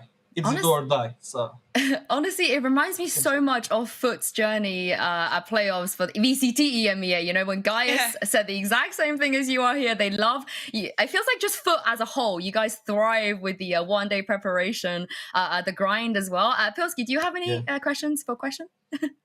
He already kind of covered it a little bit, but maybe just one or two more words about, you guys had some close series in groups. And obviously last time you played Ascent, it was not a close series at all. So from an outside perspective, this is, for a lot of people, going to be a surprising result. What's different between FUT playing Ascent last time and then you saying, even coming into this game, that you thought you were the favorites against a team that beat you really hard in groups? The biggest difference was at that point we were like a 10-day team, so we didn't have a map pool, we didn't have any playbook. We just have like 2 defaults on CT, 2 defaults on key site. It was not that complicated and it was not that good at that point. But strategically, I do trust myself a lot. I believe in myself and I put the work in. And now the biggest difference is we have a 6 map pool. At that point, we just had 2. So one team is coming and selecting one map. Yeah, we are losing it because we never played it before. We are winning our map, but still the series is going to be lost. But now we have a great map pool. This is the first thing. The second thing is our communications were so chaotic at that point. It was like unmatched chaotic. I cannot even tell how it was. 5 girls are talking at the same time. They were even going crazy at the officials. I kind of tried to fix that. We had some codes between us, like comms. When we say comms, everyone is getting quiet. This means the team is now on the chaotic communication, and everyone is listens. Now, talk again. Talk again. Wait and talk again. And there were a lot of codes like this, and I'm glad that they worked. It is about the comms and about the map pool. Of course, this is a miracle run still. Not just 2 words can explain our run, I guess. Yeah. I mean, you might just get your miracle tomorrow, Crash. Yeah. And thank you so much for joining me today. Congratulations. Have a good night rest, by the way, and we'll see you back here tomorrow. Get some sleep. Thank you. I hope so. See you later. Oh, bye. I mean, as you guys heard from there, we got loads of insight, I felt like, from a question there. Tomorrow's match is certainly going to be interesting. If we look at the bracket, actually, we have come to an end. Actually, before we look at the bracket, we have a tweet for you guys. I haven't actually seen this tweet, so I'm interested to see what this might be. But let's check out this tweet so you guys can take a look at home as well. It is, oh, here we go. 0-3 against FUT. We are out. If I won this clutch, oh no. Oh, I don't like, this is gonna upset me again. Alberto, producer Alberto, why do you do this to me? This is what I mean by how, you know, ruthless and brutal things can be, and how difficult it can be for teams that get so close but get knocked out at this kind of end of the competition. You gotta feel for the girls, you have to. But Pilski, again, we said this about Odd One Out as well. This is not the end, because we do have another stage coming up, and that could potentially change everything. Oh, no, 100%. And even just go back to the question interview. He literally said they're at rock bottom, they're getting knocked out of the open qualifier, and now look at FUT. You know, if they could do it, Ascent, you know, a team with a core that's had a lot of success can definitely do it. You know, this stage model allows you to, you know, take some losses and come into the last stage of the year at full force. So I'm hoping that Ascent can learn a lot from this stage and improve and try to go for that spot over at Worlds. And not only that, they already have the points from finishing third in both of this. So I think, especially with all the, you know, moving around from the teams, I think that they have a pretty good shot of earning that last spot. Remember what happened last year? G2 ended up going, but it was Guild who won the tournament and who won the direct invitation. Yeah, it was. They went on points, right, G2 in the end. After the third stage. But yeah, tomorrow will be the grand finals. It will be another best of 5 between G2 and FUT, another Turkish team. You love to see it. Pilski, you're not going to be with us tomorrow, so I'm going to get your predictions because Cougar will get a chance tomorrow. Who's taking this one? Let's go. I think maybe G2. I just always bet on the experienced team. Even though they've had some rough runs, I think there's a lot of class and a lot of tenure in that roster. So that's what I'm going to predict. But maybe if I you know, sabotage the third analyst spot, I can get myself another last minute showing into the Okay, I love that. We'll see. It is Tom after all, so I mean, if we don't hear from him tomorrow, Cougar won't know what's happening. But thank you very much, you two, for joining me. Of course, thank you to Mitch and Ash as well. What a great cast from them. Thank you to you guys at home for watching. Congratulations to FUT once more, but the job is not done. Tomorrow will be the grand finals of Game Changers EMEA Stage 2, so make sure you come back here and join us, and we'll see you then.